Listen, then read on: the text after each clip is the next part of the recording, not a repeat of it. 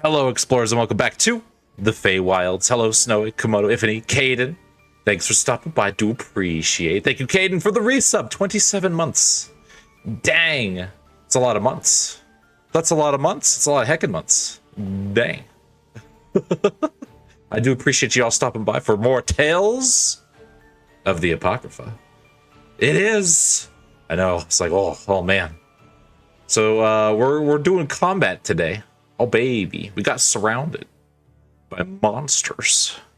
Once we went through the trauma lake, the trauma ocean. Oh my god, 3 years. I know. Oh baby, almost there. Almost 3 years since I started. Man, it's a lot of years. Like dang. But yes, we went through trauma ocean where we had to deal with the horrible illusions. That was fun on a button as we crossed onto the back of a giant bug. Oh, oof. And we're almost to the nice place, the nice Drowsity. It's so emotional. It was like, dang. But with that being said, I'm gonna let Starion do it justice better than I can. We'll swap it over and we'll say hi. Hello. Hi. Oh, Hi. Hello. How's everyone doing? Hey. Doing Living. good. Mhm. Excellent. That's yay, awesome. Hi, hello everyone. Welcome to another session of Tales of the Apocrypha. I apologize for any weird audio stuff because I'm currently on Discord on my phone with Bela sitting next to me. It's fun. I am in control of Roll20 today. Yeah, so it'll be interesting. And Tove's player is currently also in the same location. Yep. Yeah, so it'll be a fun night. But yes, I of course am the dungeon master for our lovely campaign. And joining us is most of our usual crew, starting of course with Bela playing as Marcellus, the half-drow sorcerer. Hello.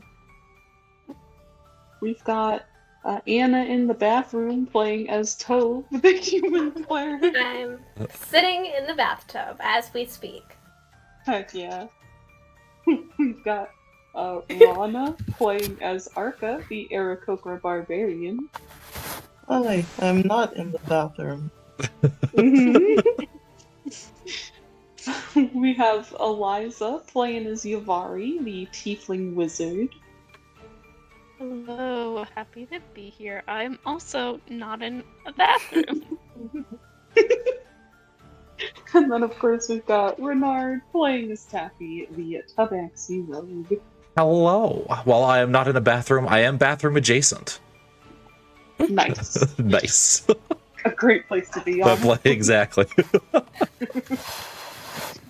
But, and of course, missing our other tiefling as they are currently visiting their girlfriend this weekend. But yeah, we've got everyone else here with us. What? Oh, Bela wants me to make a guest mention to Presley the dog. No, I don't. She's just falling out of her bed. Oh, she Trying always to get you does to look that. at her. Yes, I see her. Baby. She's She here baby. with us. It's great. Anyway, so last session we started off with the tail end of the banquet at the Nokovir estate as Narcellus, Yulia, and Yavari kind of spoke very briefly over the topics spoken about at the estate with Narcellus's mother. Lots of fun there. And Narcellus managed to convince Resh to join the party in escaping Philhystera into the Underdark, or Lower Dark. They're already in the Underdark. Into The Undersea. Underdark. Yeah. I mean, kinda. Yes, Narcellus's mom is very scary. It's I very do scary. She's spooking. agree. She do be. She do be. But yes, after that, with the rest of the party broken out of jail by Imran, they all met up and escaped into the Undersea, where Imran took them upon the back of a water strider to take them pretty much halfway across the continent towards the city of Mithranbe. Upon their journey through the Undersea, the party was ravaged by voices that attempted to tempt them overboard into the water. Gave a lot of them a good spooking. Just a little bit. Trauma for the whole family. Trauma for the whole family. It's great. Yeah. Thankfully, everyone made it out in one piece into the Nightlands, where the party made contact with the shore and continued heading southward through the Nightlands and into some caverns where they have come into a rather large, spacious area that seemed abandoned at first, decorated with pink and yellow crystals here and there, and now find themselves set upon by a very angry pack of dark mantles and a cloaker. And that is where we will be starting our session for this evening. Whoa, so we get all zoomed in here. Well, I hope the music is playing. It is. Okay, that's fantastic. It's probably fun. I'm just gonna leave it at that, I think. Yeah. Okay. Alright, let me get this turned up. Okay, so I guess to start then, we're gonna have everyone roll for initiative. Oh boy. That's a situation. Right? So, and then of course, just remember to please select your character before rolling. That way it'll show up on the turn order.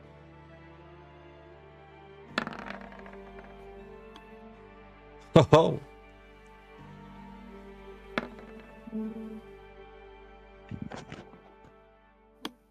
did I put it? There's the one. Here, hold on 1 second, guys. Sorry. Oh, that's not... Can you please learn how to use my mouse? It's weird. Okay, here, hold on. Okay, go ahead and... did people roll already? I'm so sorry. Oh, that's fine. I'll take a reroll. No, it's okay. I'm fine with a reroll. Are you sure? Is that okay, you and Arca? Yeah. Alright, yes, go ahead and roll again for clicked me. my character, like, so I Yeah. can click Hold on. the avatar. What do I Yes. press next? I forget. What? So on your character sheet, there should be, and it's like at the top of the core section. It should say initiative. It should be some number and then like point some other number. It'll be between your armor class and your speed, right above your hit points. Sorry, I was looking at like my actual physical avatar on the map. Whoopsie. Oh, gotcha. It's fine. What? You rolled an 8. Yeah. For who? Yeah, that was for Nerchellis. Oh, okay. Yeah. Sorry, this is No, weird. you're okay. I know it's a lot. Okay, so I'm gonna do Renard. Whoever.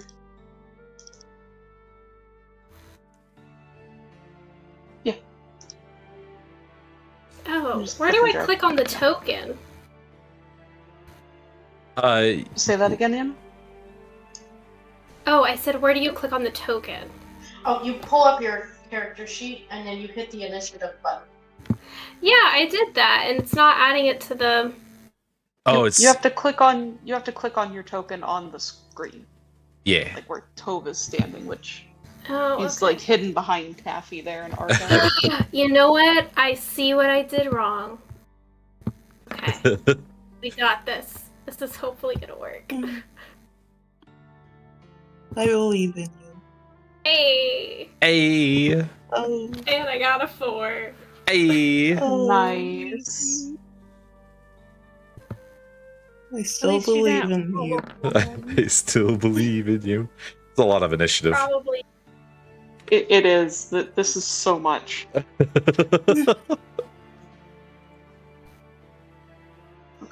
Yeah, I see that, yeah. Okay, so let's see, let's move you guys around here. This is gonna take me a hot minute to set up, I do apologize. I believe in you.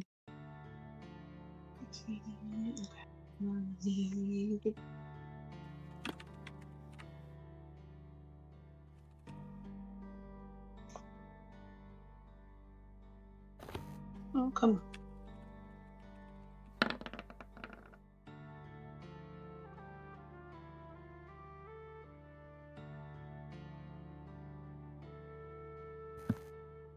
Can you take the dark mantles? Thank you. That's gonna be a 16. Fantastic. Usually hit enter. Thank you. And then cloaker.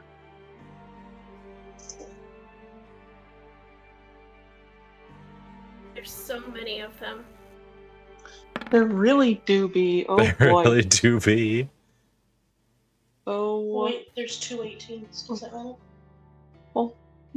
Yeah, well, that's actually going to be 20. Great. Excellent. Oh, this is going to be fun. Fantastic. Here. Oh boy. All right. Fantastic. I think that was everyone. Oh, this is a lot. All right. So. All right, then that leaves Taffy at the very top of the turn order. Oh boy. So Make you it guys have count. just Make it been count. descended upon by dark mantles, and the cloak that Resh had gone to investigate has come to life in the form of this large cloaker. So what would you like to do? Oh man, there's nowhere to hide. Oh, I don't deal well. Yeah, not quite. Yeah, it's oof. All right. Can all hide behind Arca. Just I did the shadow of Arca. all right, let's see. We're also like in fireball formation. That's not good. Mm-hmm. Where's cunning action? What does this let me do? Starting level quickly. You can use bonus to dash, disengage, or hide. I don't suppose. How hidey can I be? Probably not What very. you're hitting. It depends what you're hitting. I mean, you could hide behind some of like the stalagmites if you want to hit a certain target. All right. Well. Oh, all right. So, okay. First thing we're gonna do is I'm gonna back up into the closer to the princess, and in between some people who could probably take some hits. Oh man, I'm just. Who do I even? All right. We'll deal with the back first, and maybe. Right. I don't think I can hide from this thing. I doubt. Probably not unless you get behind like these big like stalagmites. Stalagmites. Over Okay. here. Gotcha. All right. Well, then I'm just going to shoot it. Okay. Oh, where's my bow? There's my bow. Okay. No sneak attack. Short bow. Here we go.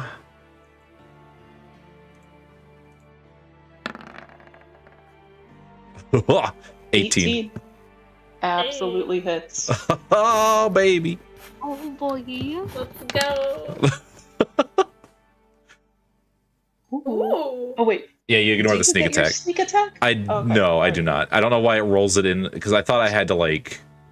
It's not checked, so I don't know why that's there. That's okay. Yeah, excellent. You take a more defensive position in the middle of the group. You take your short bow out and you like shoot this thing right in the center of it, and yeah, it takes 9 points of piercing damage. Very, very good. Yeah.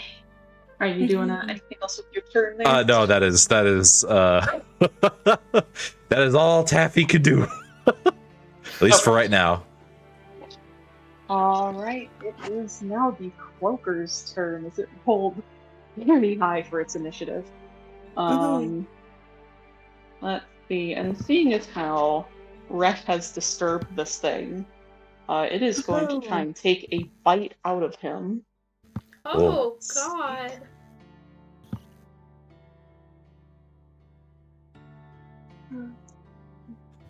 Uh-oh.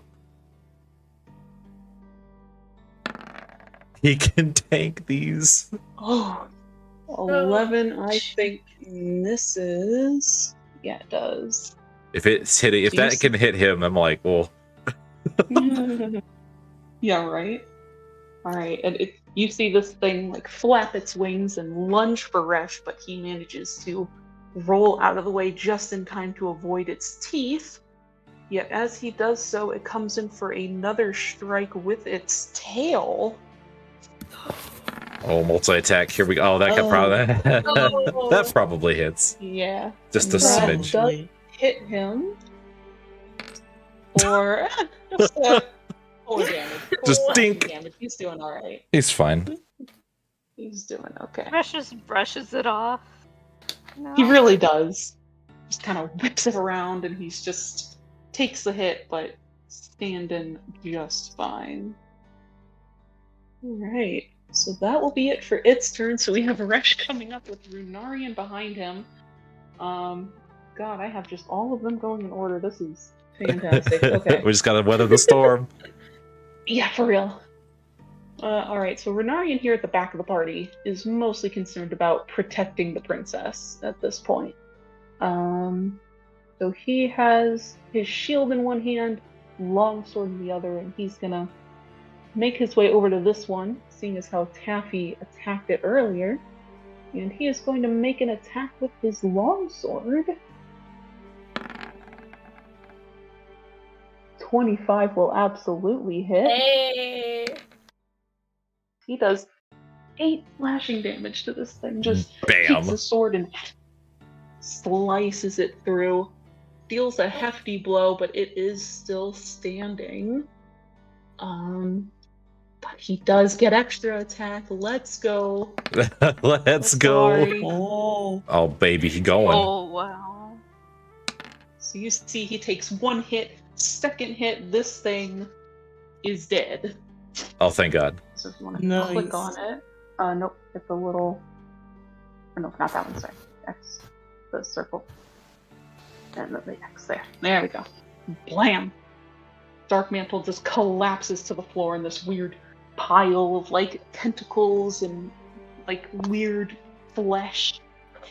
As Runarian takes it out and finishes the job. And I think that's it for our paladin here. As he just says, "Stay away from the princess." Bless him. Bless him. Honestly. Because, yeah, I don't think he really has any spells. Okay. Excellent. Good job, Renarian. Oh, wait, I completely missed Resh, didn't I? Yeah. You know, it's fine. We're gonna circle back to Resh here. Okay. Sorry, this guy. All right. This one's a little bit. I think he gets.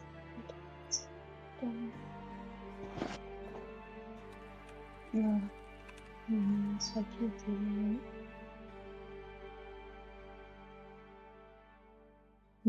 that. Okay.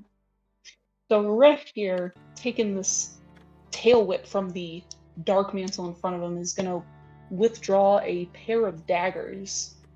As he is going to slash for this thing in front of him.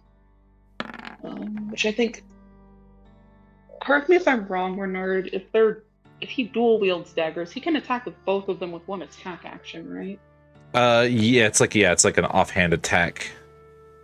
Okay. Okay, right, because I think he has proficiency with this. Yeah, okay. I think it gives you an extra attack. It's just that like there's a feat that gives you a bonus. Oh yeah, so offhand is a bonus action. So it lets you convert your bonus action to an extra attack is what it does. Okay. Alright, so I know he hits with that first one. For a whole 4 piercing damage. Let's go. And I don't think he can really do a whole lot else other than just attack again, I guess. Because he doesn't really have any spells. I don't think that will really help at the moment. Or anything that's like a bonus action.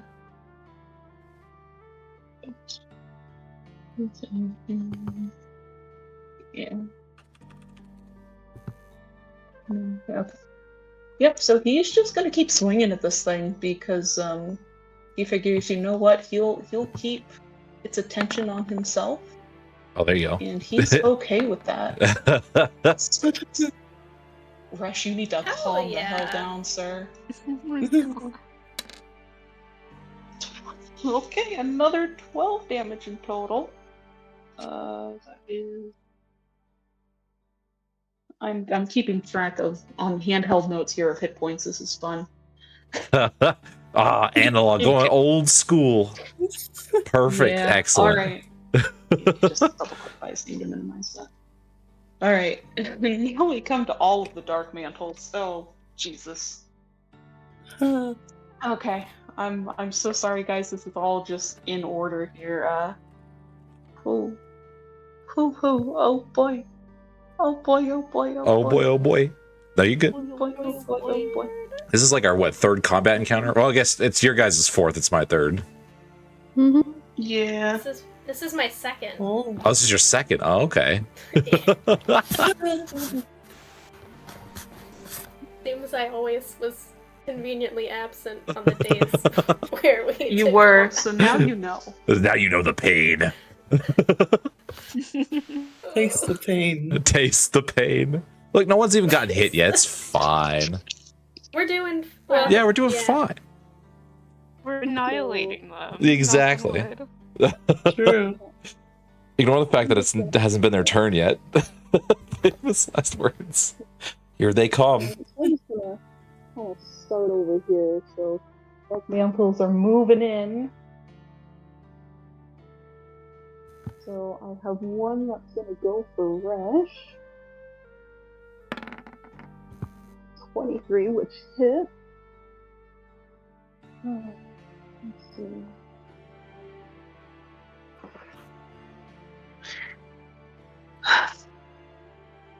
Oh, this is horrifying. Oh, I haven't even read all of this yet. Oh, have you? Oh, Oh, do you know what their ability is? Their ability I is do. fun. This is awful. It's gonna be This is great. gonna be awful. I hope you guys like to breathe.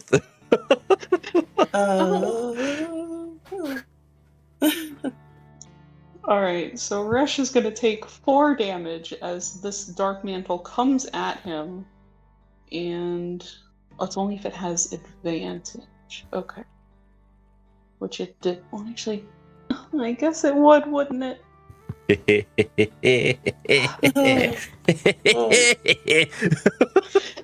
I'm scared. Oh my gosh. This is Renard. awful. I love when the DM doesn't read what the things do and have attack us. Yeah. Welcome to Oh, pain. this is awful. So yeah, as this thing attacks Resh, it then also wraps its tentacles around him. There it goes. And attaches itself to him. Which That makes him blinded and Yep. unable to breathe for the moment. He gets a Oh, save. He gets, you know, he can strength his way out of He it. does. Yeah, that's gonna be my little blinded emoji. Great. Oh my god. We're all going to die. It'll be Little bit. Alice, you fine. didn't need that, brother, did you? You didn't need that, brother. I think Nars would go nuts if. Yeah. Yeah. Uh-huh. Look, he's fine. He'll be fine. He's got con, It's right? fine. Yeah. Yeah. So, yeah, he does. It's fine. Yeah, it's fine. Alright, so I have one Dark Mantle is going to be attacking Yavari here. Does a 16 hit? Yavari. I don't want to say. It does. Okay. Fantastic. It's fine. I don't think it has advantage because it's just I don't know. I'm gonna say no. We're gonna say no. You take 7 bludgeoning damage. She.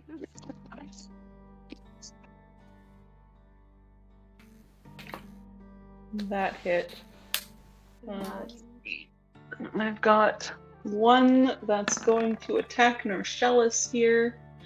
I know it's only 4 hits, I don't even have to ask. It's fine, you guys are gonna do so great. Alright, Norcellis, you take 4 bludgeoning damage. Listen, it's fine. Listen, they may be able to hit us. They're not doing a whole lot of damage. We'll be fine. We got plenty of healing. Oh, that's comfortably close. Oh, I forgot. I forgot to use this. Not I meant to Ari. use this. So he is flank. I don't know how you want to deal with flanking. Oh, God. Yeah. Oh, yeah. So flanking either as long as you're engaged by 2 enemy combatants, the enemy combatants get advantage, or if you wanted to do, the line has to cross through your square for advantage to count. Yeah. However you want to do that. I'd rather do like that, Okay. just to try and make it a little more fair on you guys here. I'm sorry, Yavari. I forgot to use Hellish Rebuke. I'm so sad. I'm so sad. It's okay. You good? Don't worry. I'm sure you'll have plenty of times to use it here in a minute. Yeah. Alright, so I have 2 going for Runarian. Both of them are going to hit. Oh God. I'm a little afraid right now. He'll be fine. He's a paladin. He got health. Yeah. Yeah. Great.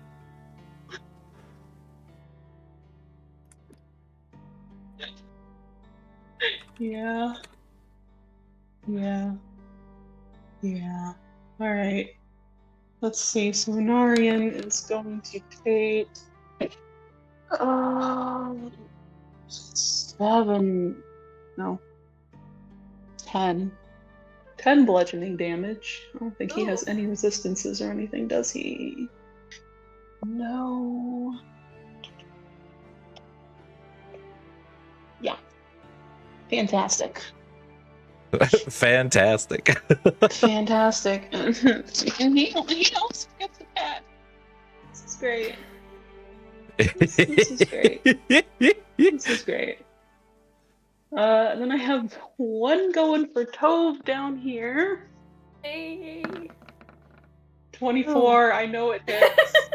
Yeah, that hits. Right, Tove, you take 8 bludgeoning damage. Ugh. Let's see, I have one going for Arca. Does a 21 hit Arca? I have to ask. I think it does. Nah, yeah, it does. No, It I'm does. just No, immune to it being does. hit. I was so Obviously. hoping. Jeez. Alright. I You needed take it not to 6. hit. You take 6 bludgeoning damage. Owie. Owie. Mm-hmm.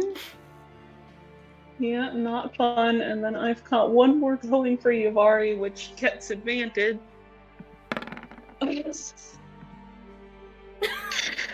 God. That's a nat 20. That is a net 20. I don't remember how that works for combat. Is it? I think it just you roll an extra. Well, you roll an extra dice. You take all the dice damage and you double them Okay. for damage. Oh. So if it was alright. 1d6, it's 2d6. If it's 4d6, it's 8d6. You know, so on and so forth. Okay. So Yavari, you take another 7 points of bludgeoning damage, and this dark mantle attaches itself to you as well. Oh. Can I use Hellish Rebuke now? Or am I like completely blind? Is it a reaction? Yeah. So it's It is a reaction. yeah. If I remember correctly, it's Cool. you get hit and then you get to use a spell slot to do damage back. Can you link it in chat for me? Yeah, let me just take down my HP.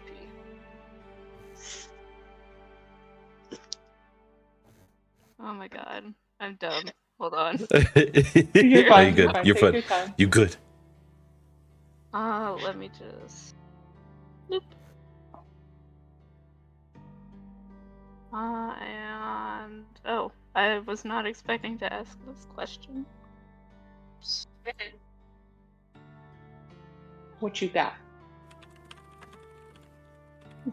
Gonna cast it as a level 2.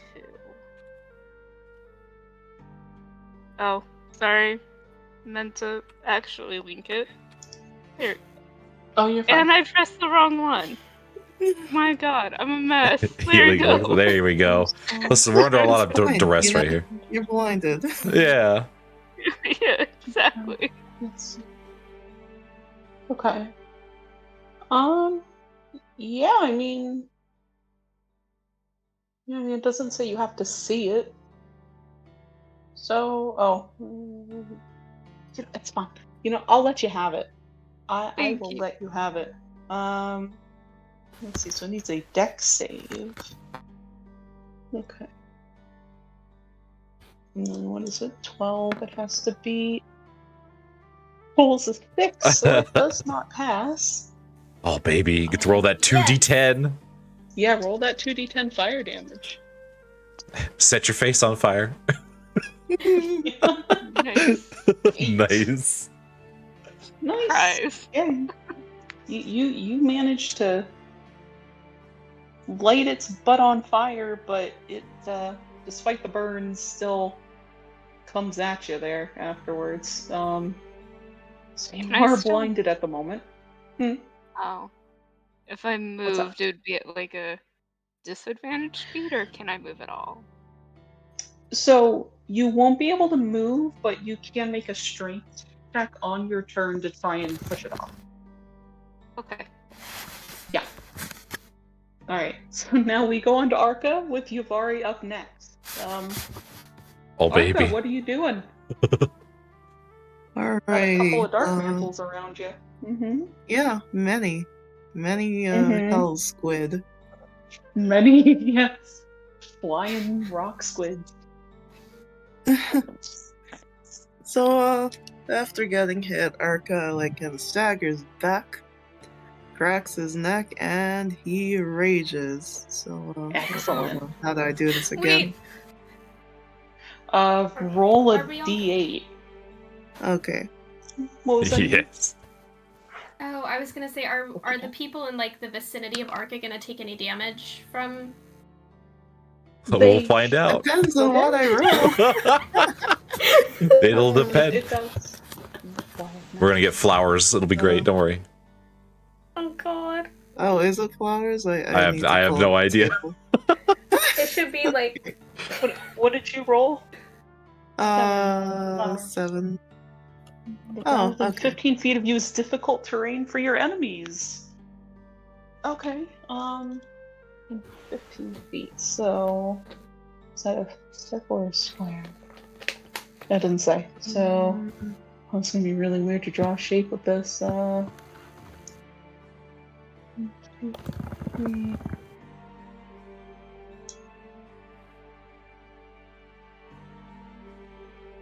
It's roughly something like this.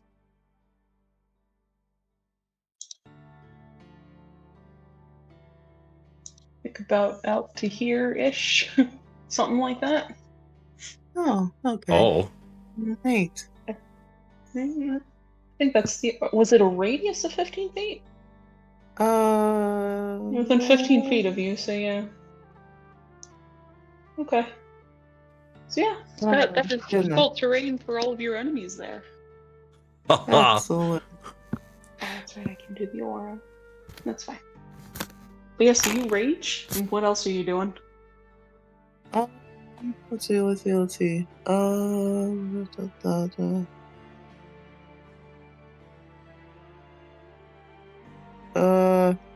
I guess hit with axe. hit with axe. Excellent. Go ahead and make your attack. Alrighty. How do I do this again? I've forgotten everything. No, you good. Just roll a d20. You can click on the weapon inside of your inventory. It should be under attacks. Yeah. Right below where all your hit point stuff is. Okay. Like this?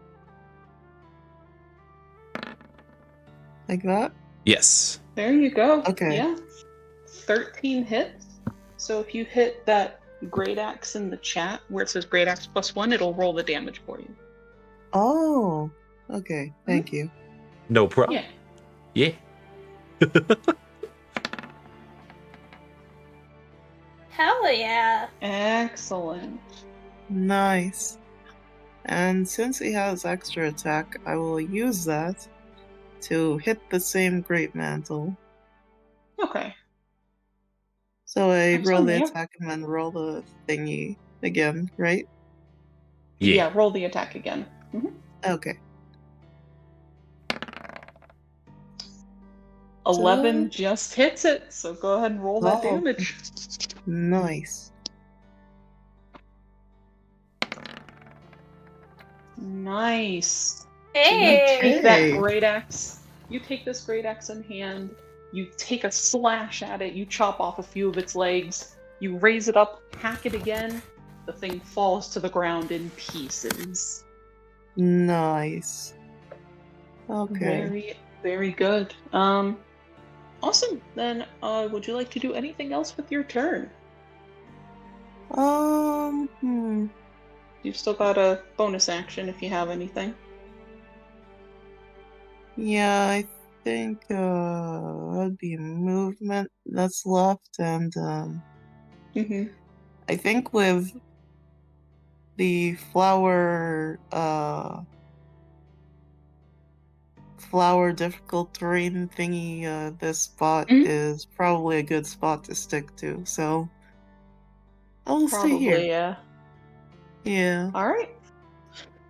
Very well. Then I've got Yavari up now with Nielkish and Narfellis coming up next. So what are you doing, Yavari? Right now, you have the Stark Mantle attached to your face. So I will need you to go ahead and make a strength. You need to make a strength check for me.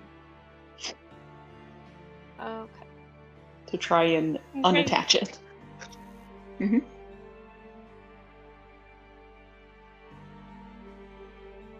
you go. Come on. 17. 17. It's a good strength check. In a burst of strength angry at this thing attaching itself to you, you do manage to shove it off and taking a deep gasp of air. You little All right. fucker. And that does count as your bonus action, but you do still have an action you can use this turn. Yavari is going to use Eldritch Blast on the. I'm assuming it's South this one? one that attached itself. It is, yeah. Okay, so definitely we're going for this one. So Okay. just Sounds great. Alright, okay, range. oh, did I press Yeah. the right one? No. Yeah, Oh, just wait. go ahead and roll a d20 for me.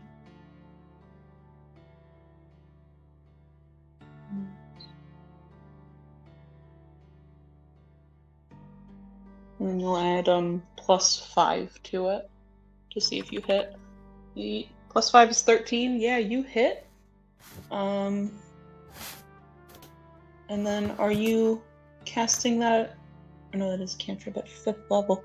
Oh, so you get 2 because you guys are level 6. Okay. Go ahead and roll 2d10 for me. Come on.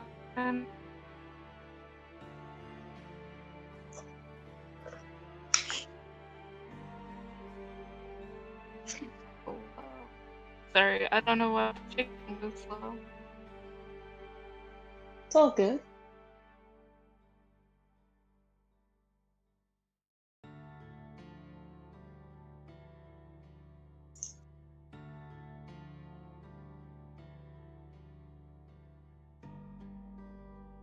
Alright, so one hits for 5 and one hits for 3.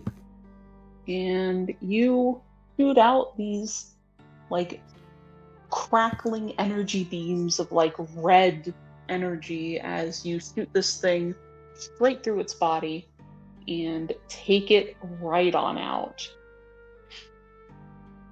Revenge. Revenge. It's like I'll teach you to slap yourself onto my face. Yeah, right, for real. How dare you make me blind? Mhm.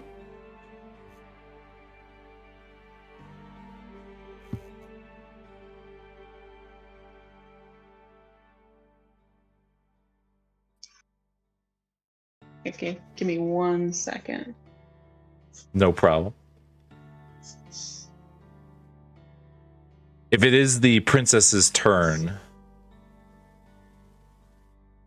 Taffy would like to call out for her to swap places with him.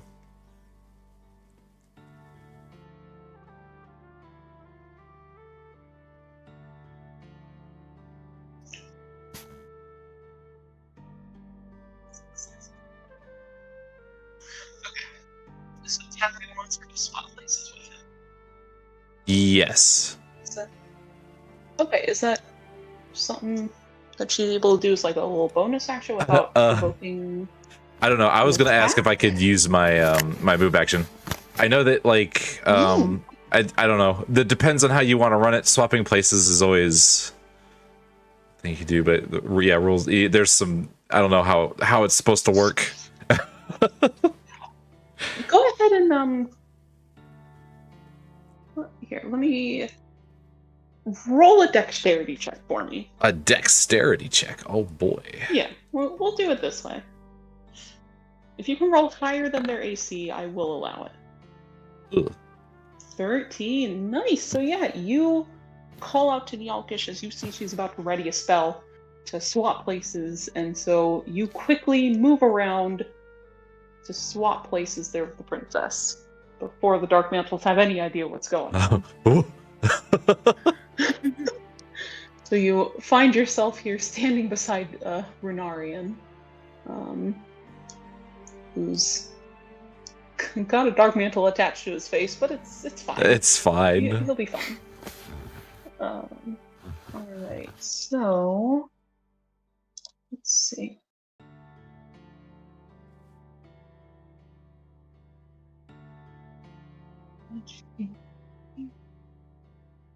Okay. Alright. So as you swap places with Nyalkish, she gathers up her anima in order to cast Mind Whip on one of the nearby dark mantles. He has to make an intelligence save. These things are so stupid. The prince, yeah. Bro frisk the princess. It's fine. They have a -4 to their intelligence, so that's an 11. Dang. Yeah, for real. For 12 damage. My girl knows mind whip. She Love does. She do. her. Which one is out she here. attacking? She's attacking the one on the left of Runarian here. Okay. This one. So you see, she raises one of her hands as Anna kind of gathers into this like red pinkish like whip in her hands as she cracks it right over Taffy's head into this dark mantle's face. Ooh. To attack, and then it's going to just post her character sheet, and then she is going to expend a couple of her sorcery points to use Quicken spell. Oh. To Eat the spells. Eat them. yeah, for real.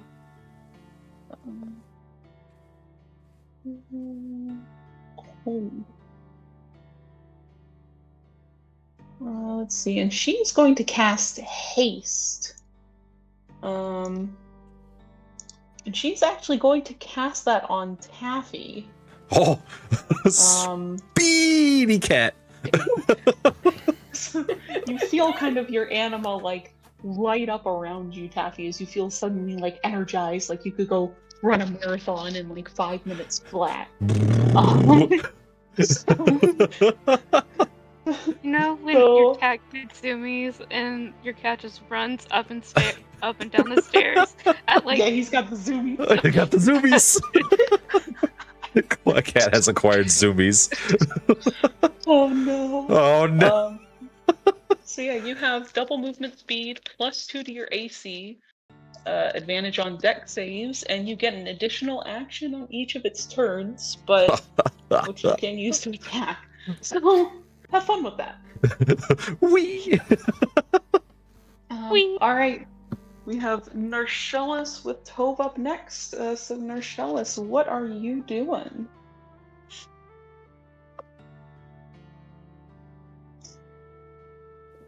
Okay, give me 1 second to figure that out.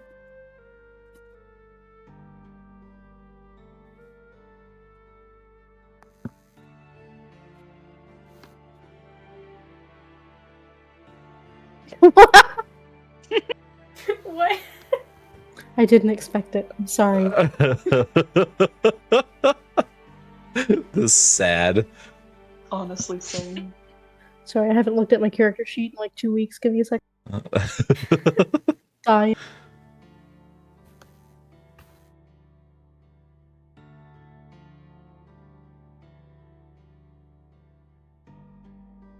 So, Nershellis being the good brother that he is, the baby The baby. is going to attempt and move over here to both put himself between the cloaker and Resh, as well as attempt to use his strength to pull it off of Resh. Aw. I'm aware of what's going to happen. It's okay. Okay. Well, you're actually just pulling off the dark mantle. Yeah. The smaller squid thing. In the little Yeah. tiny squid. Alright. We're all gonna die. Yeah, so Fine. where are you moving them to? Here. Wait, oh, that's not. Right over there. Alright. So you Oh boy. oh no, you need just put them in the square next to Rush is fine. I'm trying, but I can't click on it. Oh, the Please. cloaker's on top. Please. Please. Let's just move the cloaker for a second. Oh, there you go. I think you got him. Yeah. Yeah, because you're not. It's not this thing. It's this one, the little tiny one. But you have left the area of two of the other Dark Mantles who are going to attempt to attack you on your way out. Yep, I'm aware. Just Control V, I think, if you can.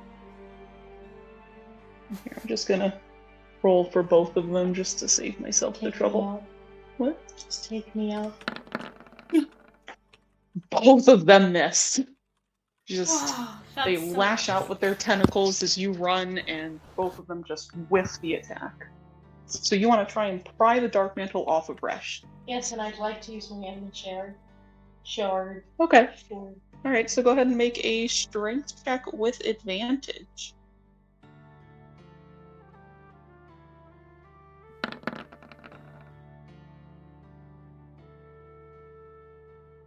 An 11 just meets it, so you reach up and grab this thing by its tentacles and, just haul it off of him. So Resh is freed from its grasp as he sucks in a breath of air. And here, since you pulled it off, I'm just gonna put it, over here instead. Good job, Marcellus. You still have a bonus action if you'd like to do anything. What counts as a bonus action? Some spells or cantrips might. It depends, but here, let's see. Here, go back to scroll down. What's your meta magic for sorcerer? Oh, God, I think you have a powered spell.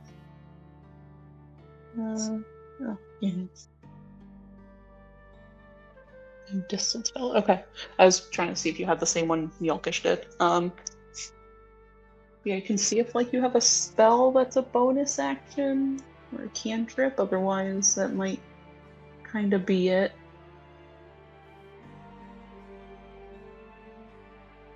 I think most of yours are actions.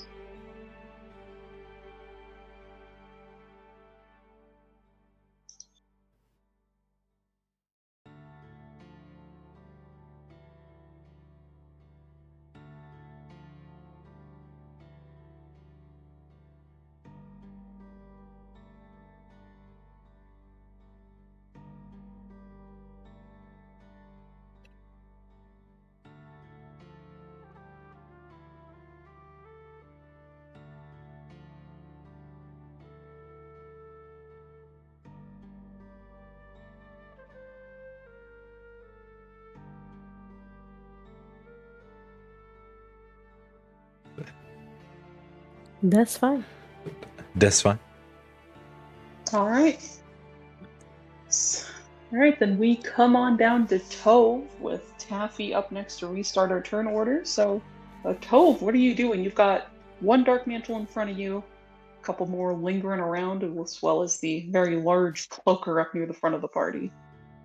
Yeah, so I think Tove is definitely concerned with the cloaker right in front of her, so she's going to attack that using Inflict Wounds, which I can throw that in the chat. I think I'm gonna cast that as a level 2 spell. If it hits means it'll be 4d10. Nice. It has to hit first, so Okay. let me Then roll a d20 and you'll add your spell casting modifier, which will be at the top right of your spell. Actually, I do have it in my attacks and spell casting. So okay. I think if I just hit that, it'll.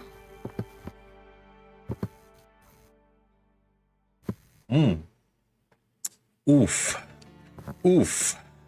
That's a touch. Nice. That's a grab. That's a grip. Yeah, then go ahead and roll that 4d10 for me. Okay. So would I just hit the? I'm assuming I was. I think if you hit inflict wounds, it might roll it right. If not, I'll have you roll like an extra d10 if you have to. Oh, here we go. Yeah, it'll let me. Select the level.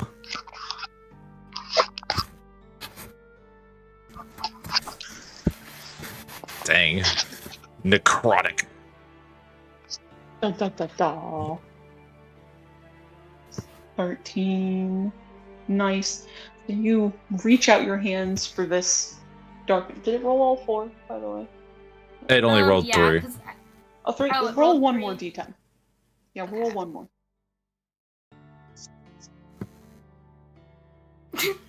Oh, All right. 14. Oh, baby. Either way, you reach out your hands for this monster, and this necrotic green energy comes out of you as you kind of, channel the power of Idalden through your hands into this monster, and it shrivels away from your touch before falling very dead to the ground. Thud. Hell yeah. Good job, Tove. So proud of you. Her first kill of the campaign. Hell yeah. Okay. Okay. It's great. It's fine. Okay, so then I think Tove is going to give me 1 second. I just want to double check on something.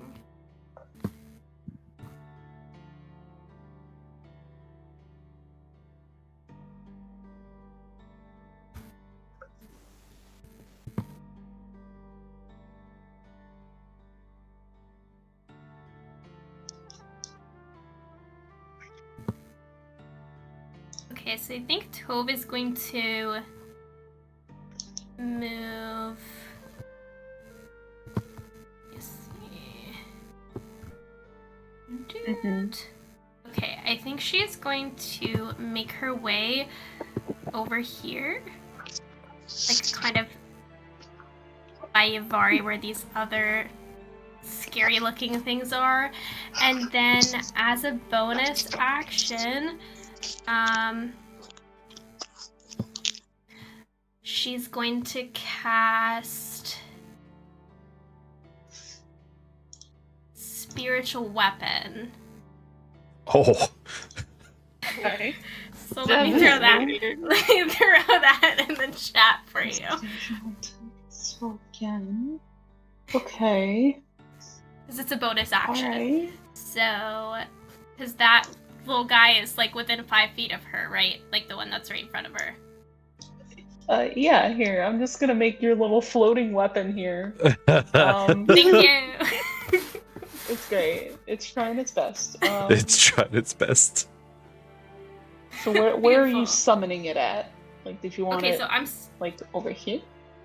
Yeah, so I'm summoning it like probably right between those two. Okay. I forgot what they're called. The things we're trying to kill. Dark mantles. Yeah. Yes. And then I guess so what do I roll to What's your It spell? says- Yeah, what's your spellcasting? Are you a Cha-based spellcaster? Are you wisdom-based? I believe it's wisdom. Okay, so it'll be a 1d8 Yeah, it's wisdom. plus your wisdom bonus. Okay, so is that the spell attack bonus? The Or is it the wisdom modifier? Oh, that's right. That's for damage. So that's on a hit. Melee spell attack.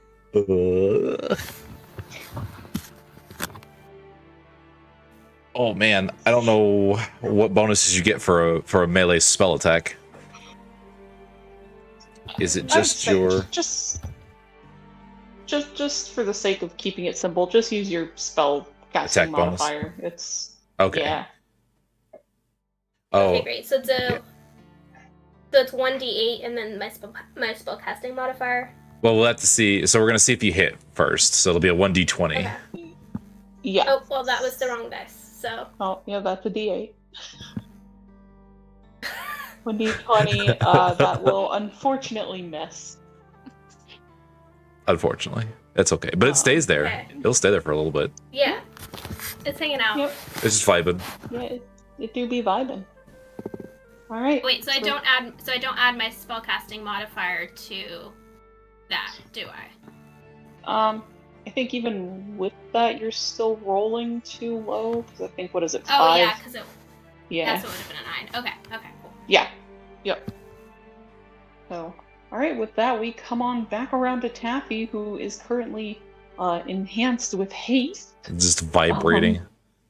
Yeah, you are. I gave you a purple dot, but that's just so weird. But yeah. I'm ready to go. Yeah. So, all right. what are Is you doing, actually Taffy? catnip. I'm just Tove just or the princess just handed me catnip. Just chucked it at my face. Oh, no. The is this the one that's grappled to him, or is it this one over here? It's the one on the right. The one on the right's grappled? Okay. Yeah. So that's 5 feet from me. Oh, hello. Mm-hmm. Yeah, they're right. It's just weird because it's an isometric Oh, gotcha. spread. Gotcha. It's really weird. Then I'm gonna. Oh man, I don't think I could pull it. I'm not a strong kitty. If I attack this thing on his face, like what is? Is that gonna hurt him? I probably should. I'll say no. Like if you hit it, only roll like a nat 1. Okay. But no, if you'd like to attack it, then you may. So he's going to basically move action to draw out his rapier. And he takes his stance. He plants his footing. One of his hands goes behind his back with his fist clenched. He holds the rapier up level with his eyes. His eyes go wide, and his pupils, the cat pupils narrow down as he tries to precisely aim for this thing on Ari's face. And he's going to try and stab it. So stab. Oh! Oh god. Nice. All right, Uh-huh. go ahead. Up, Taffy. Roll. Fuck 'em Yes. up. Roll that damage for that nat 20. Hell yeah. Holy shit. Holy shit. Oh, that's your sneak attack. Yeah, I don't know if I get the sneak attack on that. Because what do you need for the sneak attack again? It either needs to be engaged. I need to have either advantage on it. Well, not advantage on it, but if it's engaged by I think 2 or more people in combat, or if I'm hidden from it. Okay. I mean, I guess it's technically engaged with 2 people because it's engaged with Runarian at the moment. So you know what? I'm gonna give it to you because I can. Why the hell not? Oh. So you stab at this thing with your rapier with like excellent precisions. You slash through it, missing Runarian, thankfully, and it falls limply to the floor, very dead. Runarian takes a breath and he's just like, "Thank you, Taffy." It's like, hey, don't sweat it. And then he's gonna spin around and with his haste, and that sounds probably very squeaky and like chipmunky because he's hasted. He's gonna spin around and stab this one too. Excellent. Yeah, Excellent. This one's already bleeding from Runarian's earlier attack, so go ahead and roll your attack. Oh well, that one didn't do so well. And just barely misses. So you stab at it, but this one's fast and shifts its body out of the way. Just woof. But you do still have one more action with haste, because I think you have extra attack, right? No, I do not. Oh, you don't? Yeah, I get is I can use my bonus action for like a bunch of stuff. That's right. Yeah, rogues are fun. Okay. All right, then. Is there anything else you'd like to do with your turn? No, that'll be it. Okay. Excellent. All right, we move on down to the cloaker over here.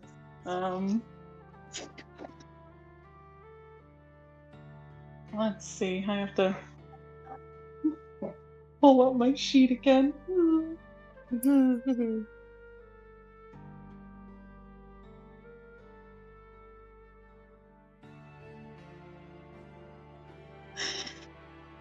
And Narcellus, as you ran up here to help protect your brother, the cloaker, seeing you are probably a much smaller and easier target, decides to take a bite for you. Control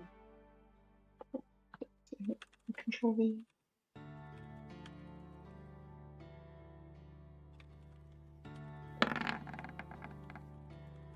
18, I'm pretty sure It hits. hits. It hits. It hits. Yeah. Okay. Let's see, and okay, let's see. 86. So you take 8 piercing damage from that bite. Ooh. As it sinks its teeth like into your shoulder, and as it does so, its large wings wrap around you as it attaches to you. Oh, Jesus. Oh, baby. I'm tired. Welcome home, Nurse Charlotte. Welcome home. No. No. And as it is attached to you now, let's see.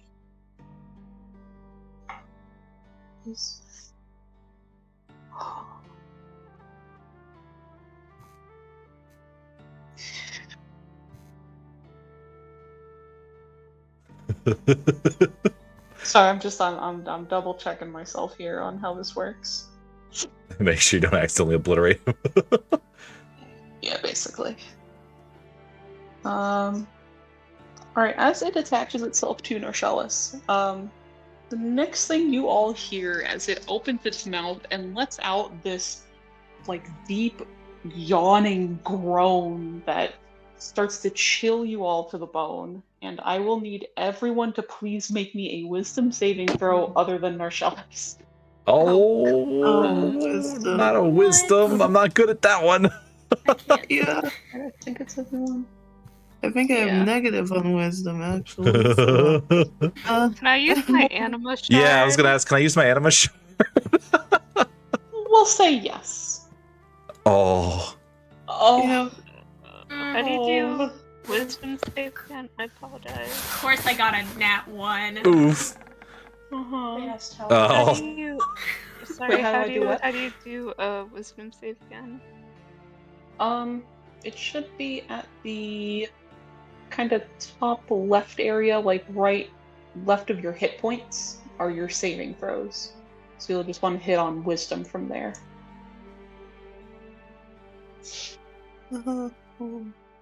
Sorry, I'm lost. Where is it? So, like the center of your character sheet where your hit points are, Okay. look immediately to the left. There's strength, dexterity, like really Oh, tiny. okay. I'm just blind. It's I'm gonna okay. roll at You're fine. advantage. I'm just gonna use my anima shard. Please. Okay. Uh, Alright, 15. And I'm just gonna roll a d20 for everyone else because. Let's see. Let's see. Oh boy, buddy. Oh boy. Oh, buddy, pal of mine. Oh, buddy pal. oh, oh no. I'm so scared. what does that icon mean? Problems. So you all are frightened of the cloaker. Yeah, that's not great. Including Taffy. Shit. I'm just selected a random one. Sorry, baby. Baby, you're fine, thank God. Yawkish, how you doing? 2. She's fine. Okay. Okay, yeah, it's everyone. Alright, so everyone except Yubari and Taffy, you are now frightened of the cloaker. which means you have disadvantage on any ability checks and attack rolls Oh. while it's within your line of sight. And you also cannot move closer to it. Oh. Neat. So, yeah. So, unfortunately, you can't move any closer to this thing until Oh, the end of its next turn. great. Yeah, Excellent. So fun. fantastic. It's Glad that I great. used my anima shard now. Yeah, that's saving you at the moment. So now we come up to Resh's turn, who unfortunately has been struck with fear by this cloaker. However, he is going to attempt. Yeah, I'm going to give him disadvantage on it. He is going to attempt to try and rip this thing off of Nerfelis. Since at least he is right next to it. Just strength check. Oh, Kevin. Nerfelis, you feel like hands grab onto this cloaker around you to try and rip it off of you. But unfortunately, Resh is not quite strong enough to beat it. This is fantastic. Isn't it? It's great. Rash, you didn't need that, brother, right? Rush didn't need that, Apparently brother. not. So, frustrated, Resh is going to instead take his daggers out to try to attack it. Which is extra attack here. Or wait, actually I can't use that, can I? Because he didn't actually attack, never mind. Oh, never mind. He sure can't. Okay. Yeah, that's gonna be it for his turn. At the moment. Yeah, he's got like nothing else he can do. Alright, coming up to Runarian. Hearing this weird things moan and seeing how a lot of the parties seem to be in a state of shock at the moment, he is going to kind of try to make his way towards the front of the party here, skirting along some of the cliffs. My And sneak the Stark attack. Mantle... Sorry, Taffy, you'll be okay. The Stark Mantle will take a swing at him as he leaves. Runarian takes like 8 points of damage to the back. Jeez. Ellie. Yeah. But you hear him like grunt in pain from the sun's sting, but he's still standing. He's still doing fantastic. And he's just gonna come up here and swing his sword at this nearest Dark Mantle.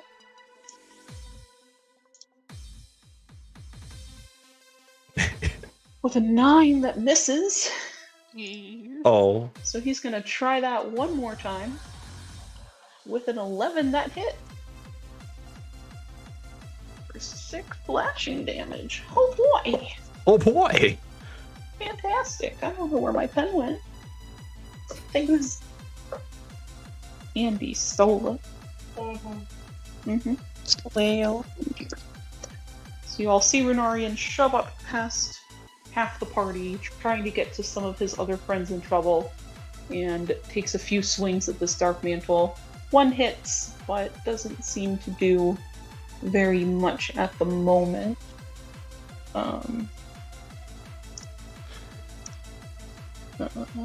Alright, I think that's all he can do. So now we come to all of the Dark Mantles. Which I'm just to save myself some frickin' trouble here. Alright, 7. That misses.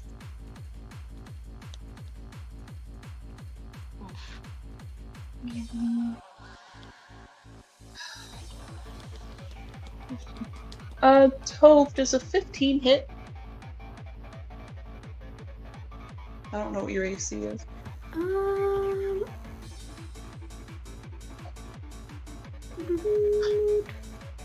Yeah, it hits.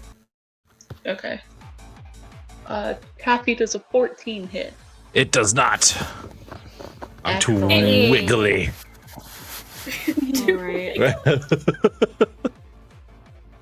So Yuvari, you are going to take 6 bludgeoning damage. Oh my god, can I use Hellish Rebuke again?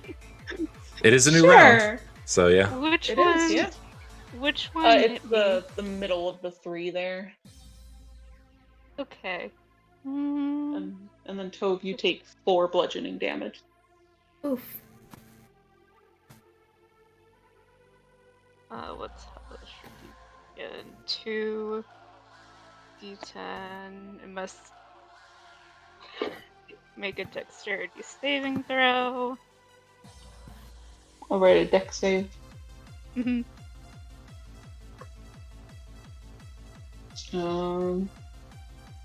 I think that's all it gets. I don't think they have like any dexterity. So, Yeah, rolled an 11. so it'd be 2d10. Alright, yeah, go ahead and roll. Roll up that damage. Ooh, 8. Yeah, that dark mantle lashes out for you. You strike back with a burst of flames, which does a nice little bit of chunk of damage to it. How much damage did I take again? You took 6.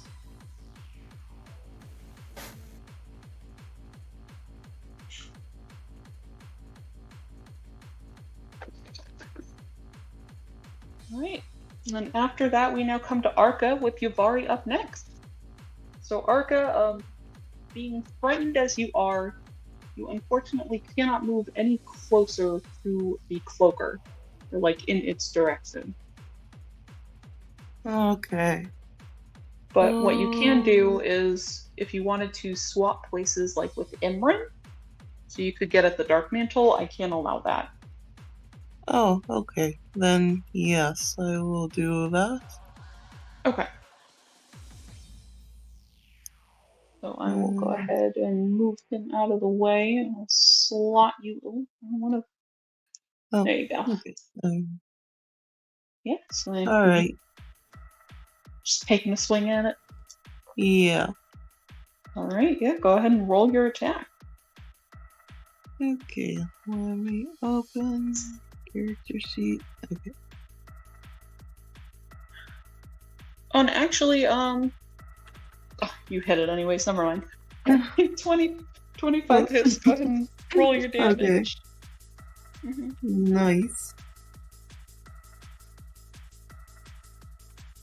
11. So you take your great axe in hand. You slice this thing like almost right in half as it falls to the floor in a mess of tentacles and blood. Like a hot Oh, knife to nice. Mhm. All right. Yes. There anything else you'd like to do? I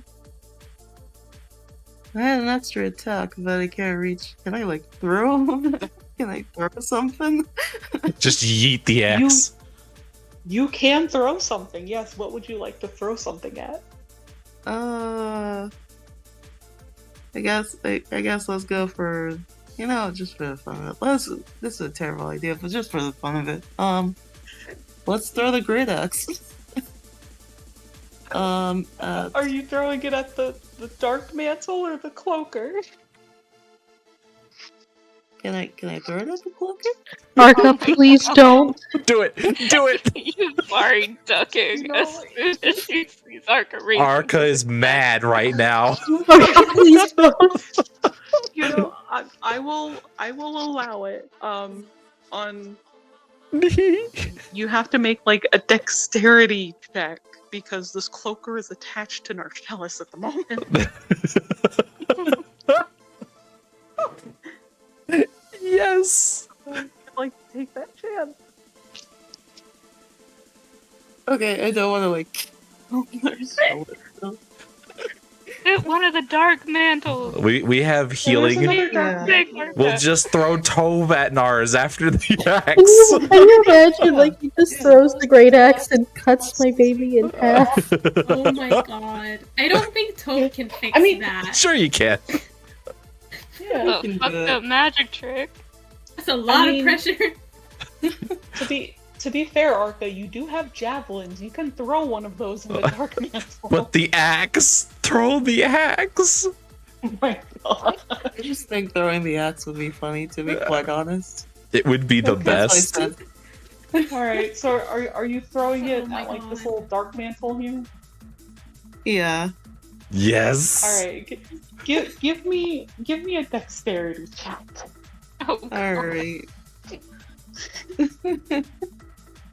Come on, Arca. And the Thor's a 1 or something.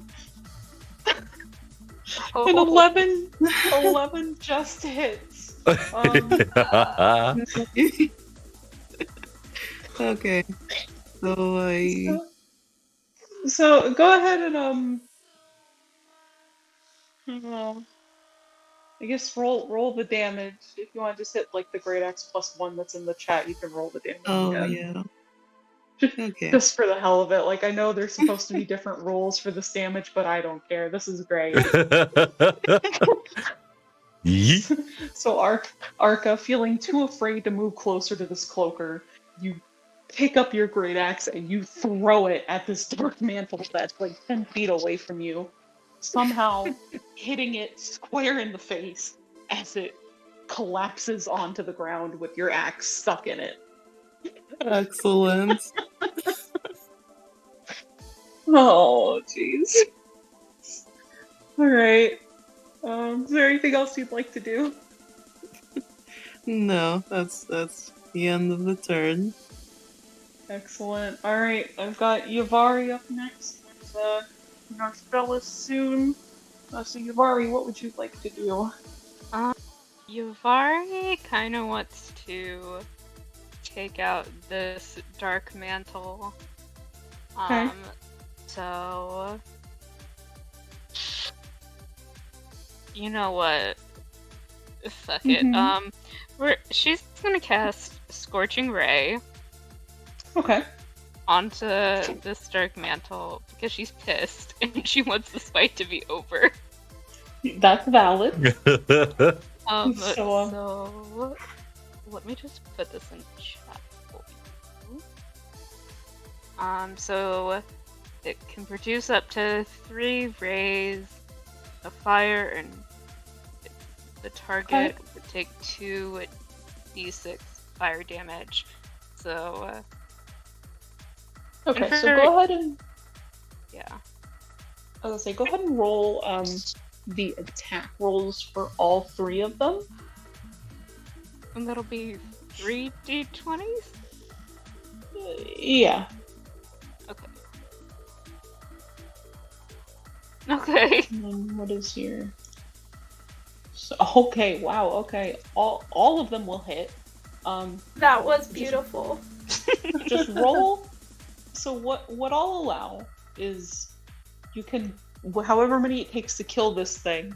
If you want to roll 2d6, and then if there's anything left over, if it only takes like 1 or 2 to kill it, I'll say the other one hits the cloaker. Oh. Okay. Nice. I'll take it. Okay. All right. So yeah, go ahead and roll a 2d6. For 3 of See the what your- rays, so that'll be what? You can roll all 66. Why not? Would it be 2, 4, 6? Would it be 6d6 or is it just? yeah. Yes. Oh, I can't even roll 6d6. Hold on. Yeah, that's fine. Well, let's see. Okay. So you shoot out your scorching rays. You know, one ray hits it, like burns off a part of it. Another ray hits it, burns off a leg. And as you hit it with that final scorching ray, it finally falls onto the floor in a pile of like burnt flesh. Mwahaha. Nice. Oh, very, very good. All right. Is there anything else you'd like to do with your turn? Can Vari move? I think Vari She would can like- move. Yes, you are not frightened, so you are free to move. Okay. Vari's gonna move a little bit farther away. Just gonna move right there. And I think that is my turn for right now. Okay. All right. So I have Mjolkish coming up next with Nershelish shortly after.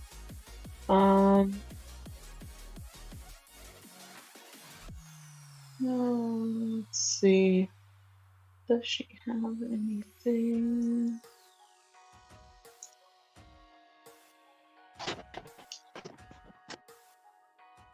Trying to see if she has anything that can help Nershelish out here.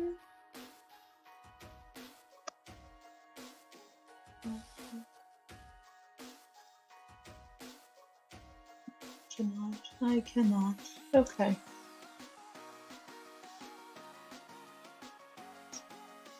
All right. All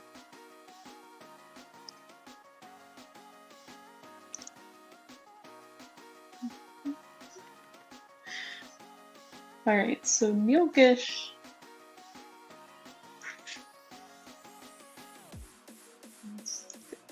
I think I might need to move a little close. Oh, it's 90 feet.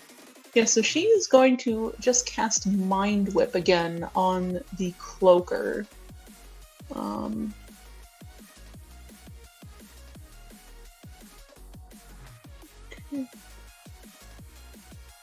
Alright, intelligence saving throw for the cloaker. That absolutely succeeds. They're doing a smart. Yeah. So strong. Yes. A strong baby. Alright, so it takes half damage. So it's going to take 3 psychic damage. Woo! Woo! Every hit point counts. Right, exactly. Okay.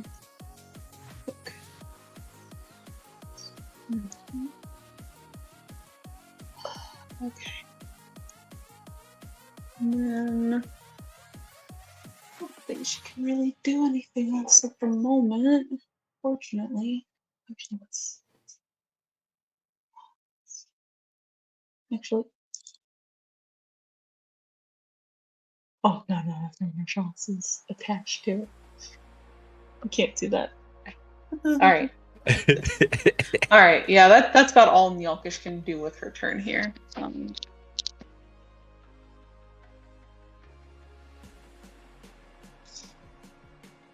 Alright, Nershelish. And I've got Tove coming up next. So Nershelish, you currently have a cloaker attached to your face. So really the only thing you can do at this point is give me a strength check to try and rip it off of you. Okay.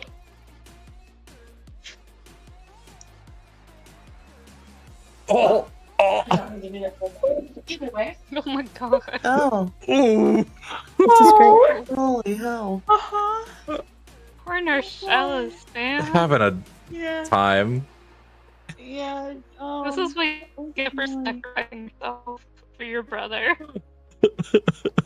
Listen, he couldn't do it the first time, he'll do it the second time. Okay. Damn. Rash, you didn't need that little brother, did you? It's fine. It's fine.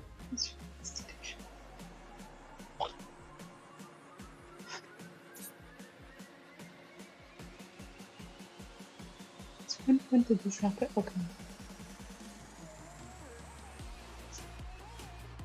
Hold on. I'm trying to see how this works.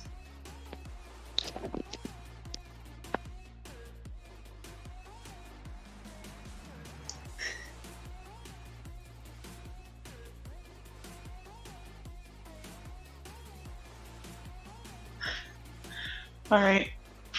So Nershalis, as you cannot get this cloaker off of you, considering it's been about a full round of combat since it has attached to you.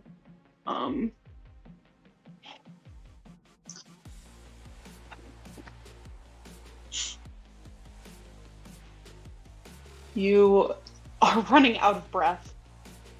And I need you to make. Actually, wait, I have to do it. I don't have my dice. I need you to make a death save for me. Oh, God. What? Yeah? Yeah, you start passing out. Here, just roll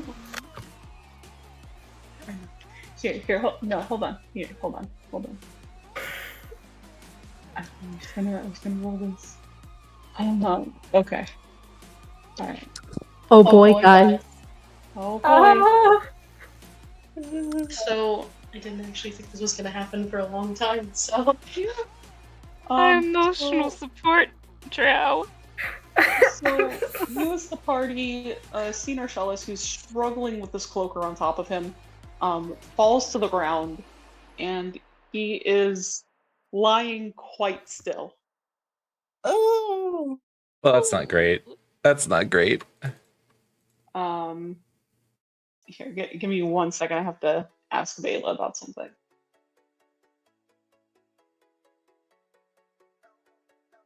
Suresh, how you doing, buddy? Like, how's your emotional state doing? You know, I've got a great therapist. It's fine. Oh, you can fix debilitating grief, right? Debilitating It's grief. fine. You just need a good grief counseling. It's fine. Listen, we have calm emotions. It'll be okay. Yeah, it'll be great. Alright. Tove, you are up now with Taffy up next. So Tove, what are you doing? Oh god. Okay. Okay, so is this spiritual weapon still up? Can I Tove move right next Oh. to Hold on, Anna, you're breaking up like super bad. Oh no! Okay, can you hear me There you now? are. Yeah. Am Yeah. I better? Hey, Yeah. okay. Yeah. I was asking, can we move the weapon that she has cast? Because I know it has a range of 20 feet, so like probably Yes. over here right by the cloaker. It counts as your bonus action. Great. And then can I take a swing with that? Yeah, go ahead and roll a d20 for me, and then add your spellcasting modifier. Okay, great.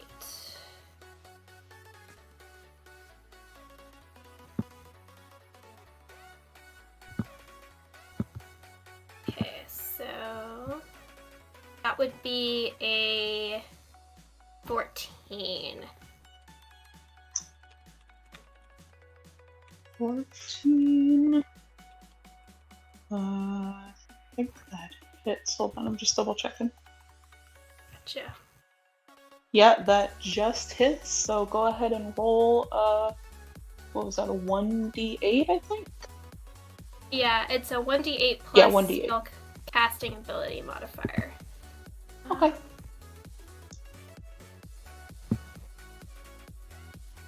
Ooh, That would be nice. 13. Very nice. Alright. So yeah, you command your weapon forward. Thankfully, even though you're freaking the hell out, your sword isn't afraid of it. It can't be afraid. It can't be afraid. It swings at this cloaker, and yeah, you do a nice slice on through its hide. Cool. So would you like to do anything else for your turn?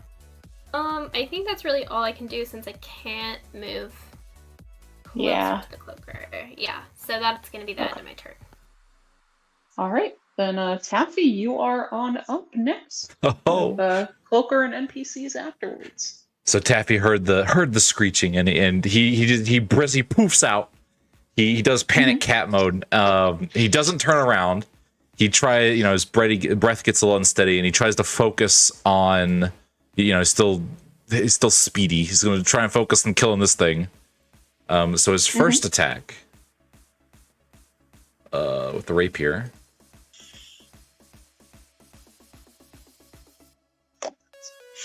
17 absolutely hits. Oof. Yeah, go ahead and roll that damage. Oh, I did. It's 9. Oh, you did. Excellent. You stab it with your rapier with a nice, good strike, and you take it on out with what was left of its hit points. Thank God. Okay. All right. So you all have defeated all of the Dark Mantles. All that is left now is the Cloaker. Yeah, he's takes a deep breath. With his move action, he swaps to his bow. He spins around, and he's going to try and shoot this thing. Now if he does hit, he does get his sneak attack because it's engaged with a melee with at least one other dude. Well, it's the weapon, unless I don't know if these Nars or Resh count, but the weapon at least I think should. Yeah. I mean those count. And then you do just have a disadvantage on the roll since you are frightened. Oh, that's right. Yeah. Let me roll that again. I don't know if I get lower than 11. See, I don't know if an 11 hits or not. 11 unfortunately misses. Okay. Dang it. Yeah. Damn. So you do your best, take a breath to steady yourself, but you are still shaken a little too much from fright as your attack goes a little wide.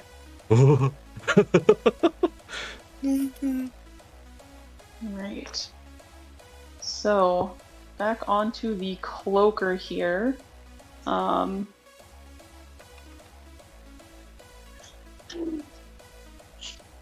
this thing is going to spend some of its movement. It actually releases Narcellus. And as it does so, you all see he is still lying on the floor. You can't really tell if he's moving or not at this point. I'm gonna take that off. And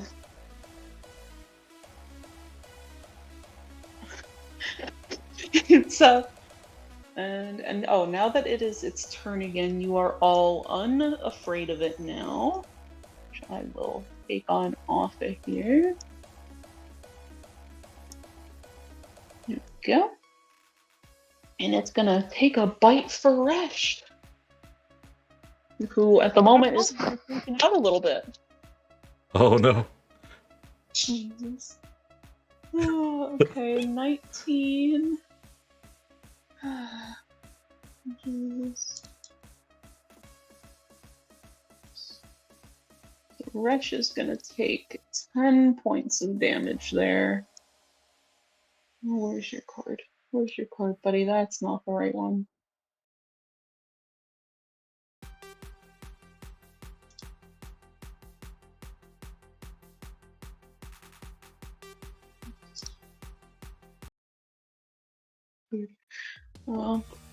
Alright, and then it is going to use its second attack to hit with its tail.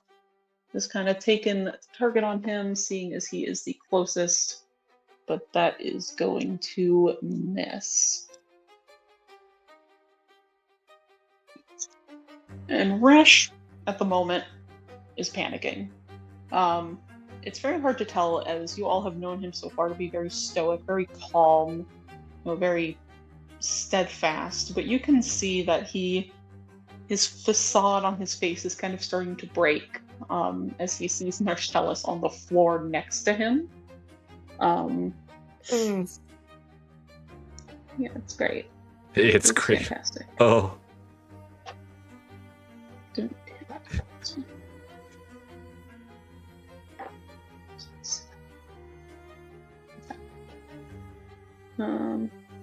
So he is. Let's see, what does he have in here?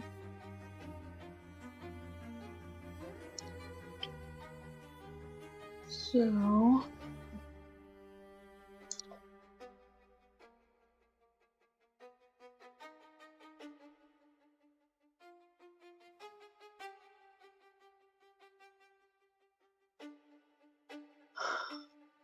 So he is going to cast Fear. Oh. Yeah.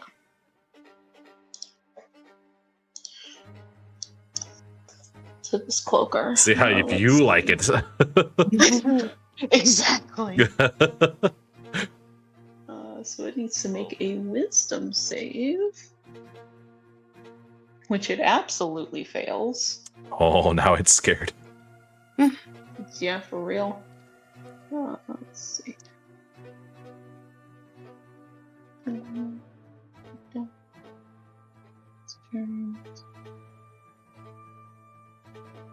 Okay. So yeah, it is afraid of him now. Fantastic. And I think that is about all he can do at the moment.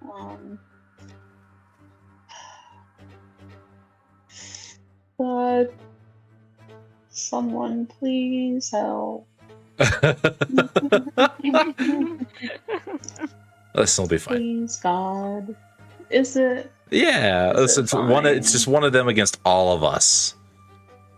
Yeah. Yeah. What could possibly go wrong? Oh shit. Oh, who did I Famous just last delete? words. He just Oh. deleted somebody. Oh, I think I just deleted Arca. Oops. Oh no! Wheel. You big bird Goodbye. alone. Sorry, Arca. He doing his best. He doing his best not to burb. I don't remember what you had, but I remember you were there. Okay. 14, I think, but it's fine. Same That's spot. fine. Exactly. Alright, so yeah, that was it for Resh's turn. So now I'm going to move on to Runarian. Whom, panicking, seeing Narcellus on the ground, he is going to rush up here. I don't know if he can really get over here. He can get at least up to this cloaker. It's not quite over to Narcellus. Well, no, he is next to Narcellus. Fantastic.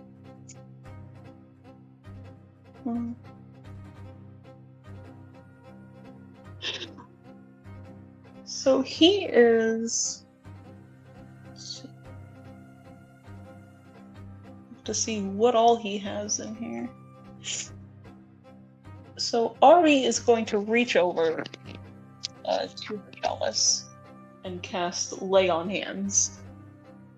As he will attempt to. That's just straight up health too, yeah. Yes, he will attempt to give some health back into this young man. I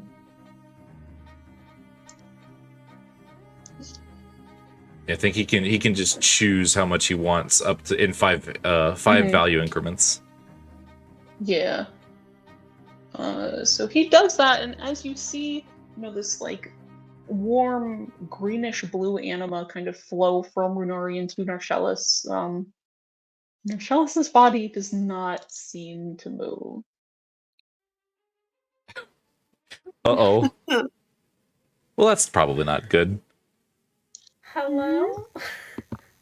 Hello.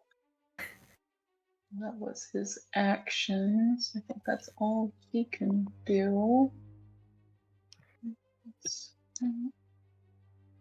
Bonus.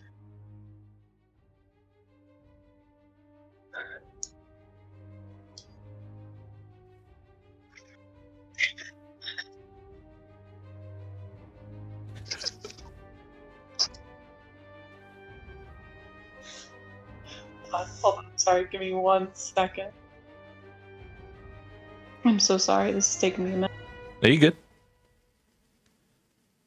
It's been 2 weeks. True.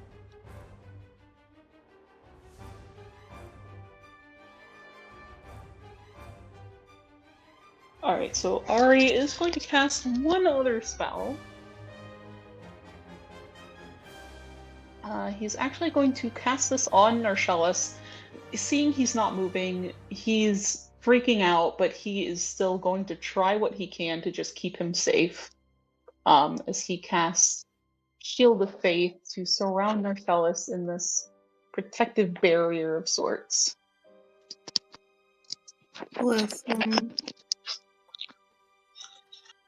He's trying his best, man. He really is. He's doing what he can. He a good boy. Alright, that brings us up to Arca with Yavari up next. So Arca, what are you doing? Oh, freaking out. Mm-hmm. Let's see. I guess best thing he can do is, could he like go to retrieve his axe before attacking, or should he just like attack directly? Do a charge, like charge up, pull the axe out of the whatever it's lodged in, and just go at the cloaker. Mm-hmm. Yeah. Okay, then that is what he does. He All right. wait, actually, hold on. How far can he move?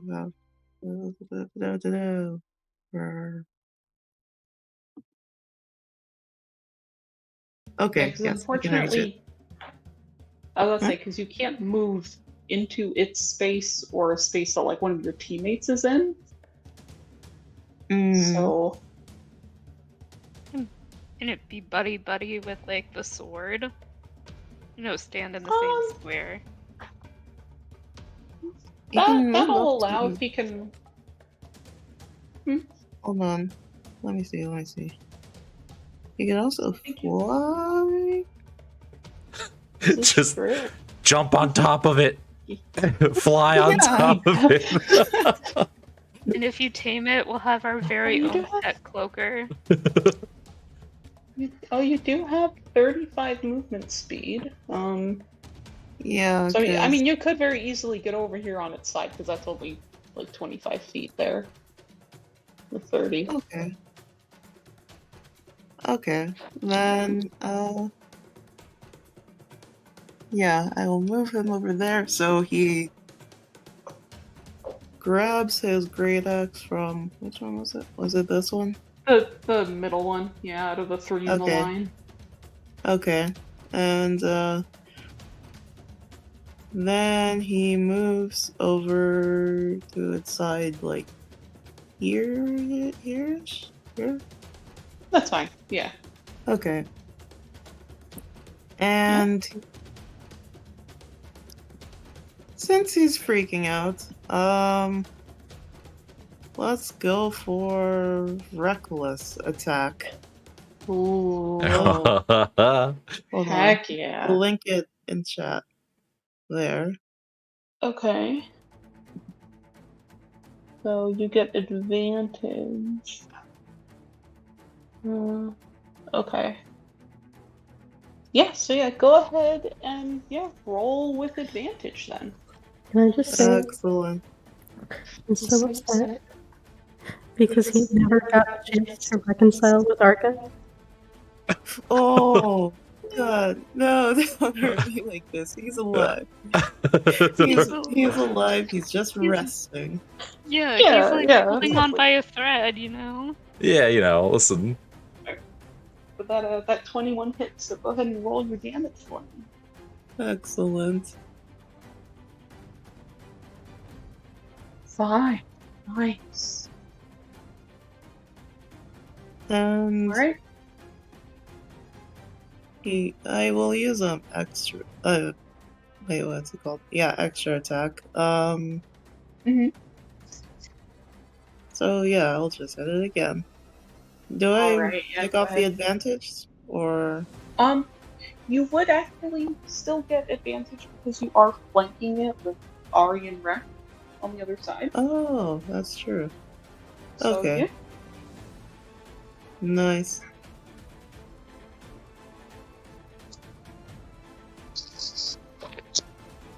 Alright, the 11 does miss. Damn. So you got one Alright. good hit on this thing, but your second one just swings a little wide. Alrighty. Alright. Yuvari, you are up next with Mjolkish shortly after. What are you doing? I would like to cast Toll the Dead, a cantrip. I'll put it in chat. Okay. You point at a creature you can see. The target must succeed on a Wisdom saving throw or take 1d8 necrotic damage. But if the target is missing any of its hit points, it instead takes 1d12. Nice. And because I'm a level 5, it would be a 2d12 if it fails. Okay. Ooh, nice. So what was it? A wisdom save? Yeah, it fails. So yeah, go ahead then and roll a 2d12 for me. Come on. Come on. No! Oh! Ouch. Oof. Oof. My pride. It hurt. Measly 3 damage, but you know what? We'll take it. Every bit We take those here.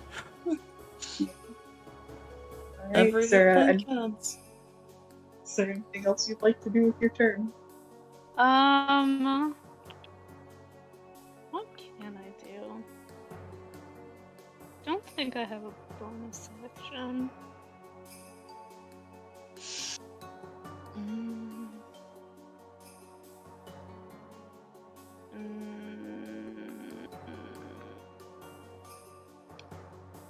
I'm gonna move just 2 blocks back, just in case.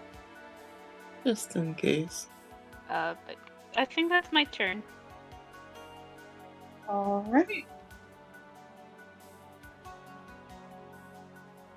That'll be it for you. Mjolkish up next here. Let's see. Her little page pulled back up. Alright, seems like she's running a little thin on spell slots. She is going to take a light crossbow out from her hip, and she is going to fire for the cloaker. Get him. The 8 absolutely misses. Unfortunately.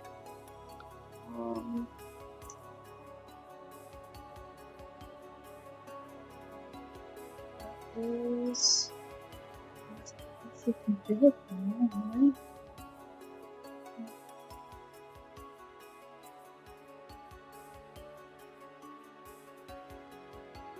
yeah, that is all she can do. So, as Nershelvis's body lays here on the floor, you all see that he is not moving. He is very, very still. All of a sudden, however, you all can hear this bone-sickening crack emanate from his body as his body seems to lurch off the floor. Oh, no! And you see slowly as bones crack and pop and things move and twist and contort on his body unlike anything they should. He rises up, sitting up from the waist. His eyes are still closed. And as they open, the purple in his eyes is glowing, kind of casting a light over his face. As he, with very robotic and stiff movements, pushes himself up onto his feet. And this wicked, toothy grin spreads across his face as he withdraws each of his sabers from his side into each hand. And you all hear this very feminine giggle Oh, no. laughter come out Oh of god. him Oh god. as he cackles. And rather than facing off against this cloaker standing in front of him, he turns back to Toe. The toe. Uh-oh. His purple Oh, eyes God. focus on her. And the voice that comes out of him is not his own. You can tell right away it is a female's voice that you have not heard before.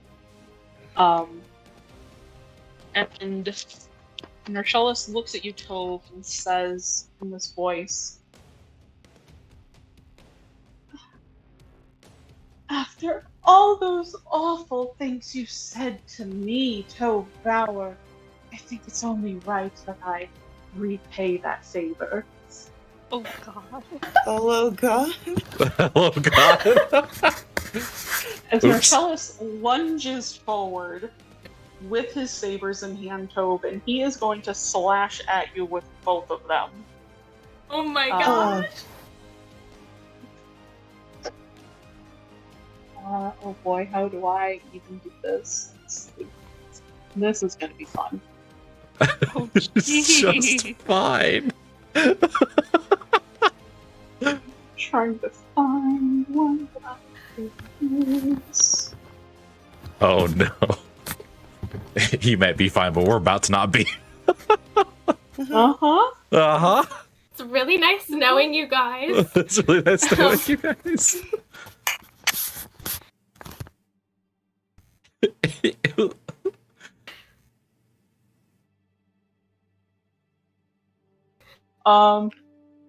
Yeah, those are just both going to hit. I am so sorry. Oh.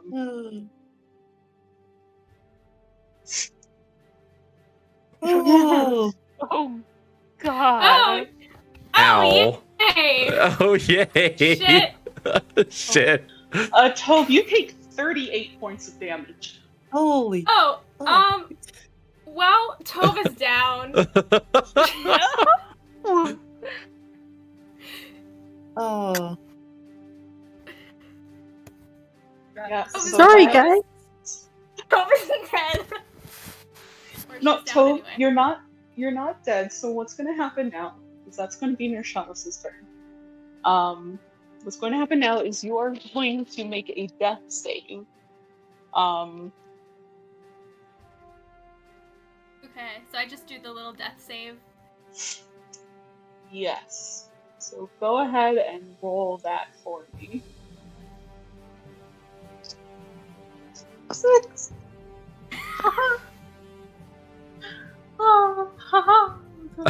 So that's a fail. You only you get 2 more. Yeah, it's good. It's fine. Just Yeah. can't roll in that I'm one. sweating.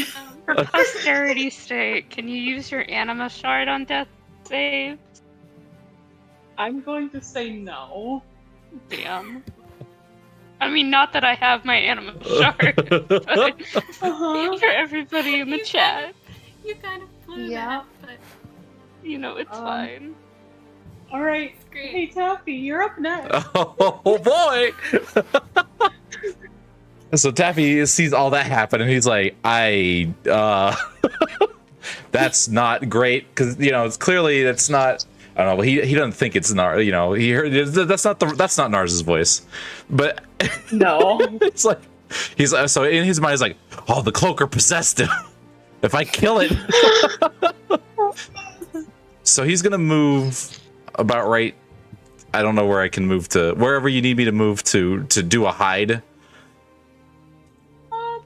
Let's say like right. Okay, and I can still shoot it from here. Yeah. Okay, I'll say you can. so I'm going to make a stealth check, and it can try and make a perception to see me. Okay. And this is my bonus action. Yeah. Yeah, that. I'll just say that makes it because its perception is pretty shit. So. Okay, so now I get advantage, and because it's engaged in melee, I get my sneak attack. Nice. And because I'm Go ahead hasted, I and- get 2 of these. Heck Nice. yeah. Thank you. That To is still going. It's still just zoomies. Zoomies. All right, where the heck's my short bow? There it is. Advantage.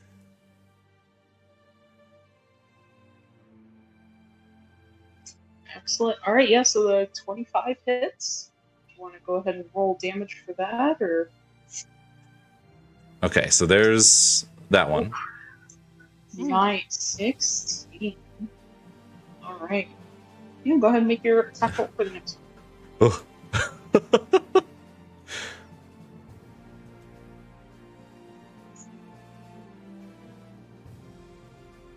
Oh, Oh, thank Yes, God. buddy. Thank God. the crit. The crit. Heck yeah, all right. Do it one more time. What even is that? 27. All right, Please Taffy, do not. how would you like to do this, Taffy? So, dang. Well, I wasn't expecting that. So he goes and he shoots this thing. So he runs behind the rocks and he hides and he waits for his perfect opportunity. As this thing, hisses and moves around, and he gets his ideas. He sees his opening.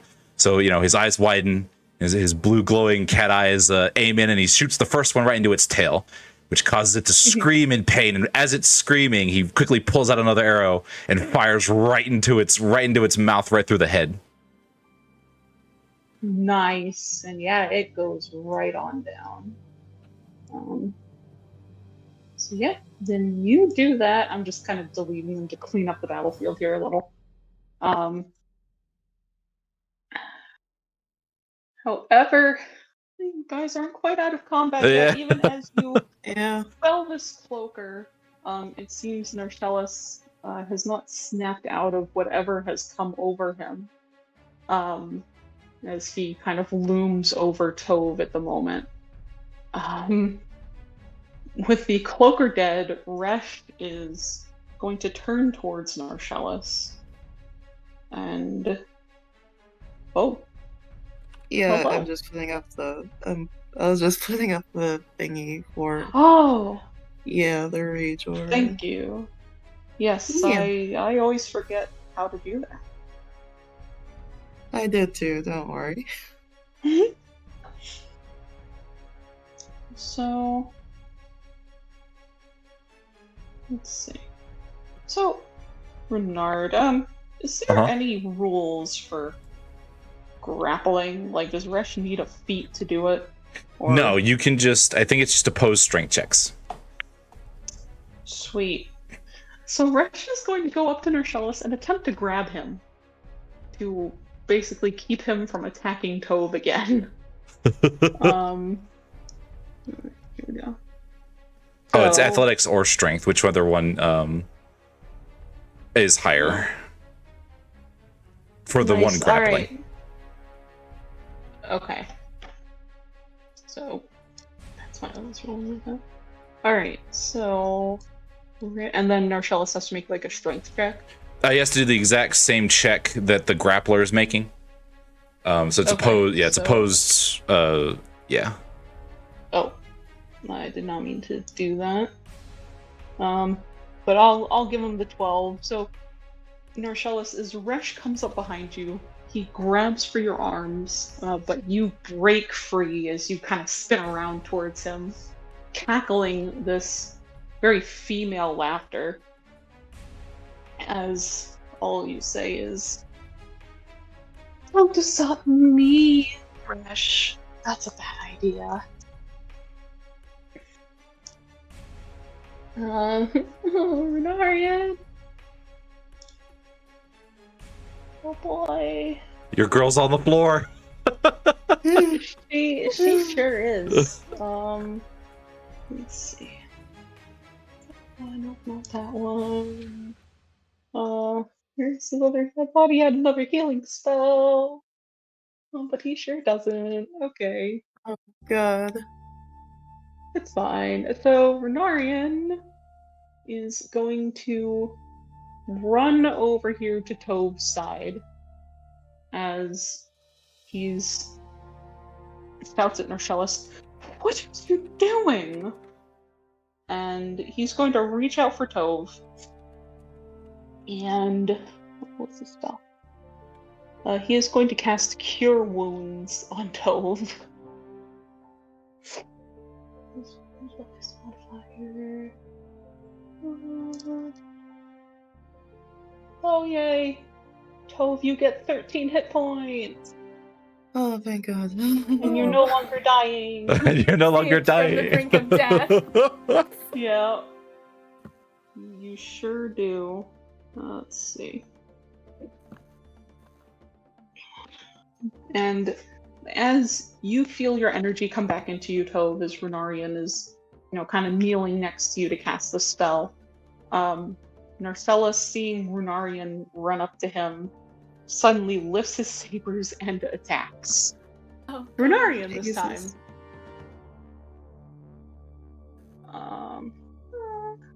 Oh boy. What did I roll last time?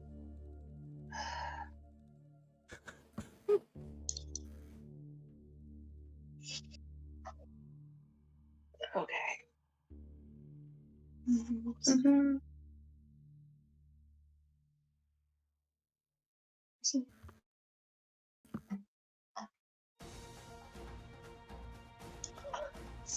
Third, 23.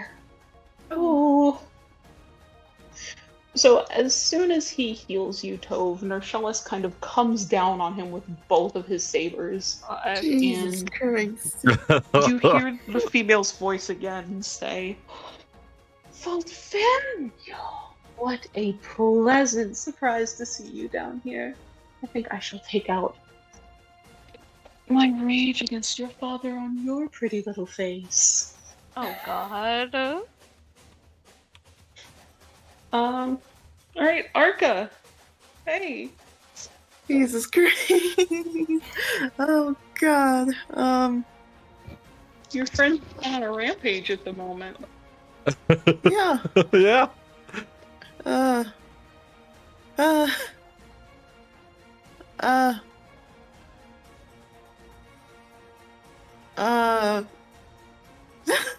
God.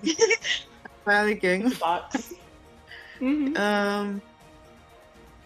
I think I'm gonna go ahead and do what Resh was trying to do, and Mhm.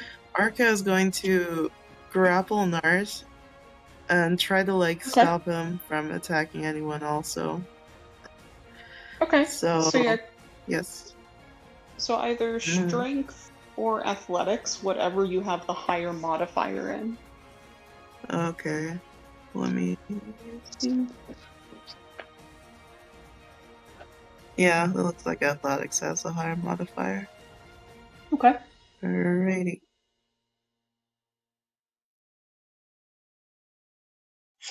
Ah. 7. Let's see what Narcellus rolls.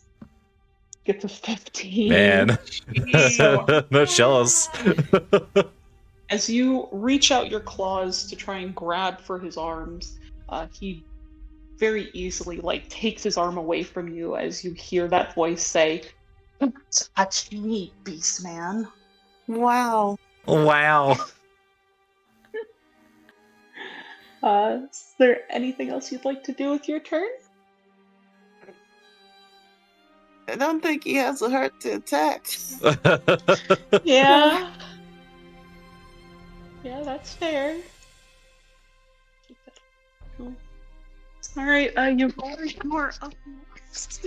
Oh boy. Yavari's conflicted. Mm-hmm.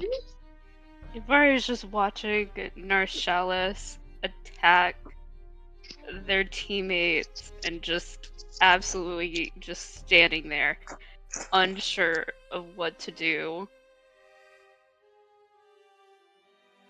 Mm-hmm. And before I cast this, I have a question.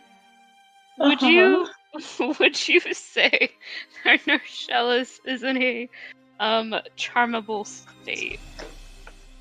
I guess that's for you to find out. Oh man. Oh man. Okay.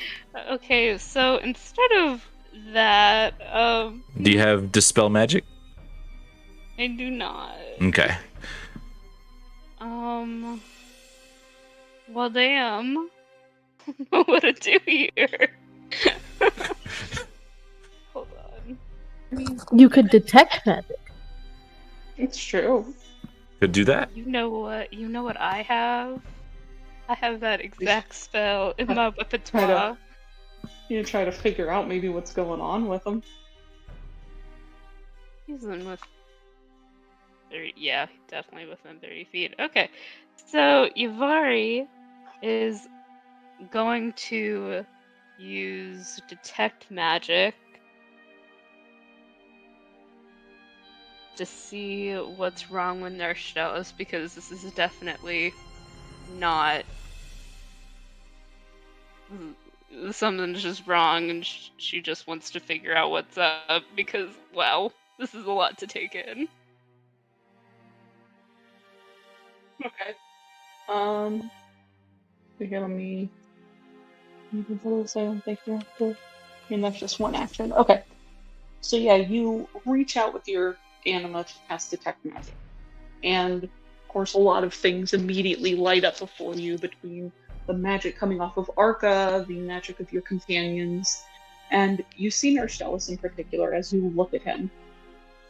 You see that surrounding him, kind of like glowing off of his whole body, is this deep purple aura.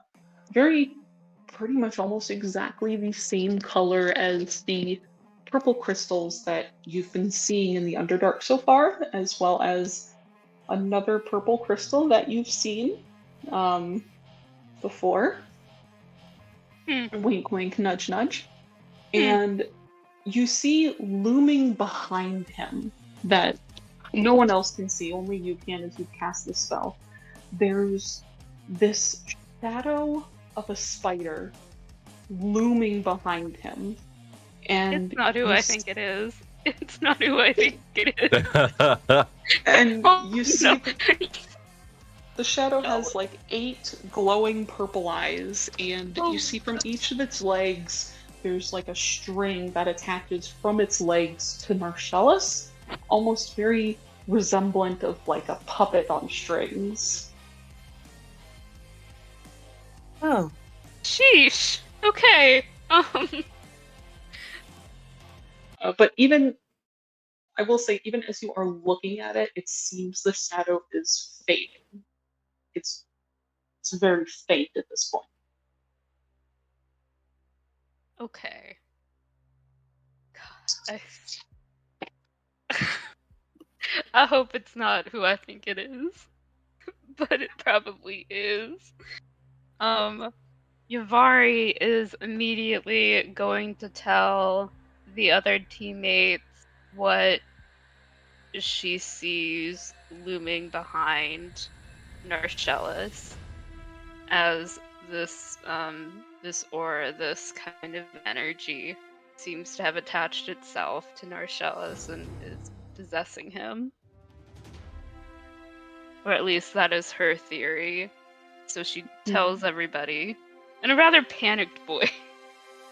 Mm-hmm.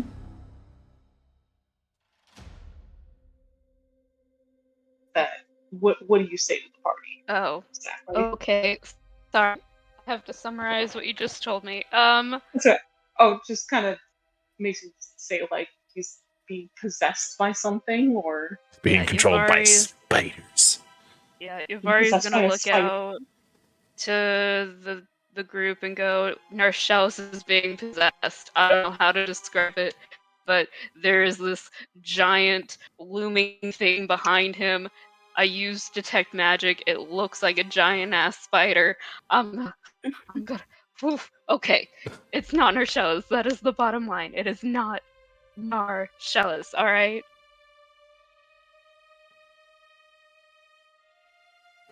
And as you say that, Yavari, Rush's eyes go wide as he says to the rest of the party, "It's Lolth." Oh god. I wasn't prepared to stop a god today. And you just hear that female's voice again give a very high-pitched call. Alright, Gavari, is there anything else you'd like to do with your turn? Besides cry. Uh-huh. I think I I mean- have. I think I have. Wait. I think I can do this? Can I use my last health potion that I have saved? Stored up somewhere? Or is that an action? I think that's a... Can that be a bonus action, Renard? To do what again? Get with items. To, like, take a health. Oh yeah, you get one of those for free. So you can basically Okay, yeah. interact with an object in your inventory once per turn for free. So yeah, you can take a health potion if you'd like. How many hit points is that again? What health potion is it? Just a regular one? Just a regular health potion. I want to say that's 1d4? Hold on. Oh, it's a 2d4 plus 2. 2d4 plus 2. Okay. So 7, 8, 9 points. I'll take it. Nice.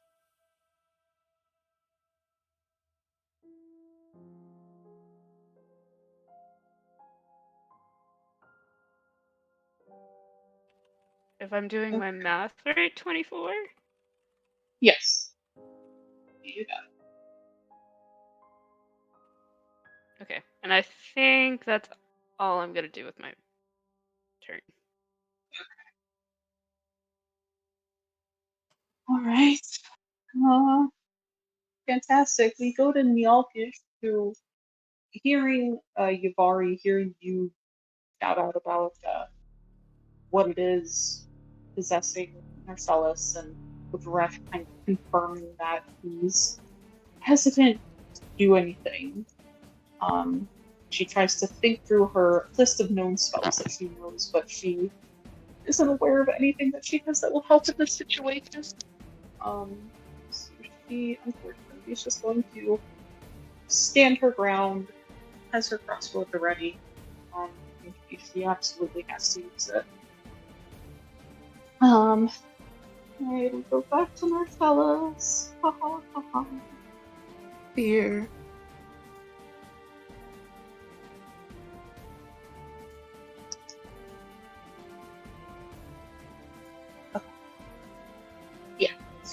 Alright, so Narcellus, as you have your eyes kind of fixed on Tove and Ari before you, both of your sabers being held high as you prepare to strike, you stop yourself.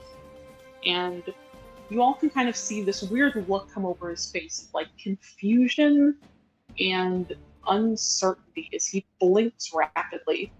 And Yavari, you can see as I think your detect magic kind of lingers for a minute, doesn't it? Yeah, okay, detect. You can see the shadow of this spider fades away as the purple aura surrounding his body also ebbs.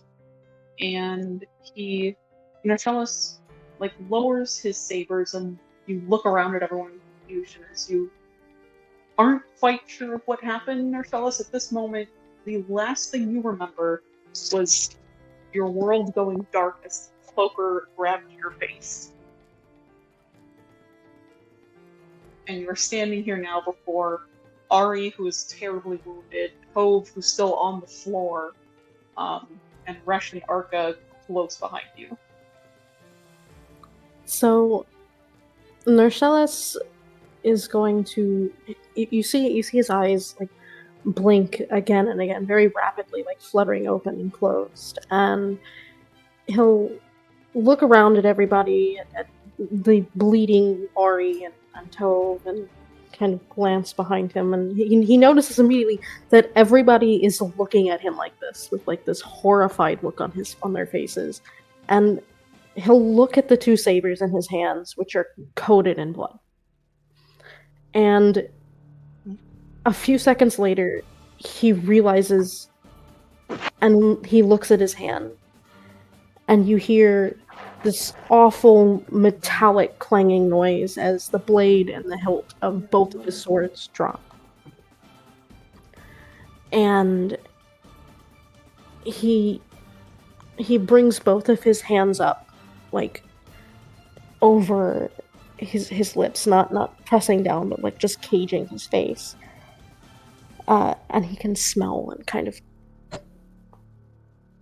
taste the blood that's there. And he says, "I'm so sorry." Mm.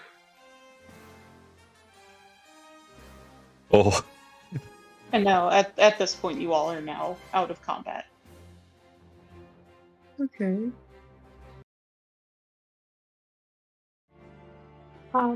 I think Tove is just sort of like, obviously she just kind of was not in a good place and she's still sort of like on the ground. And she's just sort of like staring up at Marcellus with like her eyes are just like wide. And she can't really say anything yet. She's just sort of like grasping onto like Ari, from where he'd like grabbed her before to like pull her away to heal her.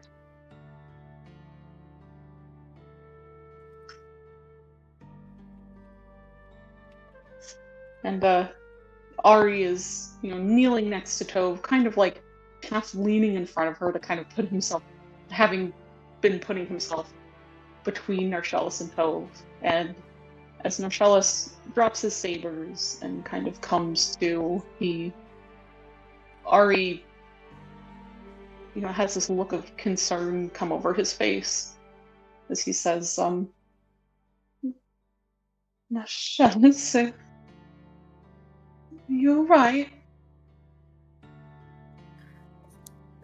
Um, It was um, I don't know. And he'll look down again and kind of bring his hands down to sort of twist them around and look at the blood that's like on the backs of his hands and on his fingers. And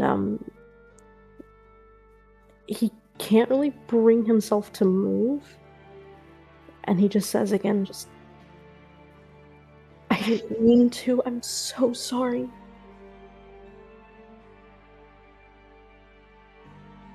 I think at this point, Tove just sort of like slowly, like her grip on Ari just like loosens, and she sort of like struggles to to her feet. It takes her a moment to sort of like pick herself up, and she's like, and until she's just sort of like standing, and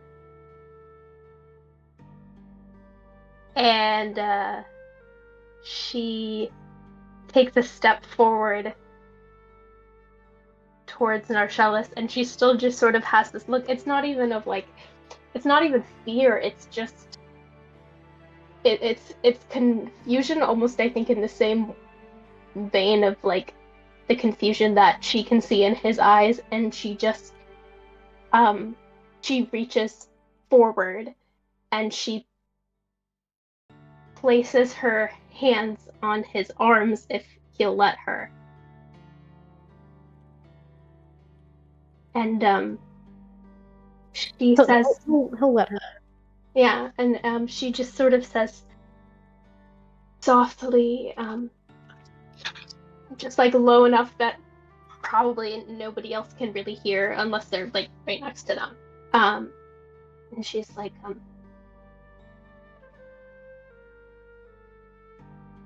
it's okay. You're alive, and so it's okay. It's okay.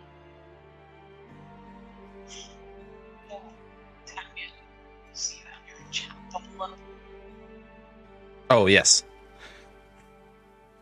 If there's an open moment. Yeah, absolutely. Okay. So Taffy's he's kind of peeking around outside from the haste finally wears off. He kind of walks up, makes sure looking at everybody, looks so good there. He kind of calls out and is like, "Listen, you weren't you weren't as far as I'm aware from you're right you weren't in control. That's what you said, right? Yeah. Yeah, so it's not your fault." Marcellus is going to raise both of his hands up, palm upward, and kind of look at them. And he's going to turn very slowly, sort of half circle back, and just look at Resh over the back of his shoulder with this, like, half glare.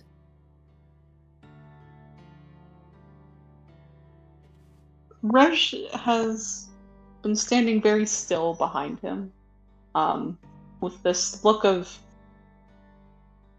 this very strange look on his face, as he's not really one for showing emotion. And as you turn and look at him, Marcellus, the really first glimpse you kind of get is he looks confused in a sense of what happened, yet there's also something deeper there, akin to guilt, or maybe regret, as he looks down at you and takes in a deep breath as he tries to find the words to say, and says, I'm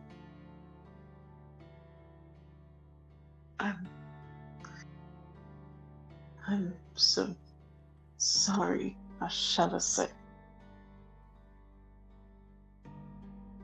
I had no idea this would. He kind of seems at a loss. And he'll shake his head and kind of turn back toward the party and just say, "This is the second time today I've hurt all of you." And kind of looking between Ari and Toe, he'll say, "Is there anything that I can do?" And Ari will quickly speak up and say, Nashazi, this was not your fault. You weren't in control of yourself. Really, he's, kind of like holding at his side. He's bleeding fairly badly at this point, but doesn't seem to really mind, as his attention is solely on Narcellus, as he'll say. Even the first instance you're speaking of was not done with malicious intent. You've done what you can to keep us safe, and now this is the work of something very powerful that is what hurt us, not you. And at that, he'll just kind of like lean back on his heels and kind of straighten himself up, and his face will become entirely unreadable, as he calls on earlier memories to try to steel himself up and put on a sort of mask. And he'll just say, "If you all are comfortable with me continuing on, we should probably get out of here." And he'll reach up after a minute. His hand will kind of clasp over the area over his upper elbow on his right side, and he'll kind of rub at it really awkwardly and just kind of teeter from side to side and say, I'd rather not stay down here any longer than I have to. Hey, it's no worries. You said, you asked us to trust you, and yeah, we still trust you, right, guys? As he like looks around to everyone else in the party. Of course. Yeah. Cove nods. Taffy's tail flickers around a little bit. See, like, Arca's, Miyalkish. Oh, go ahead. Oh, no, you go. Okay. Arca is silent for a long moment, but eventually he gives a slow nod.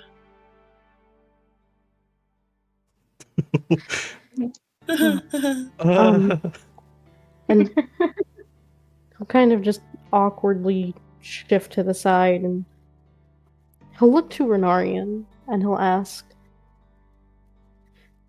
did I die?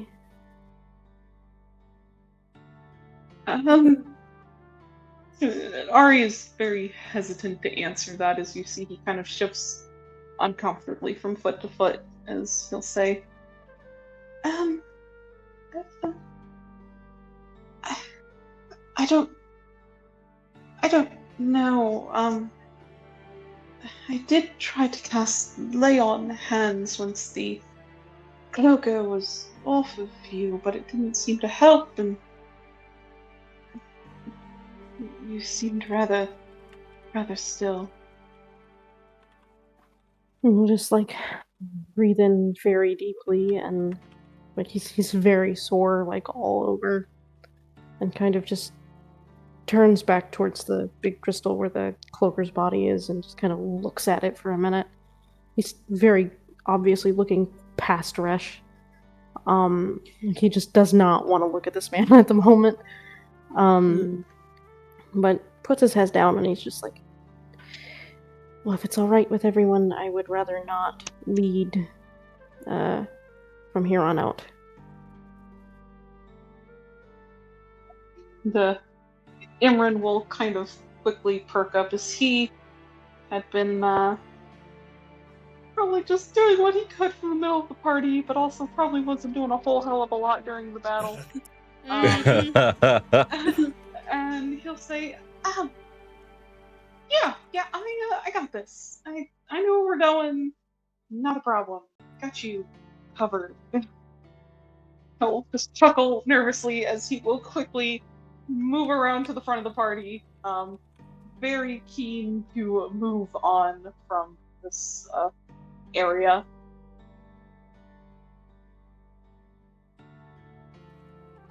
And that at the moment, I think, is where I'm going to say we shall take our break, considering it has been a little late, a little past our usual time for break. Yeah. So yeah, go ahead, everyone, take our 10-ish minutes, get up, stretch, get some food, some drinks, and we will be back shortly. Excellent. Talk to you all soon. See you soon. Bye. Get some food, some drink, cry. Yeah, you know how it is. Oh boy. Oh man, so that means Narcellus has Loth stalking around him. That's not good. That's probably not good. We're gonna have to ask about that. It's like, what, you die and then Loth just puppets you back to life for a little bit? Is that how that works? The point where I need to dip. Yeah, no worse. No worries. It is like 1 a.m. Too good. It was slightly terrifying. Yeah. Thanks for stopping by. Take it easy in those Feywilds. Good night. Good night. Good night.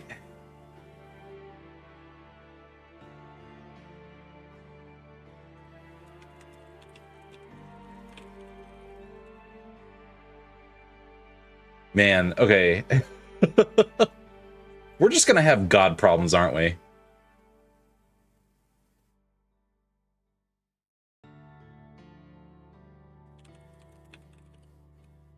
And Argella's possessed. It's like, oof.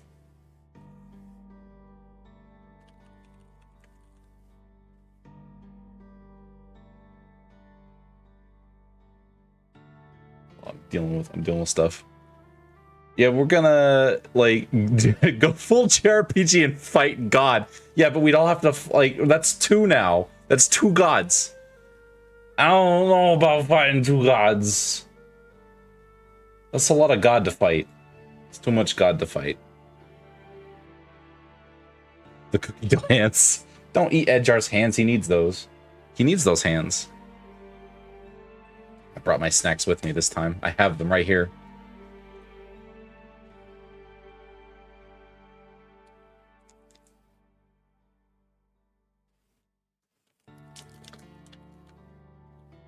He can regrow them, no big deal. Yeah, but that takes more cookie dough. Then I gotta go get more cookie dough. He doesn't have infinite cookie dough in there. It's like, yeah, sure, but eventually he's gonna run out. I can't take him to playgrounds anymore, because then all the children just consume him. I have fey magic. Yeah, but that's gotta come from somewhere, right? I gotta contract it out. I don't just get to cast things for free. What do you think I charge cookies for?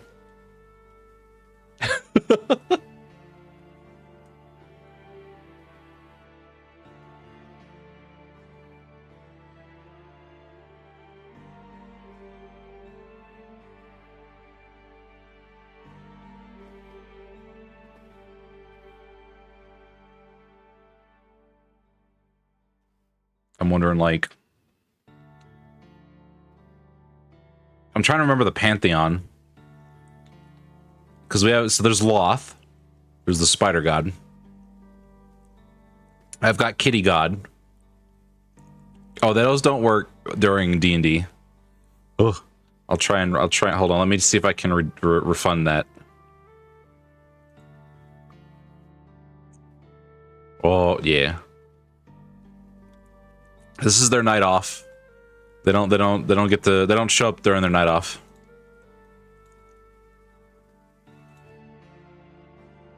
They gotta take breaks.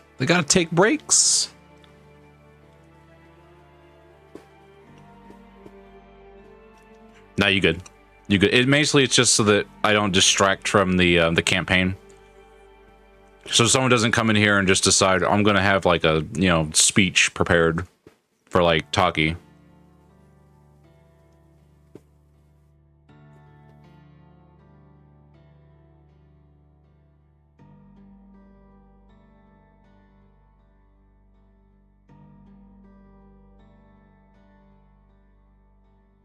All right, where the heck is my?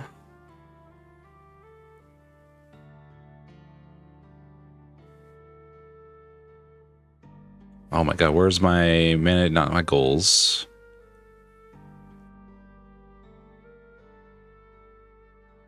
How does Ipany do this?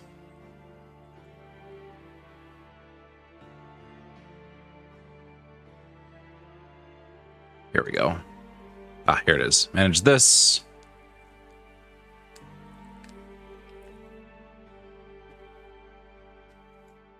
Go all the way.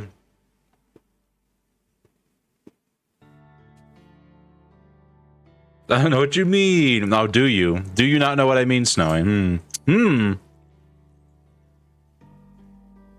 Broken toenails. Why are you breaking your toenails? That doesn't sound good. Shouldn't do that.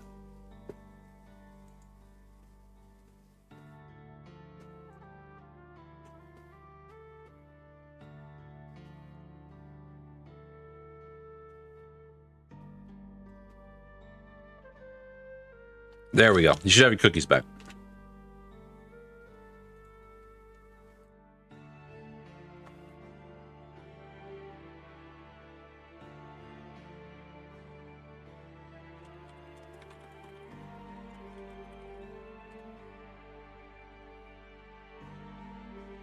You got hit by the fridge door just came at you. You didn't even see it coming. It just came at you, just stepped on your toes.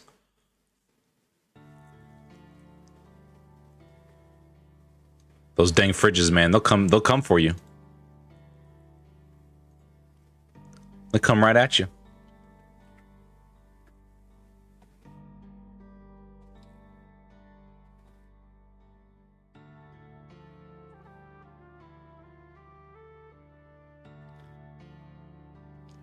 Surprise fridge.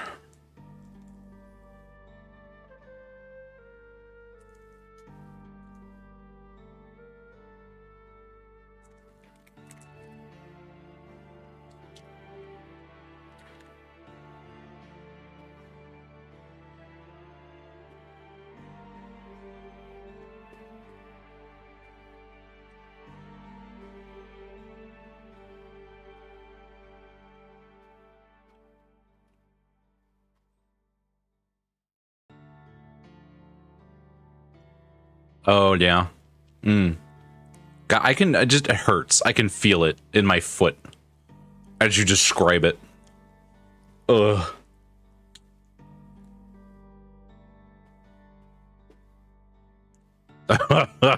Dirt. It's everywhere. It'll find you.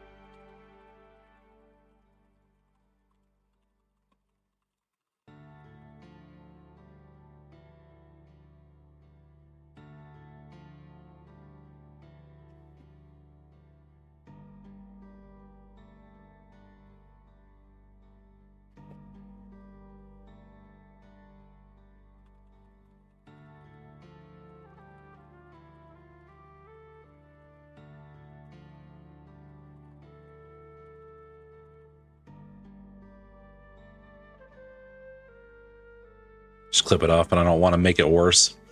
I feel that, yeah, because you never know.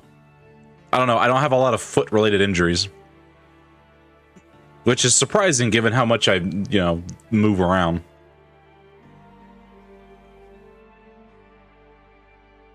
It's because I don't have I don't have a fridge that's coming after me. My fridge is nice and contained.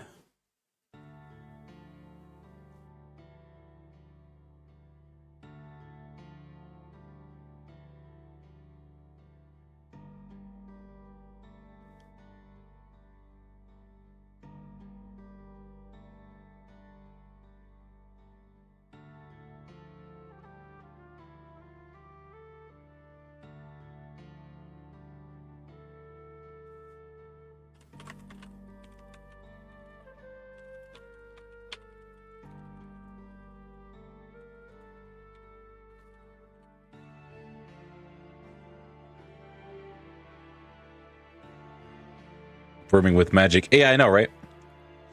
Listen, it's because I cast freedom of movement on myself all the time.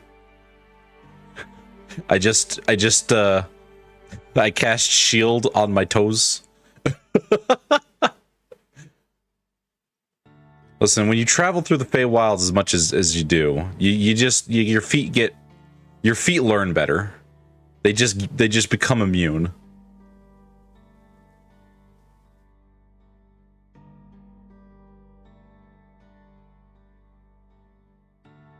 Those toe beans need them heckin' protection. They really do. They really do.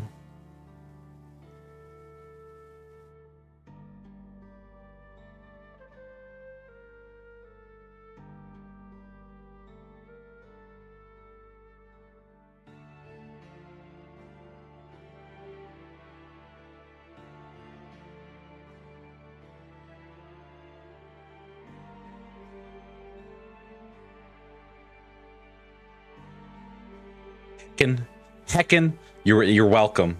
Everyone should know how to say heckin'. Some good old heckin'. Heckin' and heckers. That's my curse word right there. That's how I curse, with heckin' and heckers. I will say the occasional naughty word every now and again, you know. When it gets real stressful.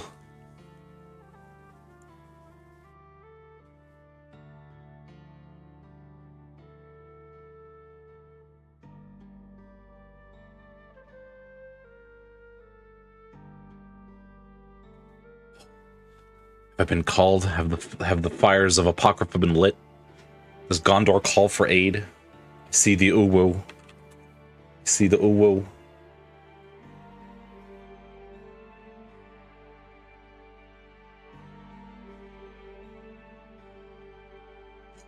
They're ready. Okay. We choochin' all back. Here we chooch. As soon as I find the button, there it is. Ah. Just ignore her. She's being weird. Hi. Hi. Ah. Oh, hi. Oh, hi. I didn't realize we were all here. Sorry. Oh, you good. Wait, Anna's almost here. She's Presley. working on it. Presley. Go lay down. There is no more cheese. Hello, number You cheese. give the dog one piece of cheese, and next thing you know, she doesn't want to leave you alone. I understand. I'm the Mhm. same way when you give me a piece of cheese. Oh, totally noted.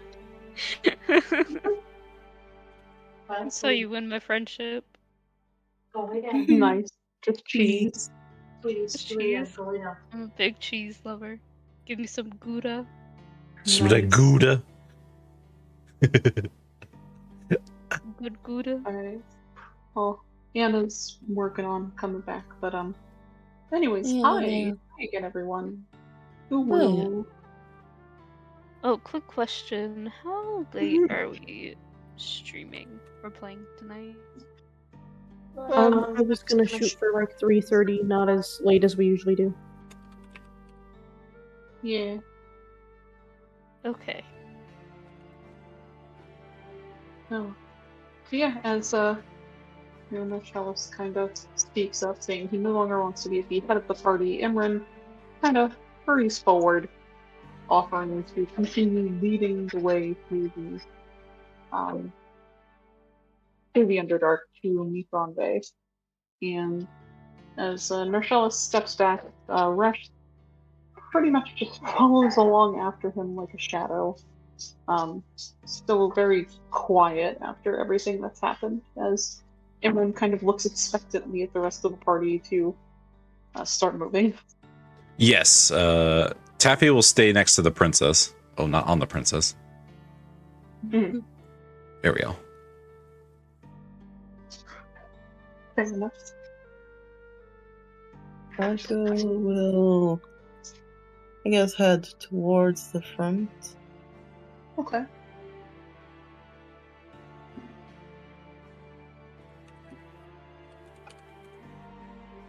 Alright, and then I guess I'll put Ari and Tove in like about the middle of the party. Yeah.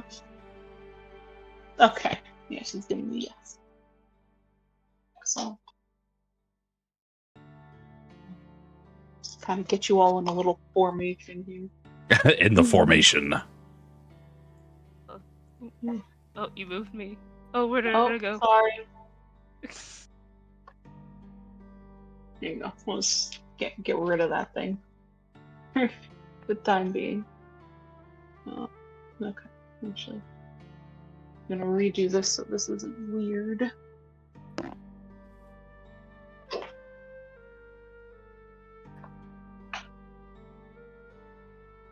Sorry. Weird layering issues.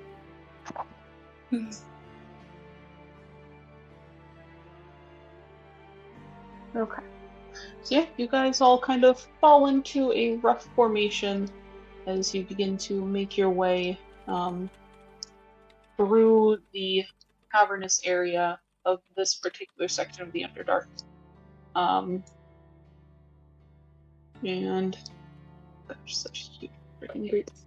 you make your way kind of down through narrow tunnels filled with very jagged rocks and very low light, to the point where the few in the party who can't see in the dark, being like Poe, Yelkish, and I think Arca, you guys have a Yeah. very hard time seeing unless, if you pull out kind of lanterns to use or whatever else you might need to light your way. And as you go, Imran kind of leads you guys down a very central tunnel, and you see there are quite a couple of offshoots that you pass. So I mean, as you guys walk, I'll kind of give you the freedom if you'd like to. Well, we took the sword along with us. It's part of the party now. Yeah. If you'd like to explore anything or kind of role play amidst yourselves as you go. Oh. Hmm. Can we see this from over here? I don't know how lit it is.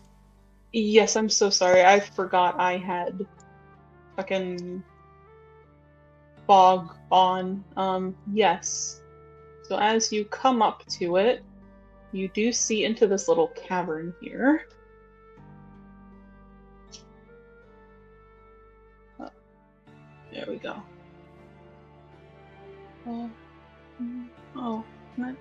Oh, is it all lit actually? Is fog of war Yeah. on?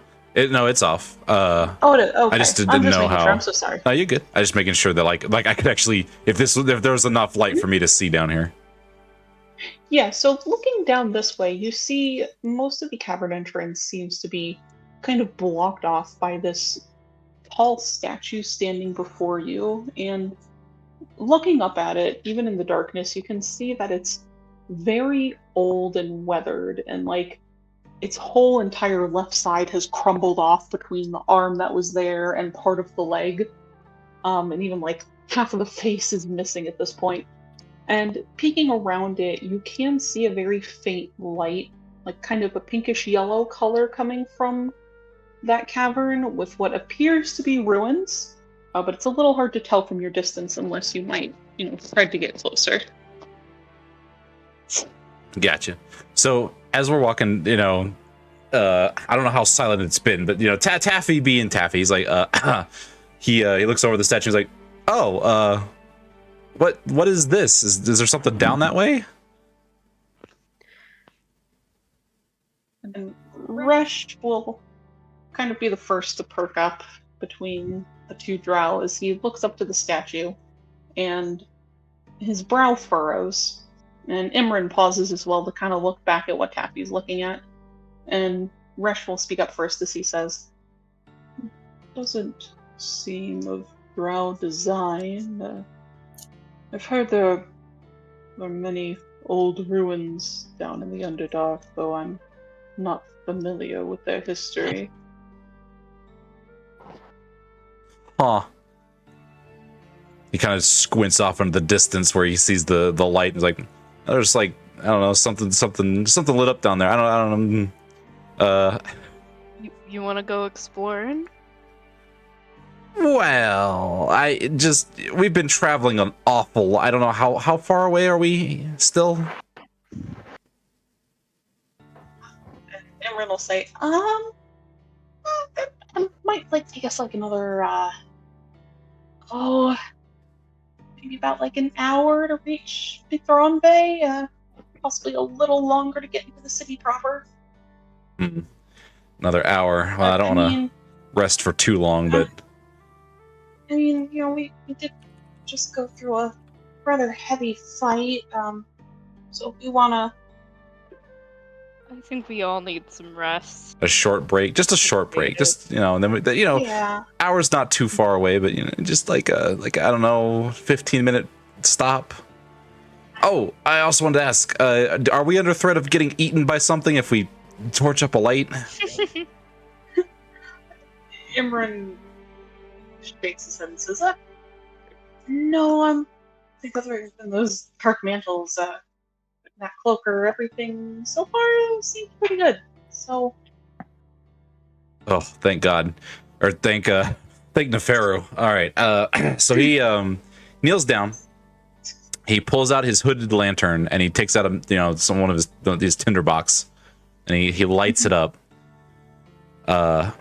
He gets it situated and everything, and he hands it to we'll say Arca. Here you go, buddy. This should help you see a little bit better down here. Though it is shining blue because he painted it before we went down here. I almost forgot about that. Hey, a light's a light. He's like, so has anyone really traveled through here? Seems like that statue ain't looking so good. Cameron will say, it's not a very popular route, just kind of where we happen to hit off the water strider. Oh. Narcellus will speak up after a moment. He'll say, the Nightlands historically are an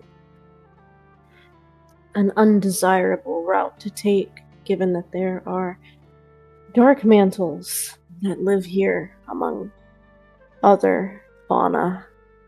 He just sort of draws it out after a minute, looks down the pathway like, Taffy, if you want to see what's down there, you're more than welcome to take a look. Oh, I don't want to hold up everyone. Really, I'm just trying to we'll call it de-stress after that encounter. Narcellus, as he speaks, will give this very annoyed grunt and turn down the hallway and head down himself. Yubari is also kind of very curious about the ruins and kind of just awkwardly follows behind Narcellus. Tab is long.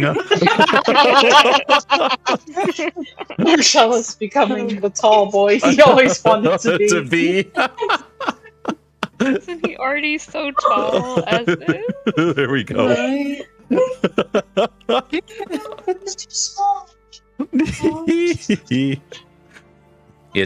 Luke's influence gave him a great spirit.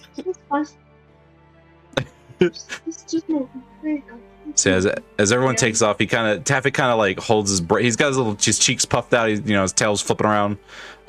He just kind of bolts straight up and just awkwardly waits for everyone to sort of go on down before he follows along.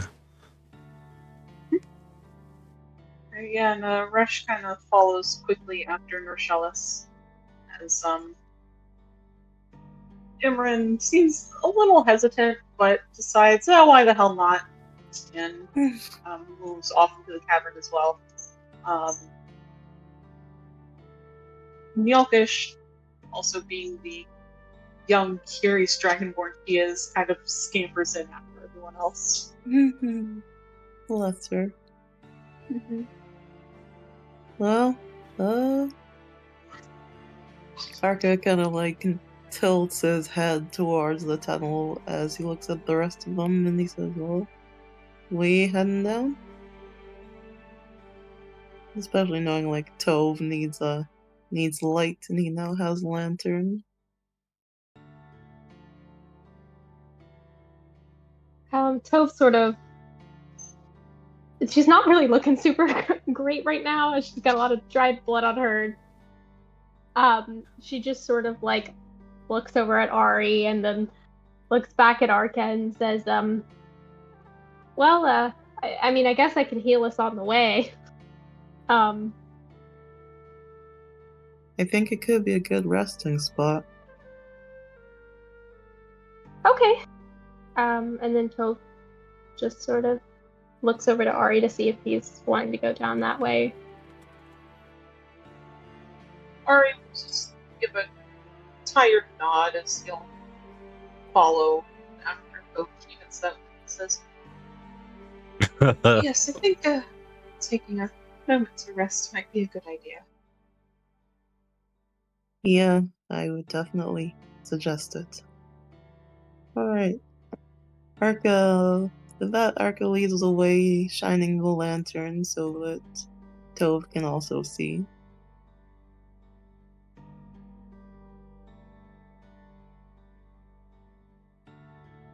Excellent. Yeah, as you all come into this space, it kind of opens up into a rather condensed and almost what's the word I'm looking for?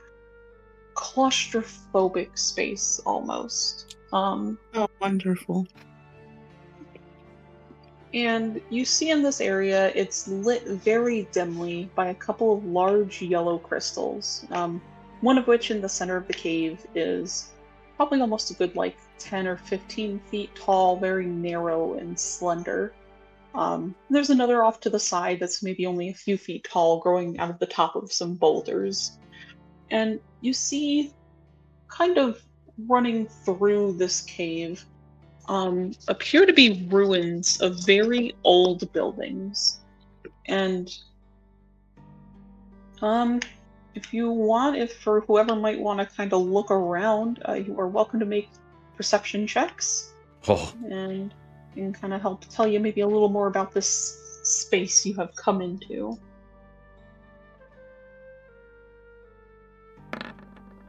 oh, Nice, 14.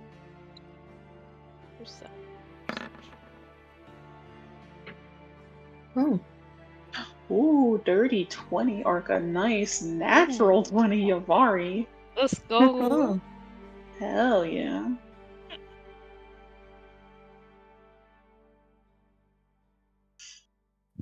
Would anyone else like to make a roll?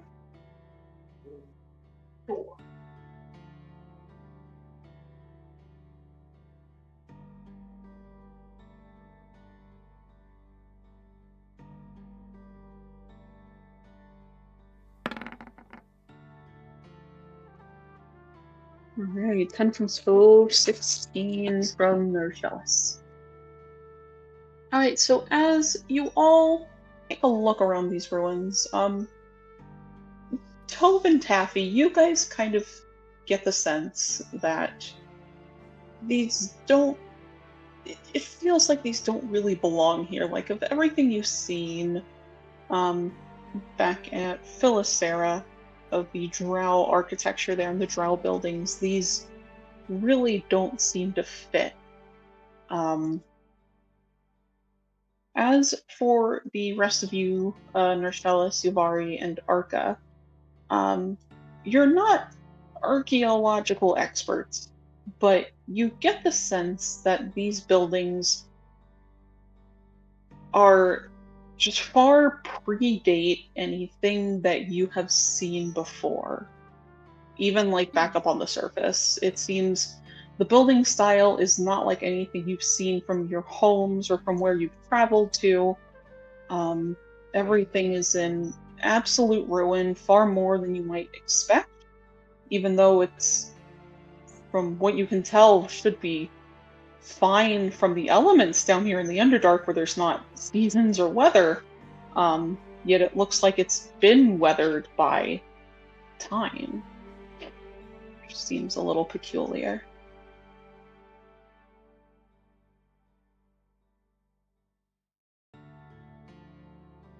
mm-hmm. Go ahead. Oh, just my internet died for a second though. What did I miss? Oh, Starion said that the buildings around you are, I'm gonna paraphrase, are essentially extremely weathered, even though they're in the Underdark, like more so than they should be, and it's like old as dirt, even though it looks older than maybe it should be. Oh, interesting. So Nerchelis kind of gives it a cursory glance. And him never having been outside of like the inner circle of Mithranve or Philisera, other than the surface, will just kind of nonchalantly ignore what he sees other than vague interest, but he'll look over at Taffy and he'll say, "So, is your curiosity sated yet?" Taffy looking at the big glowing rock in the middle here. He kind of uncomfortably seizes up a little bit, and he turns around. And he's like, yeah. He gives Taffy this kind of look. Like, say something, I dare you. No, he's not going to say anything.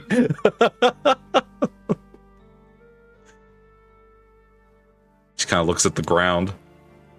And looking around, Ursula says, "So it's a bunch of very old ruins. There's nothing particularly interesting around here." And he'll even make a point to kind of walk up to one of the walls and just sort of put his hand on the flat surface and be like, "To be honest, these are probably older than Felicera itself." That was going to be my question. If these ruins, they look like they predate the war so many years ago. Probably even more so than that. Well, the war was only 300 years ago. Well, 50 years ago, respectfully. I agree with you, they look way older, and he'll turn to look at Resh at first, and he'll say, "I don't know, what do you think? 2,000-3,000 years old?" Perhaps, if not more. And the rest of you will immediately find that very odd, as from what you know, from what all of you know, the world is only around 1,000 years old. Oh.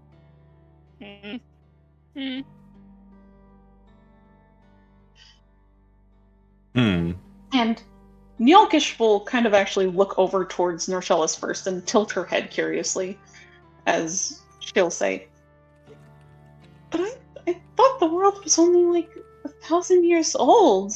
How can these be older?" He'll suddenly raise a hand to, like, cover his little smirk and shake his head, and he'll say, "Oh, I knew the education on the surface was bad, but I never imagined it would be that bad." She immediately, puffs her cheeks out at him with a frown. What do you mean, Norcellis? And he'll kind of turn over towards Rush for a moment and kind of give him this look and say, "Unfortunately, I am only proficient in what I know with books, but from what I can tell you, the Underdark itself is... I don't know, I think the city of Mithranve, correct me, Resh, if I'm wrong, goes back 10,000 years?"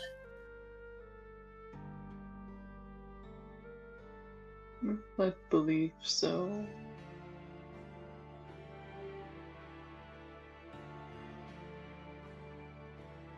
Then...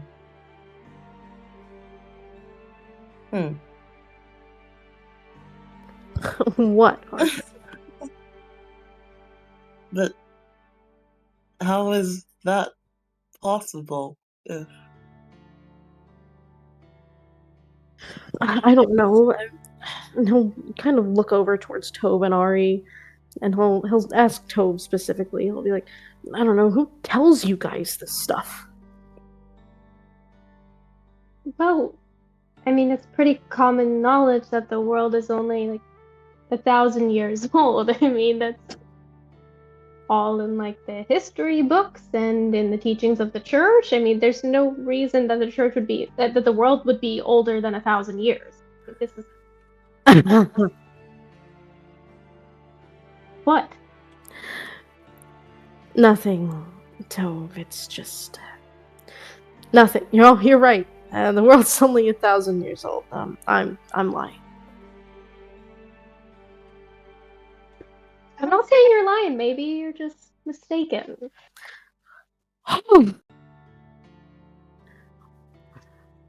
I would like to go to Mithranve now.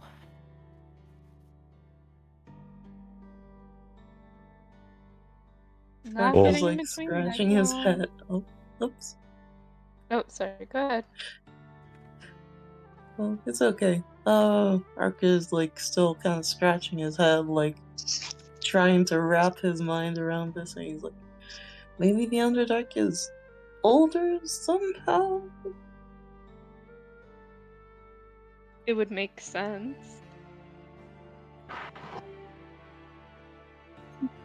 Ari looks rather confused and will say, well, it just seems odd that we wouldn't have any record of that on the surface. I mean, that's a very large time discrepancy. I mean, I'm not saying you're wrong, Marcellus. I'm just curious as to why we wouldn't have known about it. I don't know, it sounds like... I don't know. Maybe there's just someone who didn't want you to know. I don't know. I can't answer questions like these. Sorry.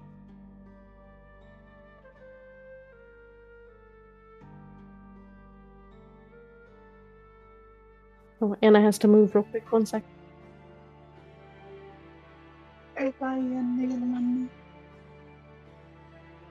There she go. There she go.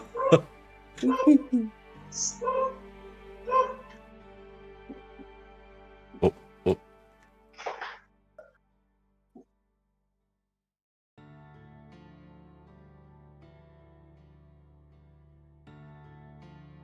Ruff, ruff. Well, and kind of just looking toward the glowing crystal in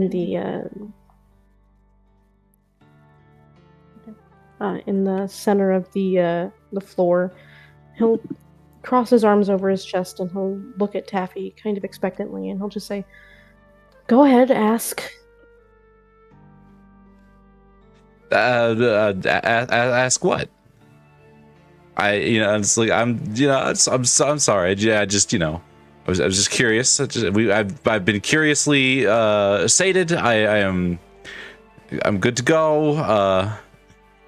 And he's kind of looking around. But just quick question. This is so old.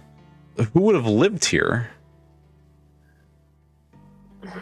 Well, I'd assume it would probably have been Drow? either the Drow or the Dwerger, but these buildings don't look like Drow buildings. Yeah, I was gonna... He'll pause for a minute and kind of run his hand over the stone real quick. Can I do an insight check? Or perception? What are you trying to figure out?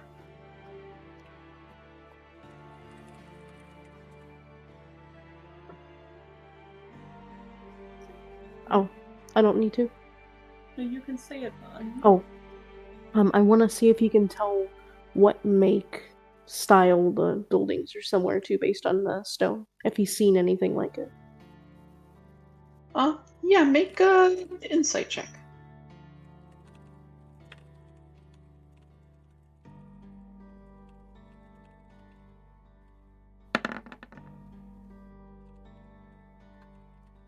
I know absolutely nothing.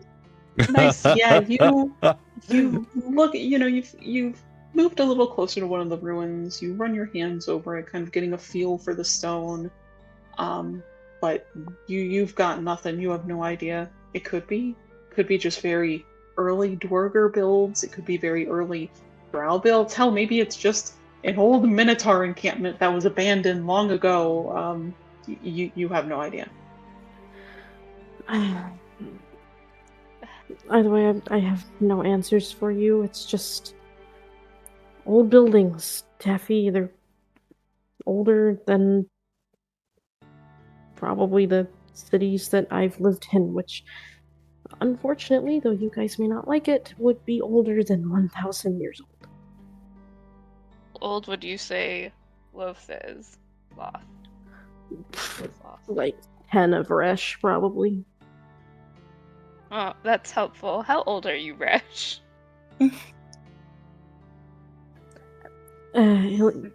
680. 680? Excuse me? Resh gives a small shrugs and says, sounds about right. 600. What That's- if, and this is just a theory, not knowing how old Loth is. Am I saying her name wrong? By the way, is it Loth or Loth? Oh, Lolth. It's, Loth. not a Lolth. Lolth. Loth. Loth. Lol. Lol. Yeah. Depending on how old Loth is, would it be possible that she created drow? Well, Several drow before Well- you, until she was pleased with the outcome of some sort? well, there are Irania, but they don't tend to live in villages. The Fair. the who? Aranea, they're were spiders. Oh, that's pleasant. Are they friendly? Sometimes, originally, they were supposedly made before Drow or Loth perfected us. I don't like this conversation. Can we end it? Oh, sorry. Yeah. He then turns his attention back to the giant glowing crystal. Is this anima? Yeah. Yeah, it is an anima crystal. Okay, it's very large. He kind of taps Yeah. it with his foot. And he's like, "Well, at least the anima crystal here seems to have survived." As he's looking at it around. And Norshamas is gonna reach into his bag, actually, while this happens.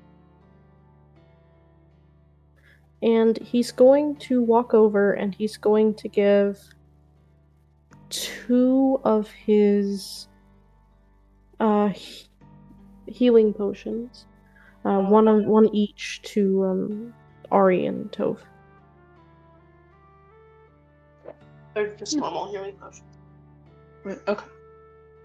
And Ari will take the one handed to him with a grateful nod to Narshalis and a small smile as he says, thank you. And he will take it. I think that was what, 2d4?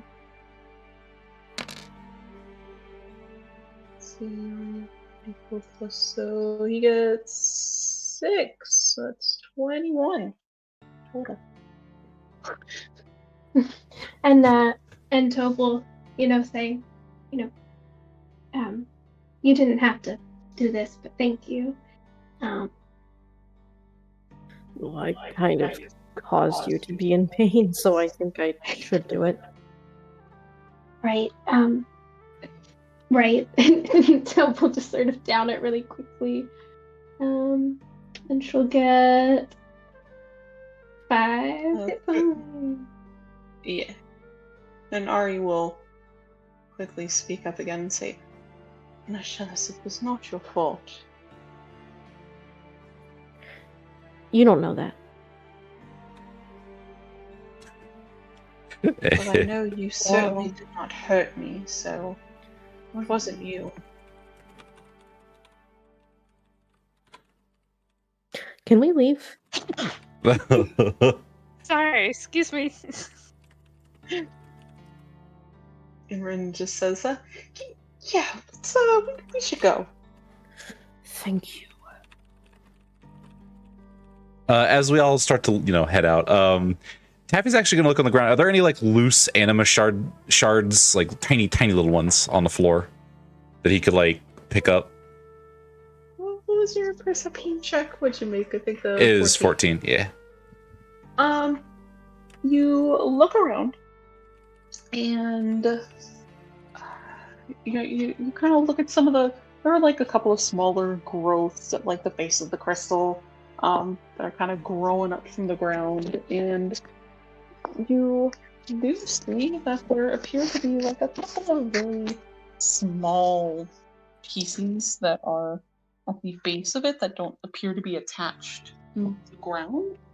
And as you, I'm assuming, are you going to reach down to try and grab them? Yes. Okay, so as you reach down to grab these shards, which are maybe small enough to like fit in the palm of your hand, you see next to them that there is a piece of a very flat rock next to them, and it's really nothing important at first. But as you look at it, you realize that there appears to be like a sort of pattern of like engravings in the stone. Oh. Can I take it with me?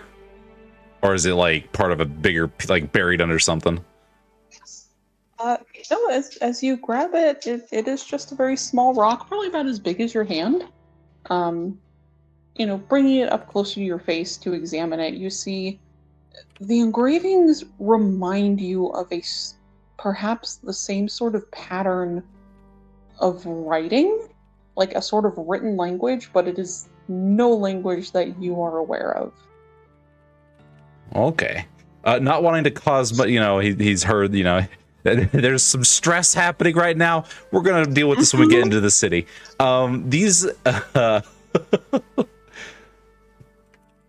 These are orange, right? Animal shards.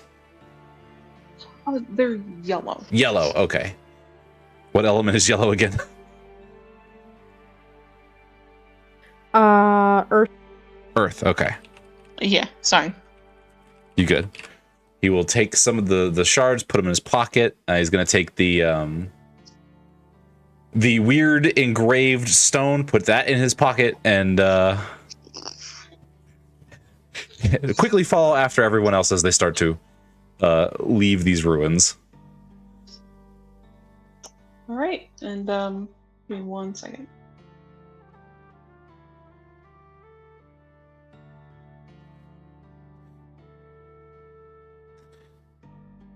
Is Emran still leading, or is he? Yeah, Emran will still be leading the party. Okay. So just kind of dragging you all down here.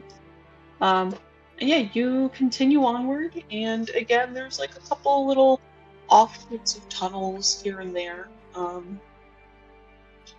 man, I want to see it. More ruins. More ruins. We're Indiana Jones in this.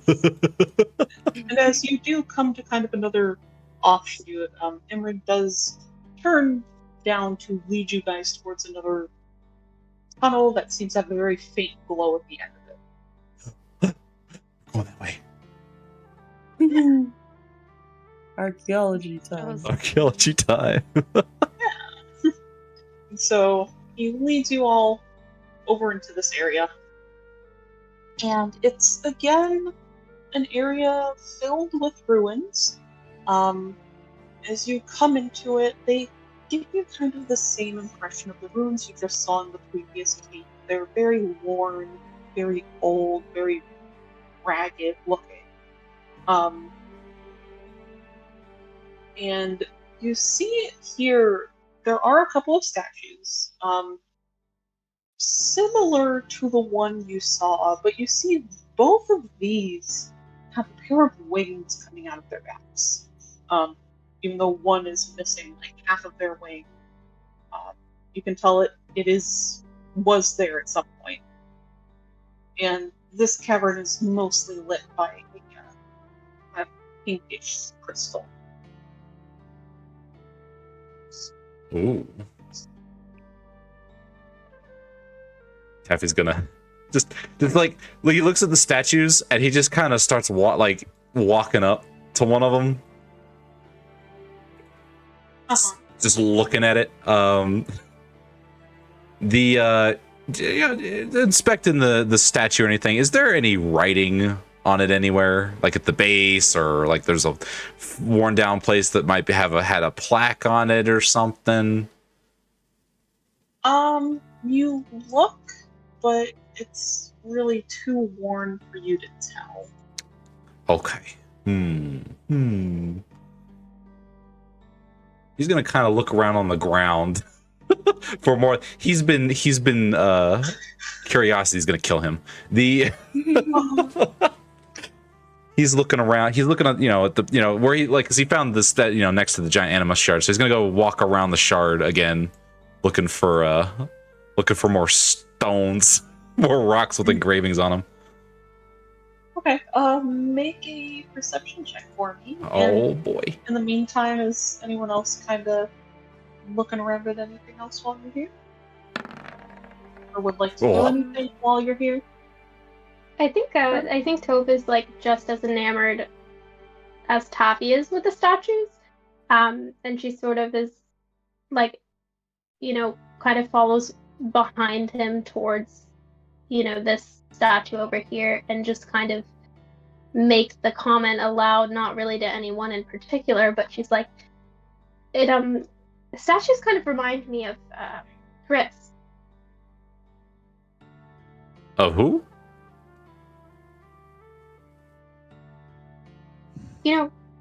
Chris, the goddess of war, and with the wings and the Order of the Seven. Oh, I only really know about the triad. Oh yeah, she's included. She's one of them. Yeah, Yeah, she's in the triad. She's one of Yidalden's daughters. There's that's Neferu, right. And then her sister Chris. Yeah, with the wings. That's right. Somehow I doubt that Drow would have statues of Chris. You never know. Maybe. I think I do. They did. Well, if these ruins are as old as you say they are, then I don't know. Maybe they met Chris at one point. Tove. I will consider that when you find me a human that worships Lolth. Okay. Okay. Okay, just okay. I'll do it. Quick question: is there any visible writing that isn't too worn down by age on the statues, or is it all pretty much blah?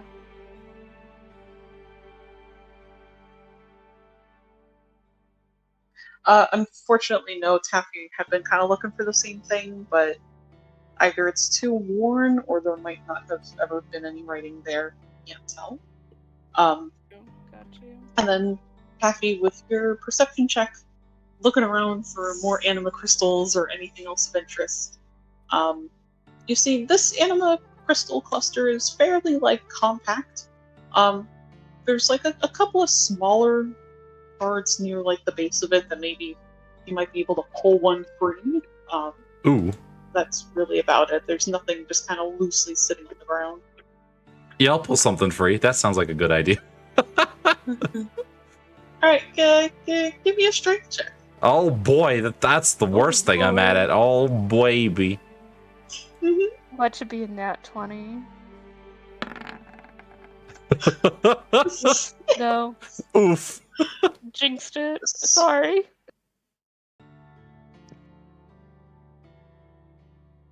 You can enlist Arca. He kind of wiggles it around. So as you reach down and grab for one of the anima crystals, you give it a tug, and give me one second.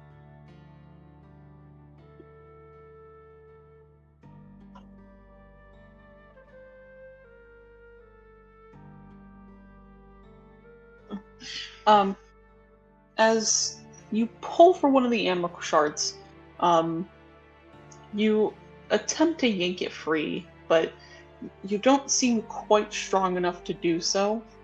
But in that exact moment, as you attempt to pull it free, Oops. you all begin to feel the ground begin to shake. I immediately let go. Even as you let go, the ground continues to shake and tremble, and you see, rocks begin to fall on all sides of you guys, and Oh, Daffy. cracks quickly forming. And before you know it, the ground beneath your feet cracks and gives way as all of you find yourself falling. No! Nachels is going to grab onto Resh for dear life and just scream. Yeah. Panic cat noises. Listen, I was a shiny thing and I wanted it. Ivari's holding on to Nibbles for dear life, protecting him from the impact. Oh. Ark is gonna grab whoever's closest and Start flying. that's Tove. Yeah. Yeah. Tove, Yeah. Tove is closest, so And even as you attempt to spread your wings, there is a lot of falling debris Oh, to the no. point that is Yeah. very Oh, hard for you no. to do so. Okay. So you find yourself just kind of continuing to tumble down with everything else. Okay. And Well. at this point, I need you all to please make dexterity saving throws for me. Jeez. Yay. Yay. Yay. Wait, I picked Constitution. Let me refresh. You're good. Ooh. Get them 20s. We're all doing. Oh man, look at this. Oh, that's a 20. Okay. Jesus. God To be damn. fair, he's going to land on Resh. Two So. nat 20. Land on top of Resh. Yeah. Mm-hmm. Ooh. Oh. Oh no. Nice. You know what? Arca protected Tove. See, there you go. Exactly. We'll Tove say. appreciates that as she only has 18 hit points. Yeah. Alright, so let's see. There's Nursellis, Taffy. Ooh, oh, right. I'm missing Yulia, but she's not here. Okay, let's see. Okay, Renarian, your dexterity sucks. Is this like a group dex save? Maybe. Maybe. Okay. Just kind of gotta roll everyone here. Okay, maybe not a group dex save. As we watch the dexterity saves start to tank. Wow. I'll keep my natural 20. Thank you. Mm-hmm. Okay, so let's see.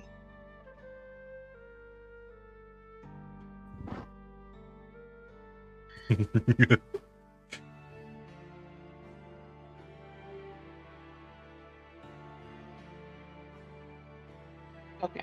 So yeah, as you all fall, it feels like you're falling for a fairly long time. Kind of being hit with debris on your way down as you go. And you all do your best to kind of like shield yourselves from taking like a blow to the face or anything that might be too terribly damaging to you. And the further you fall, you realize the hotter and warmer the temperature is beginning to feel. That's not good. And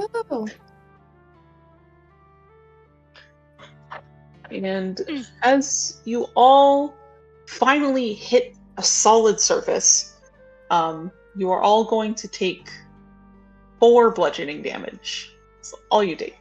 Okay. That's fine.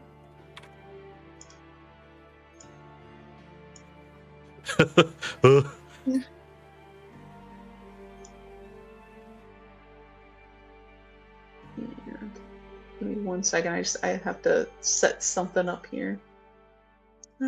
Ominous. Oh.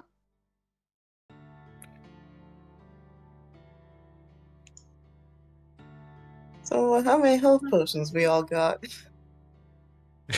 Not a whole lot. But it's fine. Toe has some spells. I have some healing spells myself. Okay. Great. So there we go. Perfect. It'll be fine. That's fine.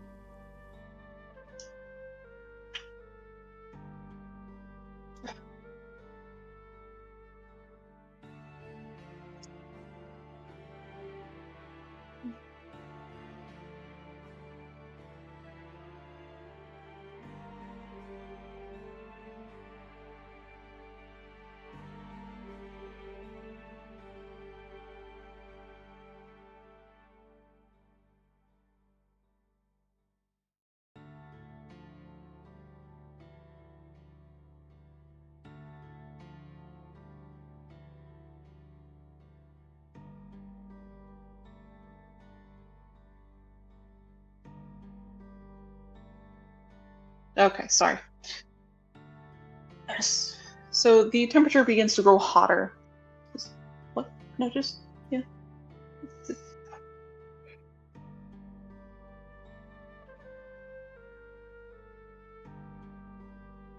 Great. Great. So the air begins to feel warmer and hotter as you all descend further down into darkness, and I feel like I'm missing someone, but I don't think I am. And eventually you all hit a solid surface, taking your small points of damage.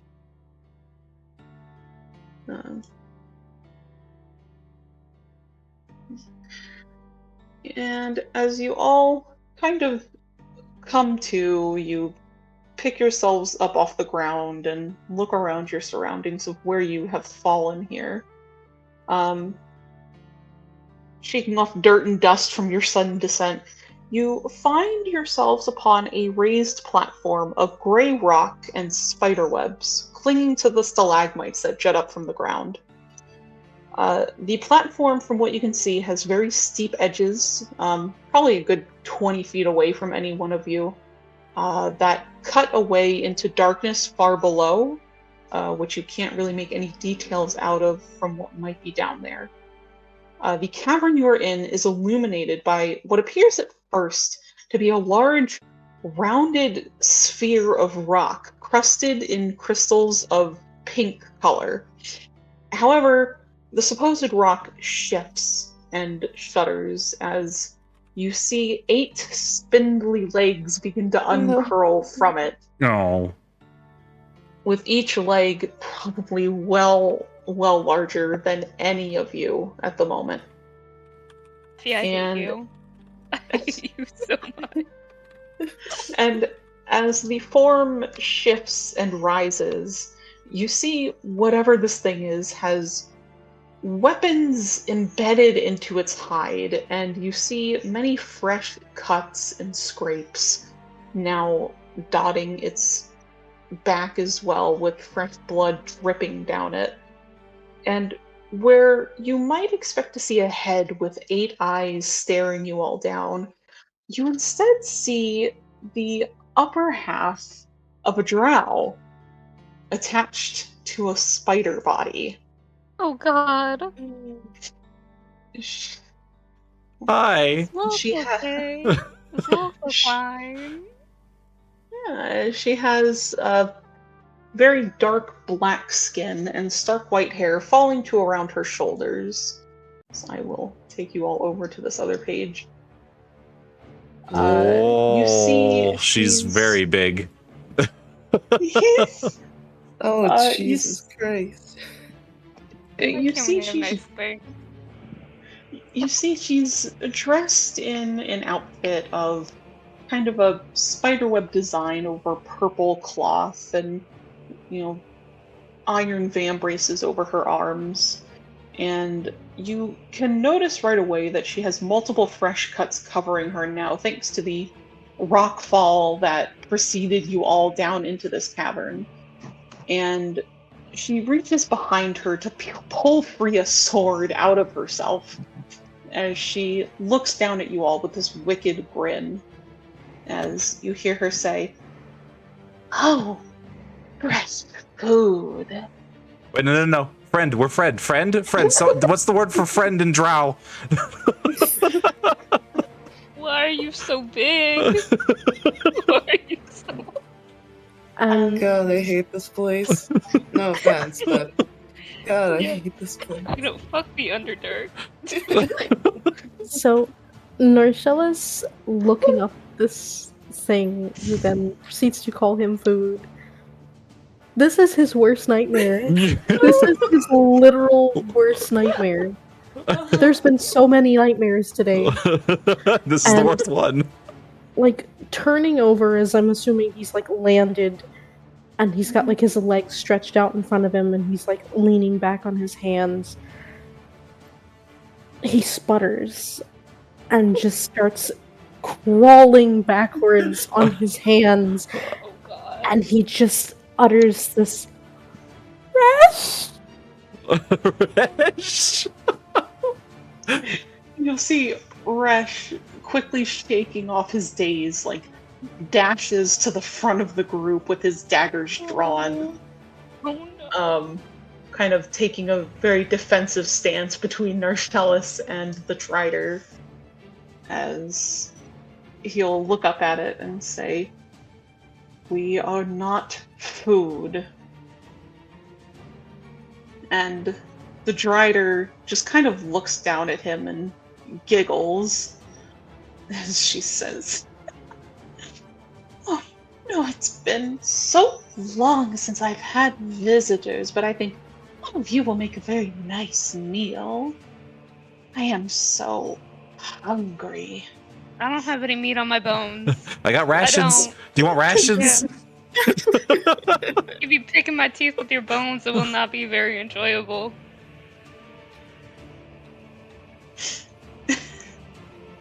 And as she says all of this, she just shakes her head and says, "Oh, don't worry, you look like you have plenty of meat to spare."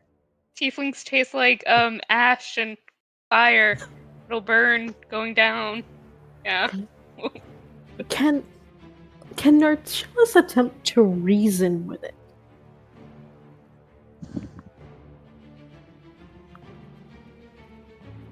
What would you like to say? He's going to look up at her and, like, grabbing onto the stalagmite beside him, just kind of shake, like his legs are shaking, like he's like shakily standing on both of his legs, kind of leaning forward, and put both of his hands out. He's gonna say, "Look, couple things. One, we're just trying to get to Mithranbe. We just want to go to the city, and also, you look like you've pissed off a very particular goddess." And he'll raise his right hand up, which has the crystal embedded in it, the purple glow, and he'll say, "Killing us might just make you something even worse. Who knows?" It gets worse. It gets worse. Shut your voice. And the Drider gives a hiss as she seems to recoil away almost from Narcellus, despite being this gargantuan thing compared to you all. And he glares down at him as he'll say, "Fellowsharess, yes, I did once make a mistake, which has led me to this rather unforgiving form. Albeit for me to want to piss her off again." Yeah, exactly. And you know, if you were to just not eat us, I'm sure that the Corval Sharas would be more than merciful in this instance. After all, I'm pretty sure, and he'll turn his hand around, and he's absolutely lying through his teeth. He doesn't know. He's like, she might even be listening right now. Well, even if she is, and the Drider will suddenly lurch forward to the very edge of the platform, where she's now probably only about 5 or 10 feet away from you and Resh. And she doesn't have her sword raised, but she's just kind of crawled forward, grabbing the edge of this cliff as she glares at you with, bright red eyes. And she'll say, even if she is, I know she would not forgive the transgression I have made against her. No, I made a mistake out of love. A wound left upon me. You don't say. He'll think about that for a minute. I'm sorry, I'm trying to work here. How do we not have everybody die? Okay, so he'll kind of walk forward. He's pissing himself, okay? But he's going to kind of reach up and place his hand on Resh's arm, and I mean his claws dig into the skin a little. But he's using him as a I need help standing up so I don't faint. And he looks at her while she's crawling onto the platform, and he'll say, we know something about that kind of pain. At least I do. My brother was killed in the name of the Corvalcheres, and I suppose it was my mistake for not doing what I could at the time to try and save him in some way. And that is something that, quite like yourself, is a monstrosity that I have to live with every day. And now, imagine what it's like having her with you 24/7. And he just sort of turns towards the rest of the party and he's like, and besides, we all hate Lolth here, don't we, guys? Yeah, absolutely. Just a total. Yeah. Yes, correct. The worst. Literally the worst. Quite literally. The absolute worst. And I bet that you haven't gotten, to go into the city in quite some time, and there must be someone in Mithranve that you still care about, family maybe, something. I mean, if that's where you're from, I mean, it could be Ina Escher, I don't know, but what I'm saying is that we are very capable messengers, and since you did have this happen in the name of love, I'm sure that you would be willing to allow us to carry your wound for you to those who might otherwise not know of this. And as you speak and say all of this, Michelle, she's very captivated by you. Like her eyes are glued onto you as you speak, and her hardened gaze kind of turns to something a little softer as you continue, and finally she lets go of the sword as it clatters into the ground, and she'll say, you do so go to Mithranve if you find yourself near the Doret Manor, if he's even still there, my dear Solvatar. However the lovable idiot he was, I never could admit the depth of my feelings for him. Do tell him Anna sends her love. And we will take this message personally. So I happen to be a student of the wizard Balar of House Doret. I will take this to Solvatar? Is that what you said? Solvatar Doret, yes, he was the son of the previous Vouchers. Also, side note, guys, I have no idea what I'm doing. It's working though. It's working. Just keep going with it. And I will make sure that he understands the depth of your love in comparison to what pain that I felt when I lost the person who meant the most to me. She'll stare at you for a very long moment before just giving this quiet little huff of breath as you see her body will slowly lower down from the platform, down into the darkness far below the cliff. Oh my god. Terrifying. Was this a fight? It was gonna be, yeah. Oh god. Holy. Yeah, just Tabby's kind of slurped to the ground, like. Narcellus will very slowly retract his claws from Resh, go over to the stalagmite next to him, and just sort of grab it like he's going to vomit, but he doesn't quite. But his whole body is just tremoring. You did good, kid. You made it work. I don't like traitors!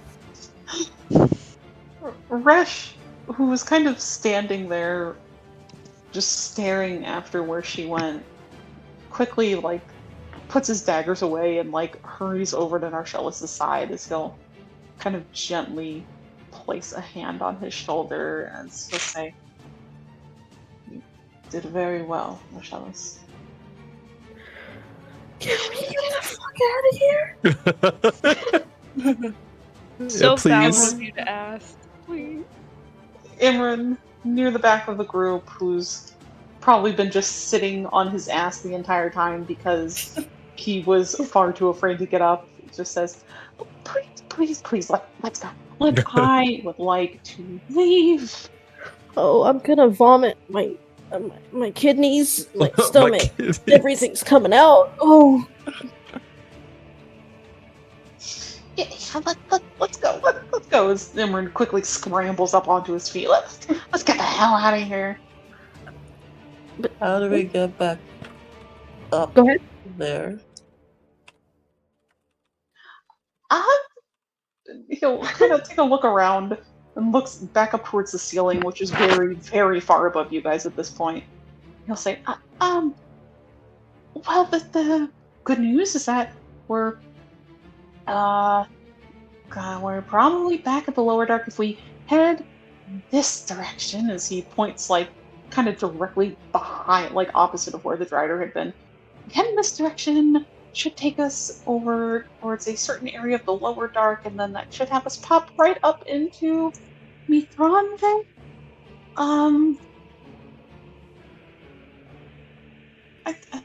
Honestly, I don't really know where we are, so if we just start this is the only way we can go. We'll figure it out. We'll get there. Yeah. I think it's just better we go rather than stay around a Drider's den. No. We should go. Just as long as we don't fall through like another spontaneous hole in the floor.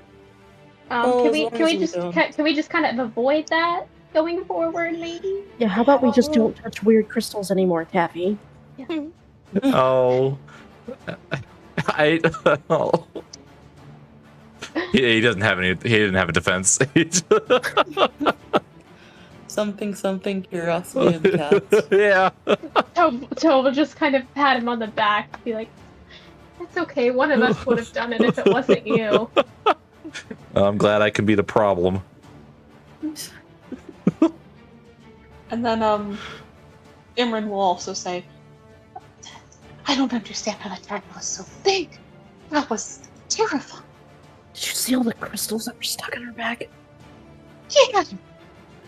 I mean, to be fair, I kind of felt bad for her. I know what that's like. Yeah. Are they normally not that big? I don't want to think about it. I don't want to think about it, Taffy. Oh. I don't want to be a giant drow.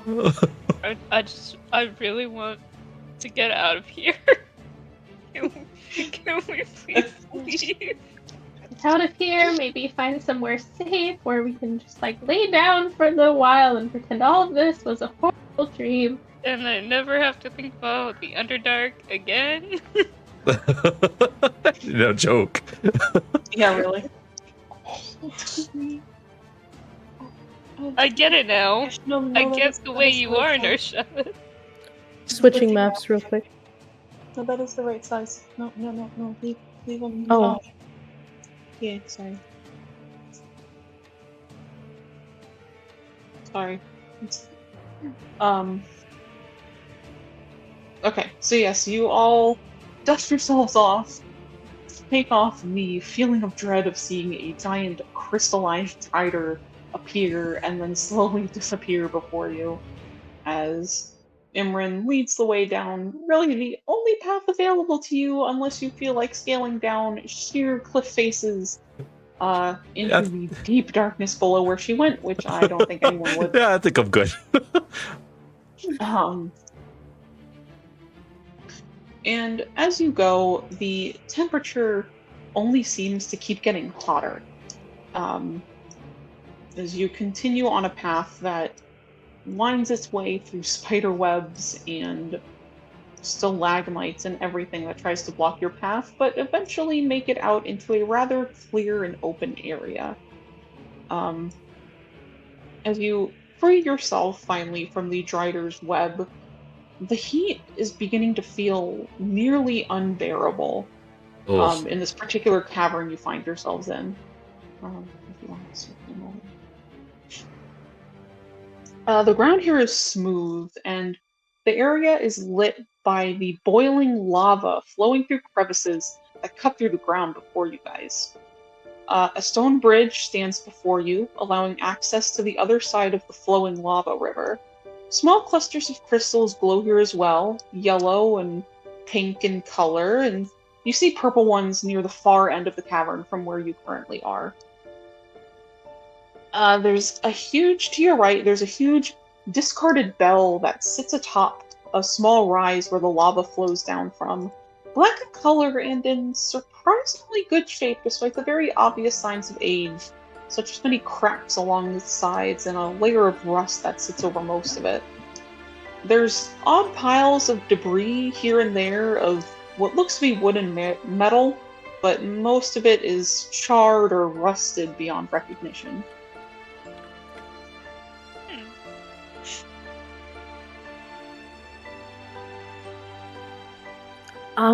So, Imran?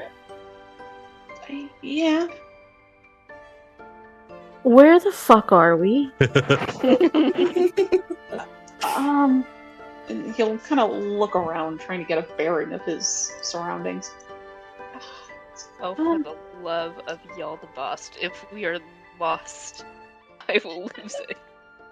No, we're not lost. As he carefully, steps over what appears to be a half-buried skeleton in the ground beside you guys.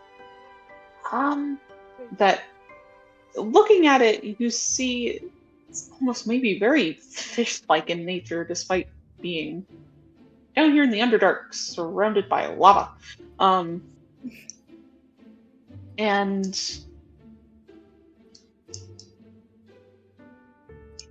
Imran kind of looks around and says, this isn't, I think we're in the area of the lower dark at the moment. I really haven't been in this area before, mostly because it's usually infested with riders and just lava.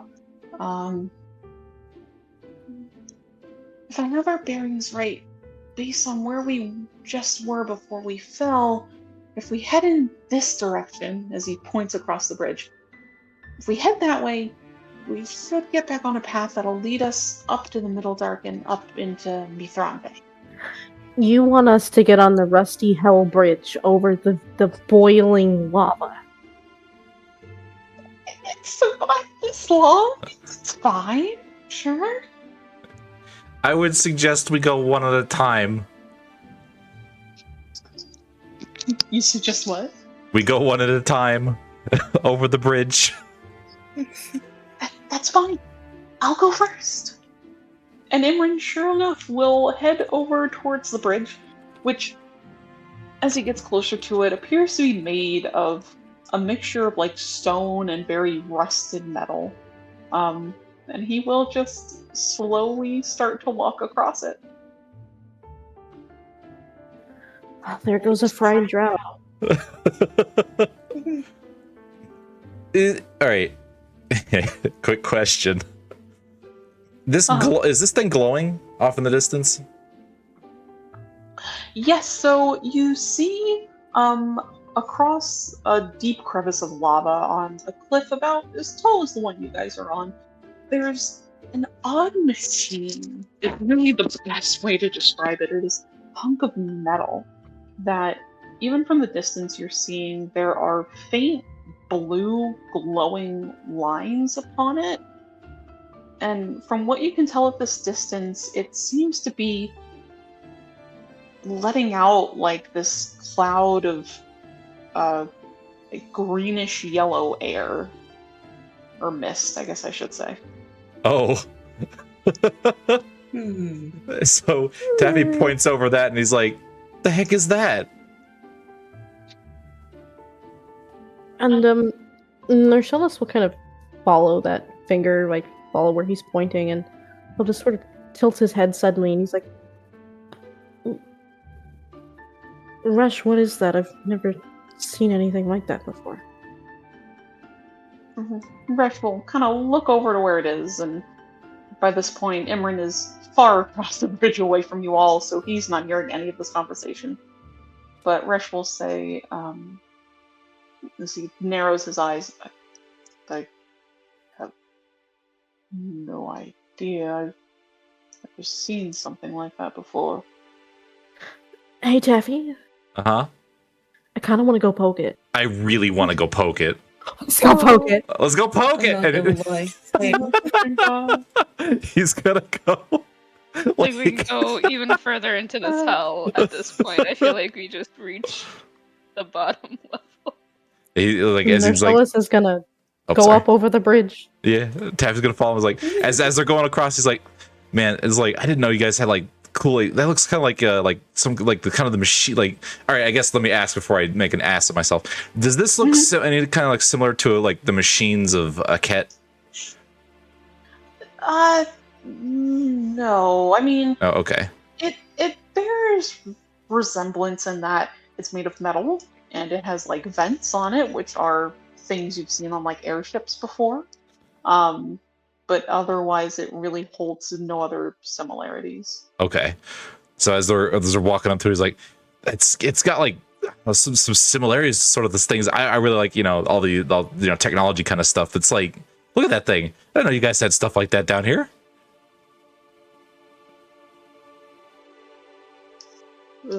I was not aware either. As Resh finally catches up to you guys, and yeah, as far as I know, drought. I mean, we have the barrier in Mithranve, which you guys will get to see that pretty soon. That's really cool. I'll have to tell you why it's called what it's called later, but we don't have things like that. I really want to get closer to it. Come on. And so at this point, Taffy pulls up his not his hood, but his face covering, his mouth covering that covers up his mouth and his nose, just in case. Can you see the air getting pumped out of this thing? Yeah, you can definitely clearly see that one of the vents is like leaking out or just pushing out like a greenish yellow mist or smoke. So Taffy's like, all right, how do you think we should approach this?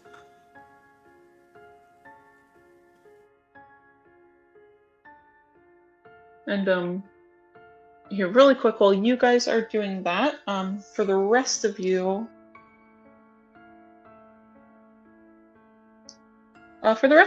as you cross over the bridge, you see there's a lot more kind of scattered ruins in that room about here in this very flat area. Kind of closest to the bridge appears to be the rubble and debris of what might have been a statue at one point. As you see, there's like an arm here and a leg there of this statue that once stood proudly. And further off, towards the left side of the cavern, if you keep looking that way, you catch a glimpse of what appears to be another statue in much better shape, in the shape of a serpent, kind of overlooking an area that dips further down than where you are, so you can't quite see what might be sitting over there from your current location. Otherwise, there's crystals strewn about the cavern, or you guys are more than welcome to follow Taffy, Norfellis, and Rush to go check out the other thing. But- I was Oh. just gonna say, like, is there like any sort of like what looks like at least like a decently manageable path like down to that sort of like snake statue ruins? Yeah, area? there is some. Yeah, you do see crossing a thin stream of magma. There is an area that slopes downward towards it. It'll just bring you very close to the lava, so it is just very, very hot. But it is a safe enough path to walk on. Okay.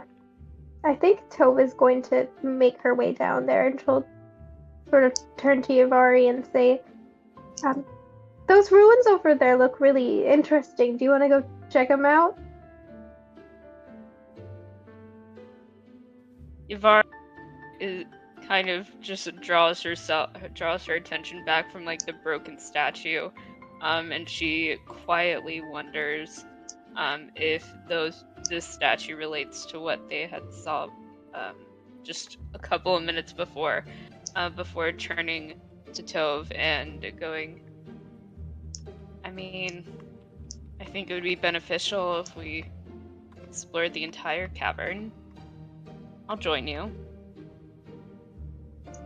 And Tove will just sort of nod and say it seems like it might be some sort of religious symbol. I mean, I would think it is, but won't know until we get a closer look. I agree. I think we should go down there and be prepared if there's any more surprises like the Underdark usually supplies. And Tove will kind of like turn her head towards the rest of the group that's kind of standing there and just say, anybody want to come with us? Ari will nod and go over to join her and say, yes, of course. Yelkish, looking a little torn, looking back towards like Norfellis and the others, and looking over to Ari. He'll kind of stand there for a long moment before he says, yeah, I'll stick with you, Runar. He like hurries after him. And Imran will say, I'm good, I'll wait here for you guys to finish up. As you all just go. Bayless taking y'all over there. Hey. While we're walking down there, Yavari will scoop Nibbles out of her hood and just sort of plop him on to the princess's shoulder. Be like, look, you look like you need some company. Here you go. You look a little shaken. Yelkish will give her a small smile as she scratches Nibbles on the head. So as you all make your way down towards that, Arca, I'm guessing you're kind of going with the other three over there? Yeah. Gonna touch the dangerous machine. Yeah, so you all make your way up and over another very old, cracked, rusted bridge, and you make your way onto a platform that, in the center of it, you see the ground was at one point laid with rather intricate stonework, but at this point now it's been cracked and kind of grown over with the rock and kind of lava that's been running through this place. And as you get closer to this machine, you see this thing is incredibly large. At a distance it seemed rather manageable, but walking up on it now, it stands at nearly maybe about 10 feet tall at its highest point and nearly 15 feet wide. And as you get closer now, you can hear there is a very quiet and steady humming noise. Oh, Interesting. Can Narcellas feel anything coming from it?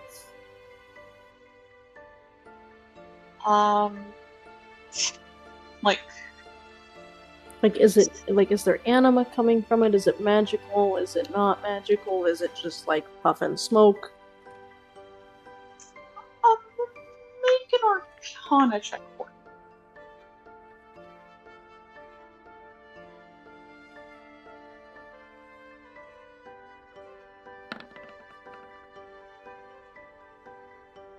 Ooh, okay. So, you approach the machine, and you see there's these glowing, what could really only be best described as maybe glowing blue glyphs that are inscribed upon the metal itself. And as you approach, you kind of look it over, you try to sense into the anima around you, and you kind of get the feeling for the flow of anima in this area, and being as sensitive to it as you are, you can tell that the machine appears to be drawing on the natural anima of the environment.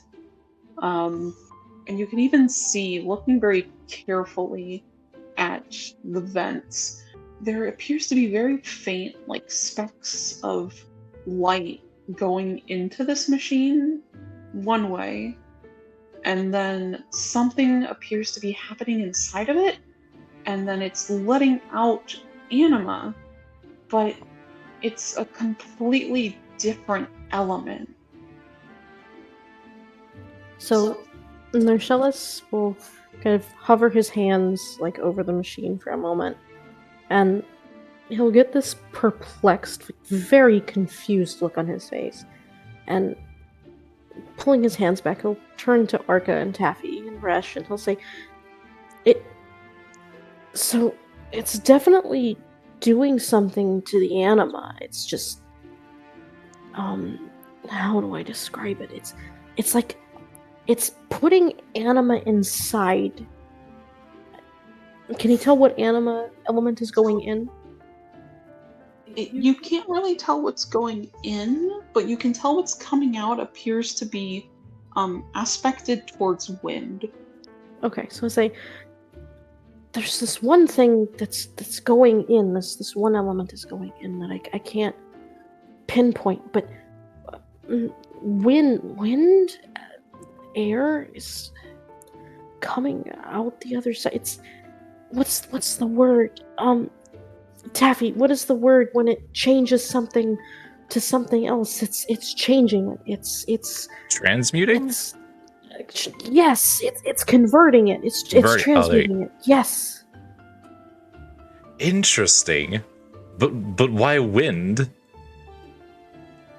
He gets up close to it and starts like looking around for maybe if there's maybe like any panels or anything that he can mess with. Go ahead and make a perception or investigation. Oh, I think let's see here. Oh, okay.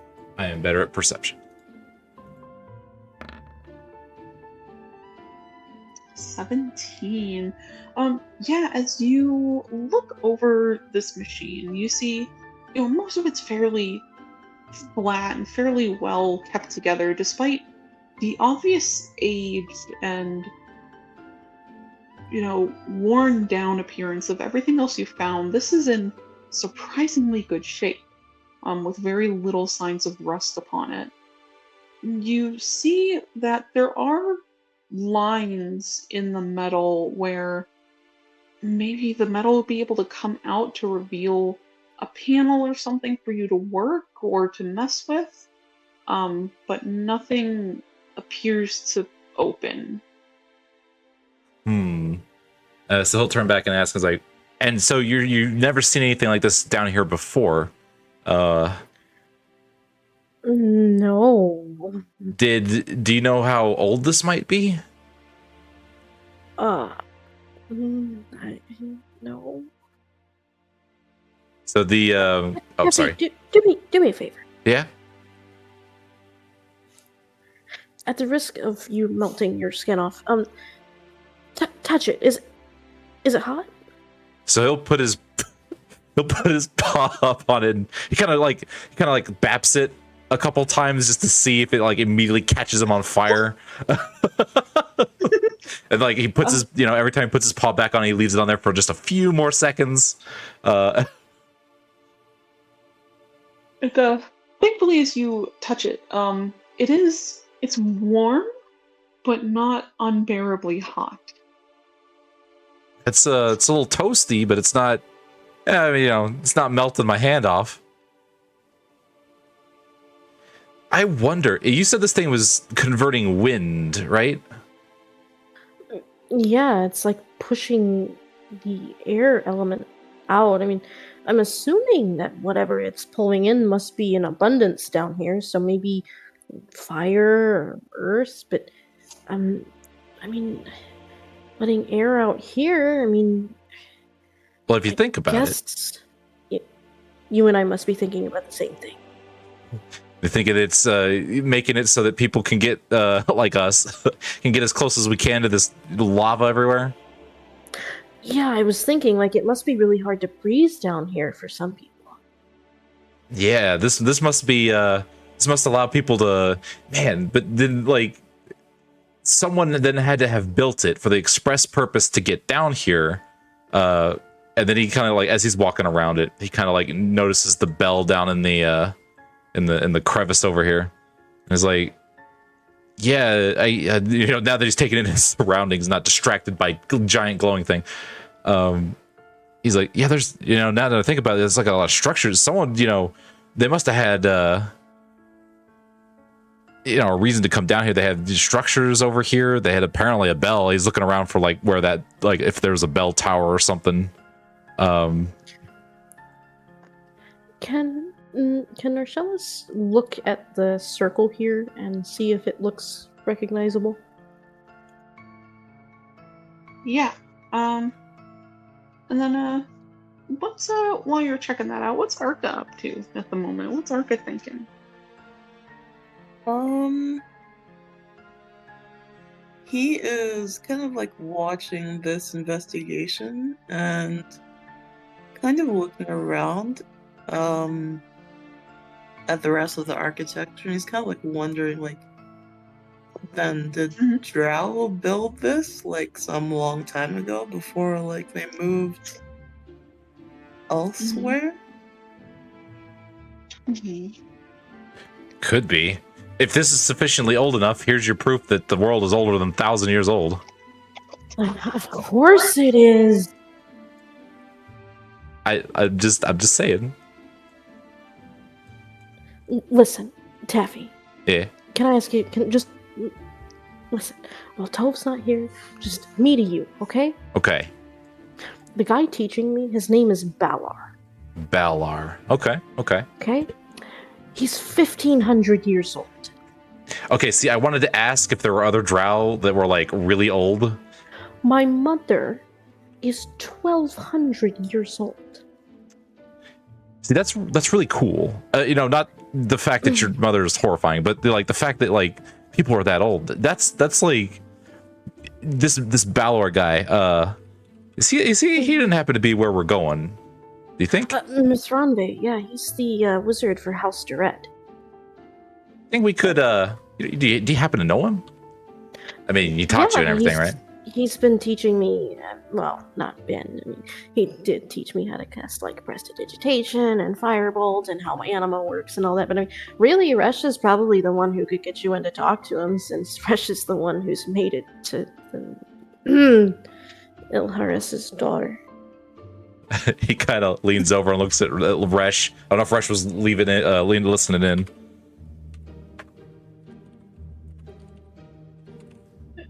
Resh is very much not paying attention to the conversation as he appears to be kind of looking down at the circular stones on the floor with his hands folded behind his back and his eyebrows creased very deeply. It's like He doesn't even respond to you guys. Resh. Mhm. So, do you think there's any chance of you getting me and Taffy here into House Direct when we're in Mithrambe? Maybe we can, like, bypass Hilarion and Ashe and just kind of go piddle around with Belar for a few minutes?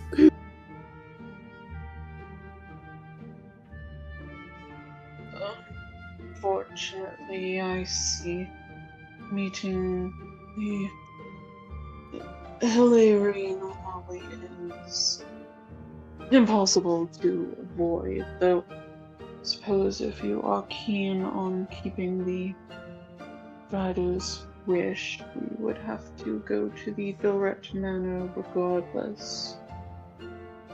I mean, I wasn't really planning on it, but I guess so. He'll turn back to her Taffy, like, I mean, hey, you know what? Between you and me, that guy, Balar, still thinks that I'm like 10 learning how to cast Prestidigitation, so it really shouldn't be that big of a problem. I don't want to impose if it's not too much of a problem. I'd like to talk to this guy. Oh, he's gonna want to run all kinds of tests on you. It's gonna be so fun. Oh, Test? You too, probably, Arca. I mean, but Tabaxi, you're just really rare, you know.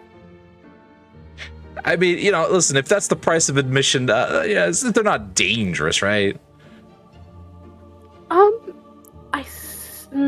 Well, you see, Mithranpe has like this, and he's getting like really, really into this. Like he's very interested in this topic. And Mithranpe has this whole big barrier, like all the way around it. And apparently, Balar is the one who actually constructed the barrier in order to.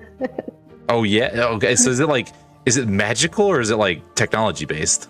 Oh, it's completely magical. It's based on the actual I forget what it's based off of, but it's really cool and it's really magical. And I'm sorry to cut you off. As Nershalis continues to ramble on about Mithranbe and the barriers surrounding the city, our other group across the chasm.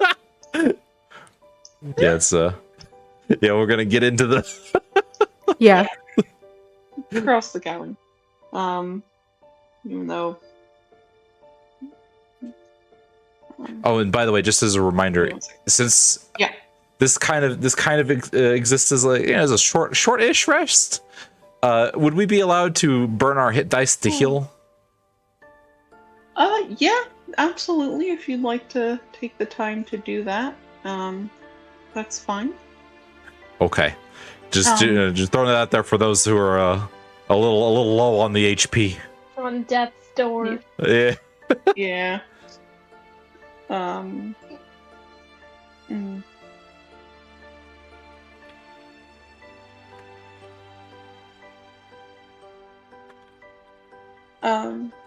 So across the cavern with the other small group, you go down the slope, getting dangerously close to the lava river, as you make your way across the flat rock that is at least safe for you to traverse upon. And you see that this large open space that's kind of a dip down in the rock, you see the snake statue appears to be overlooking an area that you're unsure of its purpose.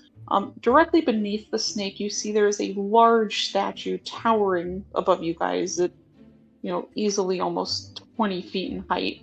It's another winged statue, very similar to the ones you had seen earlier, but in far better condition. I mean, this thing is nearly completely fine with only very small signs of wear.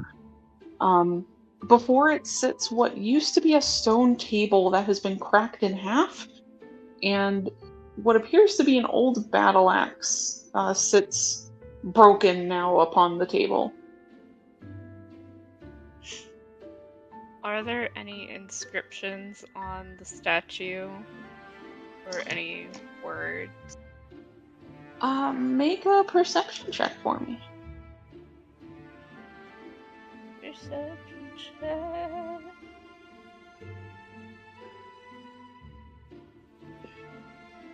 Okay. Well, nice. So, you look around the base of the statue, kind of over the whole thing, and as the both of you, actually, Tove, if you can make me a perception check as well, if you're Yep. looking at the statue. Yeah, she's looking at the statue. Okay.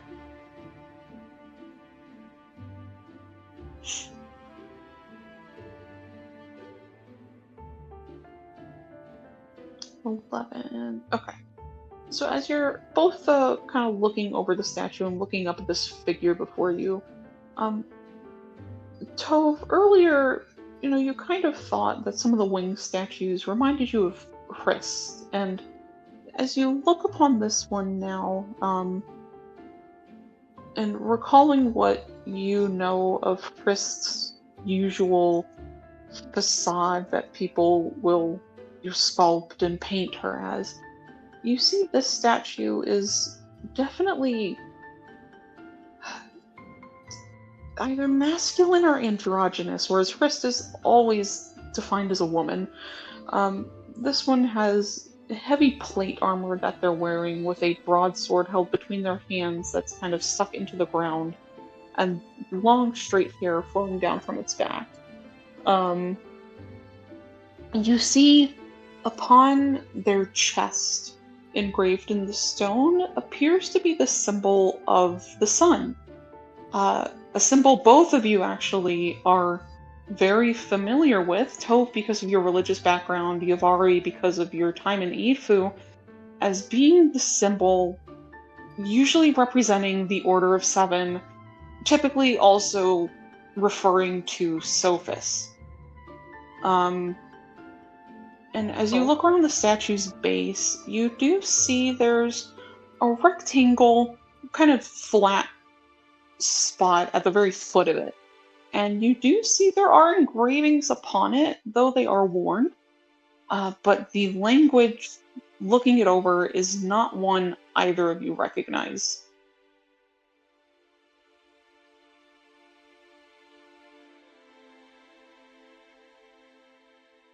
I think Tove sort of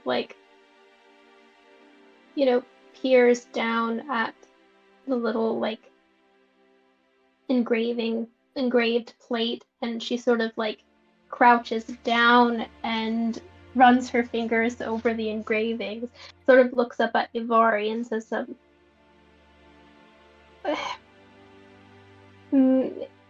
what do you make of all of this? Yavari walks up beside Tove and bends down to her level, also brushing her hand against the worn engravings.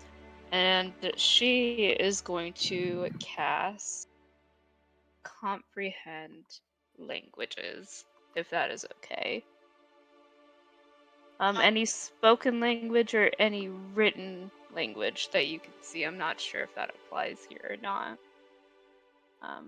You must be touching the surface on which the words are written. Yeah, absolutely. You take a moment to focus your anima and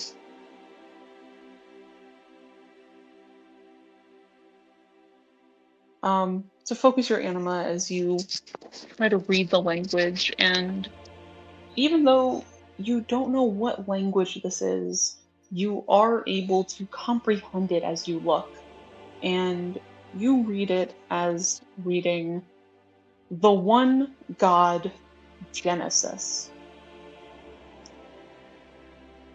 I'm gonna look over to Tove and tell her what I can comprehend from what I just drew a blank. I'm sorry, my brain said nope. we're not working anymore.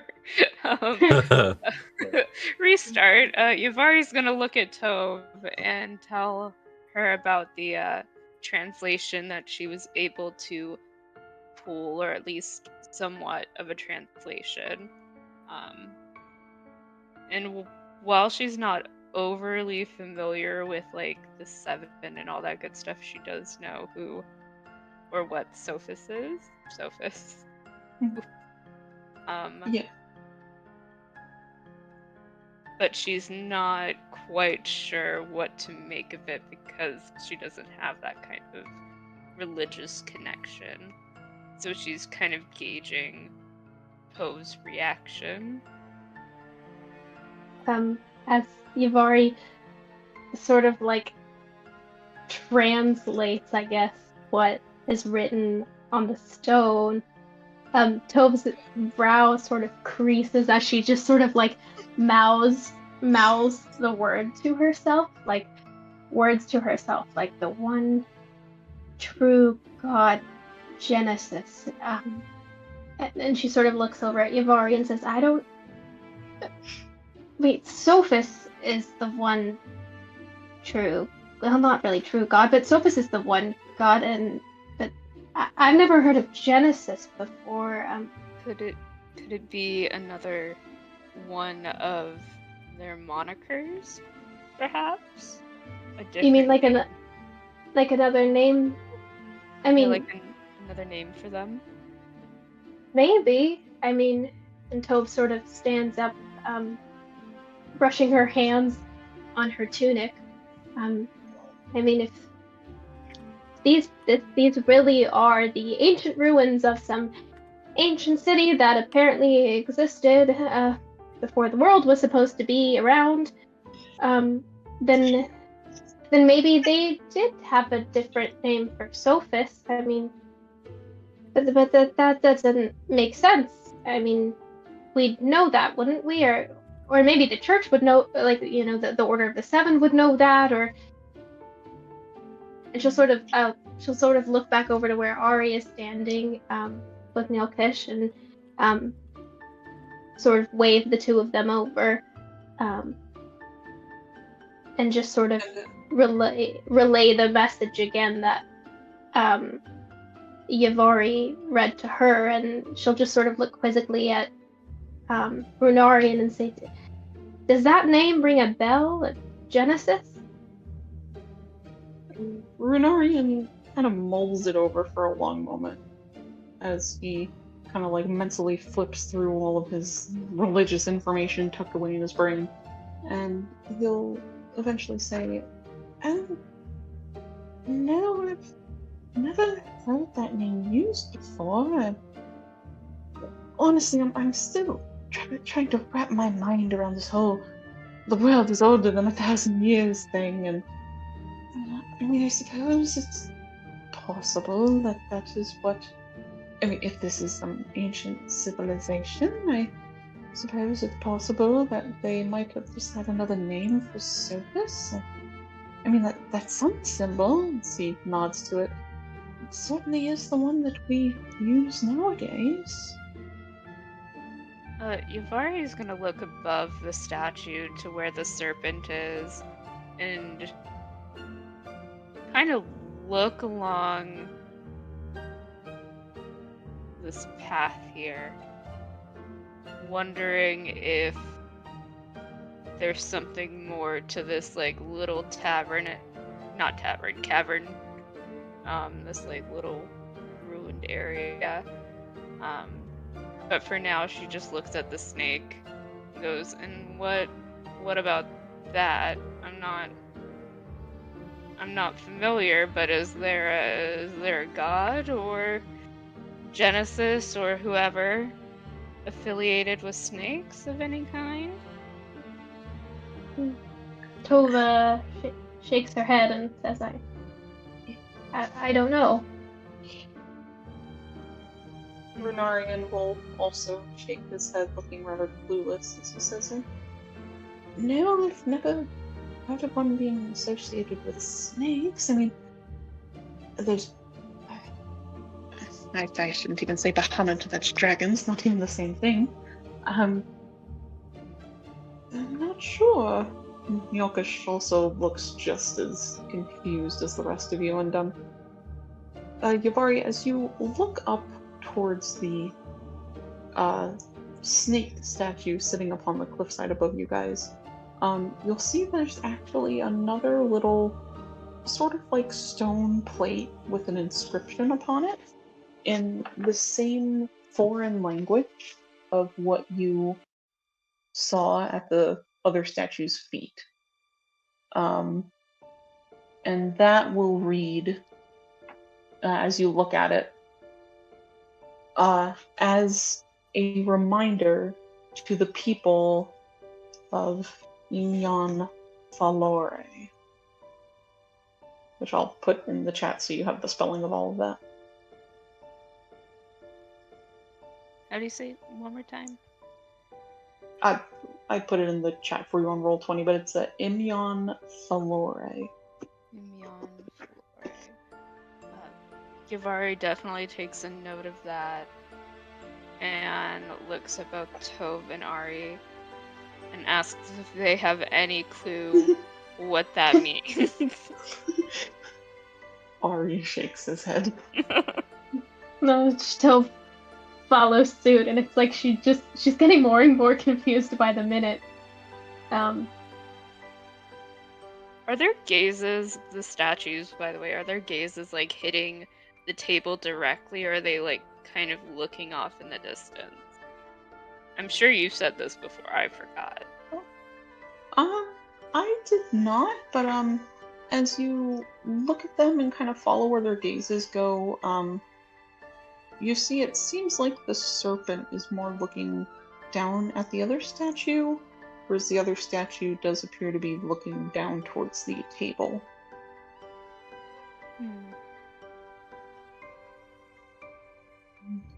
And as you examine that, Ari kind of moves a little closer to the statue, wanting to look at like the inscriptions upon both of them. And he'll tilt his head slightly to one side as he says, this language certainly isn't anything I've seen before, but it almost bears a resemblance to very archaic Elvish. I've only read some few things of it that my father took from Ymir.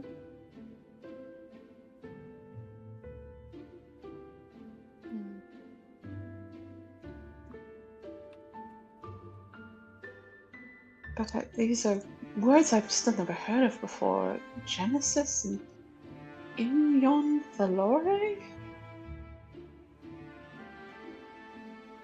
Never heard of an old Elvish civilization in the Underdark, that's for sure. Other than the Drow, of course. This is getting more confusing than I thought it would be.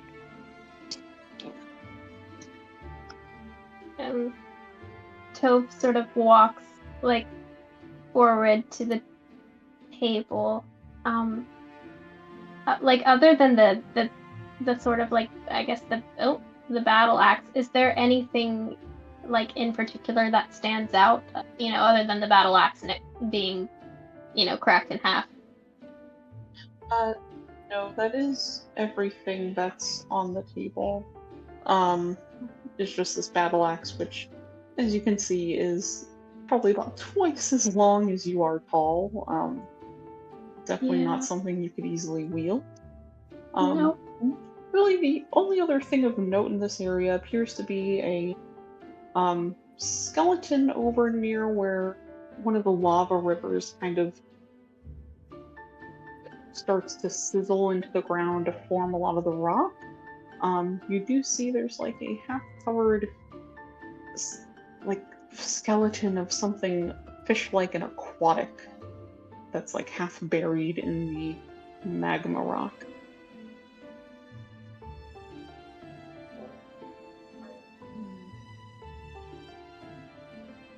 That looks interesting, but I'm already sweating so much. We don't want you to burn. Hope's hair is like sticking to her forehead. It's great. Yuvari looks like she's having a good time. She's heat resistant. Milk It is must be also so doing- nice. Milk is Oh, it also is. doing It's totally great. fine. Yeah, it's fine. But Ari will kind of speak and say, why don't we go meet up with the others? We can fill them in and see maybe what they found out about that weird thing as well. The weird thing.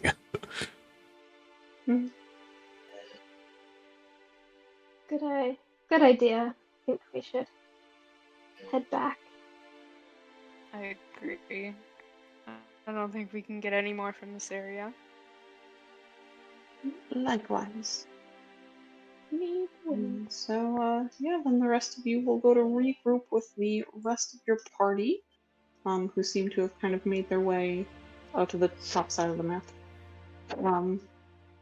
Back over towards where Enrin was awaiting their return.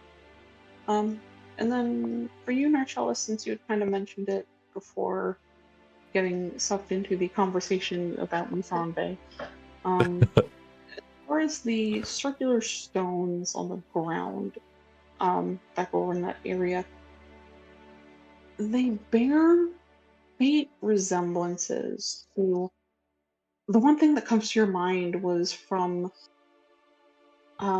back in Valvard when Taffy had been sharing with you guys the glyphs that No Land Security used, as well as the polymorph glyphs that you've seen around. Oh no. Like Philisera.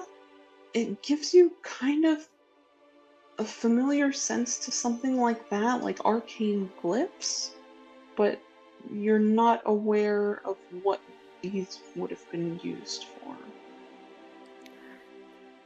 Well, as the rest of the party reapproaches, poor Taffy's ear is still being talked off as the boy's special interest has been tweaked. And they just come back to, and that's why they named the entire barrier after Falden, to keep him out. Dang. I mean, that Why makes is your dad sense. such a menace? Runarian coming into this is like, they did what? They did Oh, yeah, like this whole barrier constructed around Mithranbe. Like, apparently there's a story that he went down into the Underdark and he killed the matron mother, and like that's what started the war, right? The whole Dark War thing. So anyway, they like constructed, like Valor constructed like, this entire barrier around the city. It's called the Coranial Barrier. It's just to keep him out. This is really lovely. No, but I'm interested. No, more. I'm very interested too, but we just found some really cool stuff over there. That's confusing. Yes, Oh, we did. Sorry. No, you're totally. But I mean, you can keep going if you want to. No, what'd you find? Well, there was this statue, and Yuvari was able to read. Was it reading? I don't really know if it was reading. You could just know what the inscription said, and Inscription. So Yuvari steps forward and just makes a huge recap of what the language or what the inscriptions said, and also expressed her confusion about not understanding half of what was being said, but knowing that it's an important piece of information that hopefully they get to solve, because it is very confusing to see fish things in the middle of like a volcano. After hearing that, Taffy's like, huh. And he pulls out the little rock he found with the inscription. It's like, this, like, does it look like any of this? As he hands it over to Yuvari.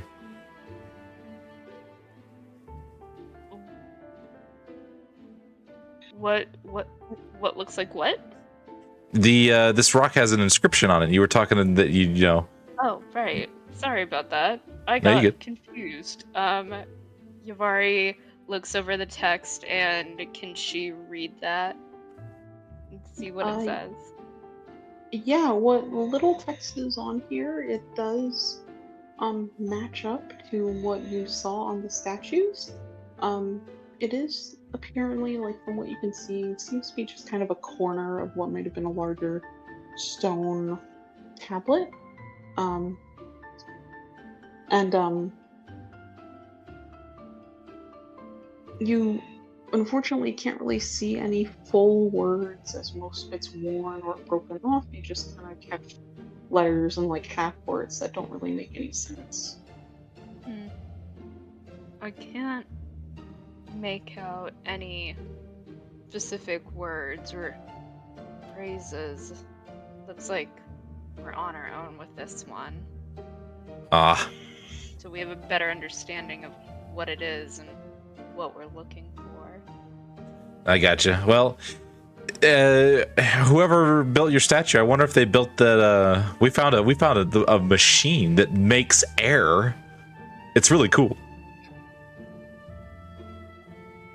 Interesting. Taffy's like, he's looking like he's expecting someone to get all so excited about.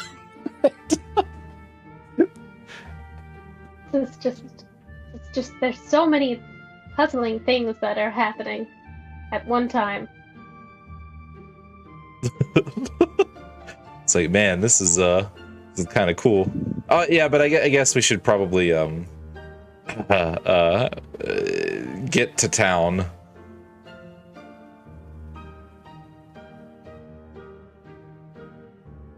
Yes. Give me just a second because now I have to find Sunday. We should be done after this description.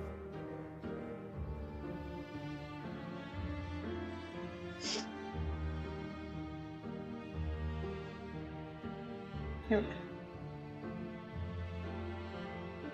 Okay. Okay. Yeah, so then you all... Sorry. Bless you.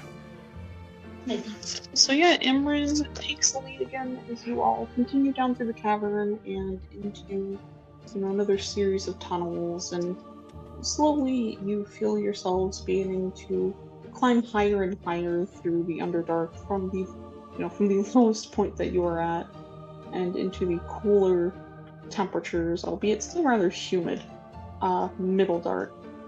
And you leave the lava behind, slowly replaced by mostly familiar fauna and flora of glowing mushrooms and glowing moss clinging to the walls.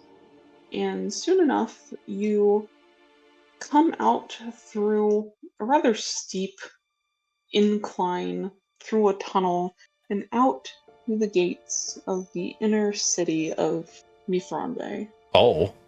Switch it. And it's going to be down at the very bottom of the map, Taffy. That's where you guys are. Oh. These maps are so pretty. And before you all is a sprawling city far greater than anything any of you have seen before. It is towered over by glittering and glowing mushrooms that act as the city's main source of light, casting orange and violet rays of luminescence across the city structures. What you see before you upon emerging from the crevice is only the city center.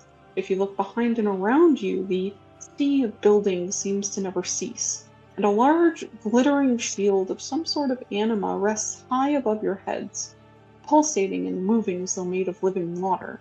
The city is massive.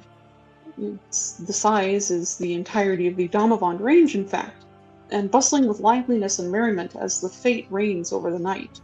It is the Night Court Feast, a course of several weeks meant to celebrate the reign of not Lolth, but another god over the city, which is made clear by the tabards and flags that are held or waved over the city proper, all of which have the same unfamiliar emblem emblazed upon their fabrics, a mask.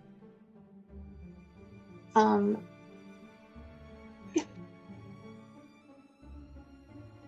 Whoa. We popped out right in the middle. That means this is right underneath the... Oh. yeah, you really did. And as you enter the city, you are met with an array of delights. The smell of every kind of food you could ever want, painted faces and dancing bodies that move with hurried, frenzied spurts of energy. You see Minotaur drinking alongside Drow and Dwarger, laughing merrily and raising their glasses, snorting through their nostrils and banging their hooves on the floor. Above you are massive trapeze sets and long, billowing curtains where acrobats twirl, fall, and swing their way across the whole expanse of the city, painted with glowing pigment that makes their bodies sparkle like stars. Everyone around you wears a golden mask, laughing raucously as bits of glitter and magic streamers seem to fall from the sky at random, never ending, and disappearing the moment they hit the ground.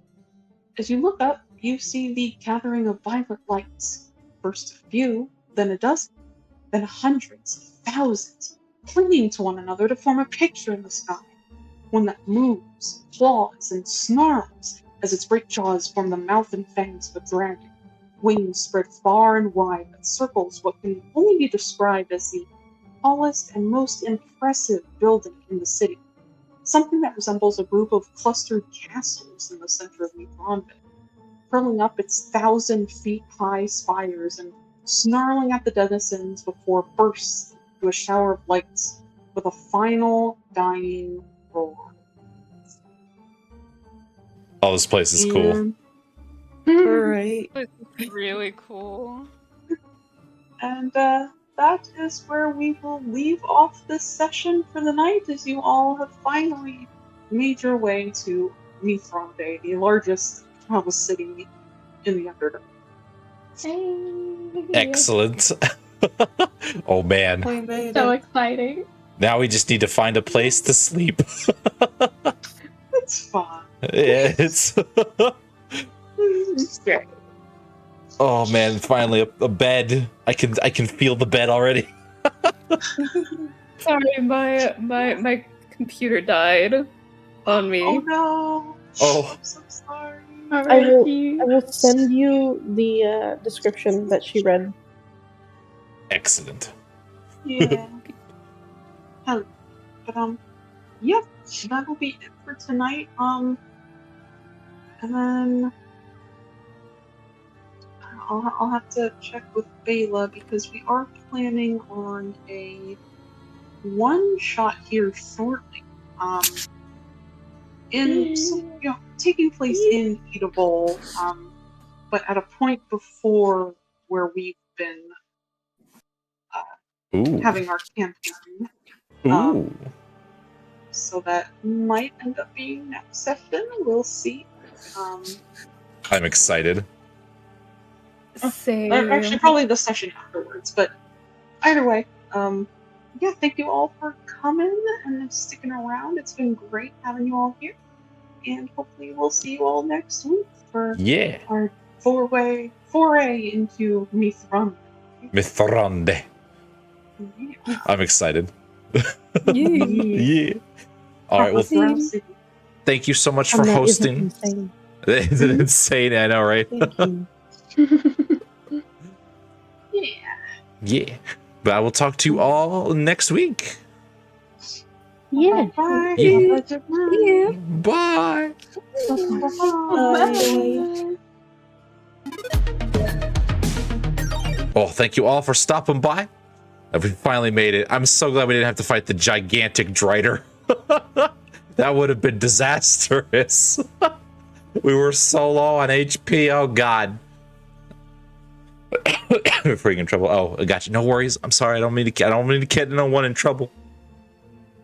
I don't know if I'll be doing anything Monday or Tuesday, but there will definitely be something happening on Wednesday. So stay tuned for that. But until then, I hope you all had a fantastic time. Have a fantastic rest of your weekend. Until next time, take it easy and stay safe out there in those Fey Wilds.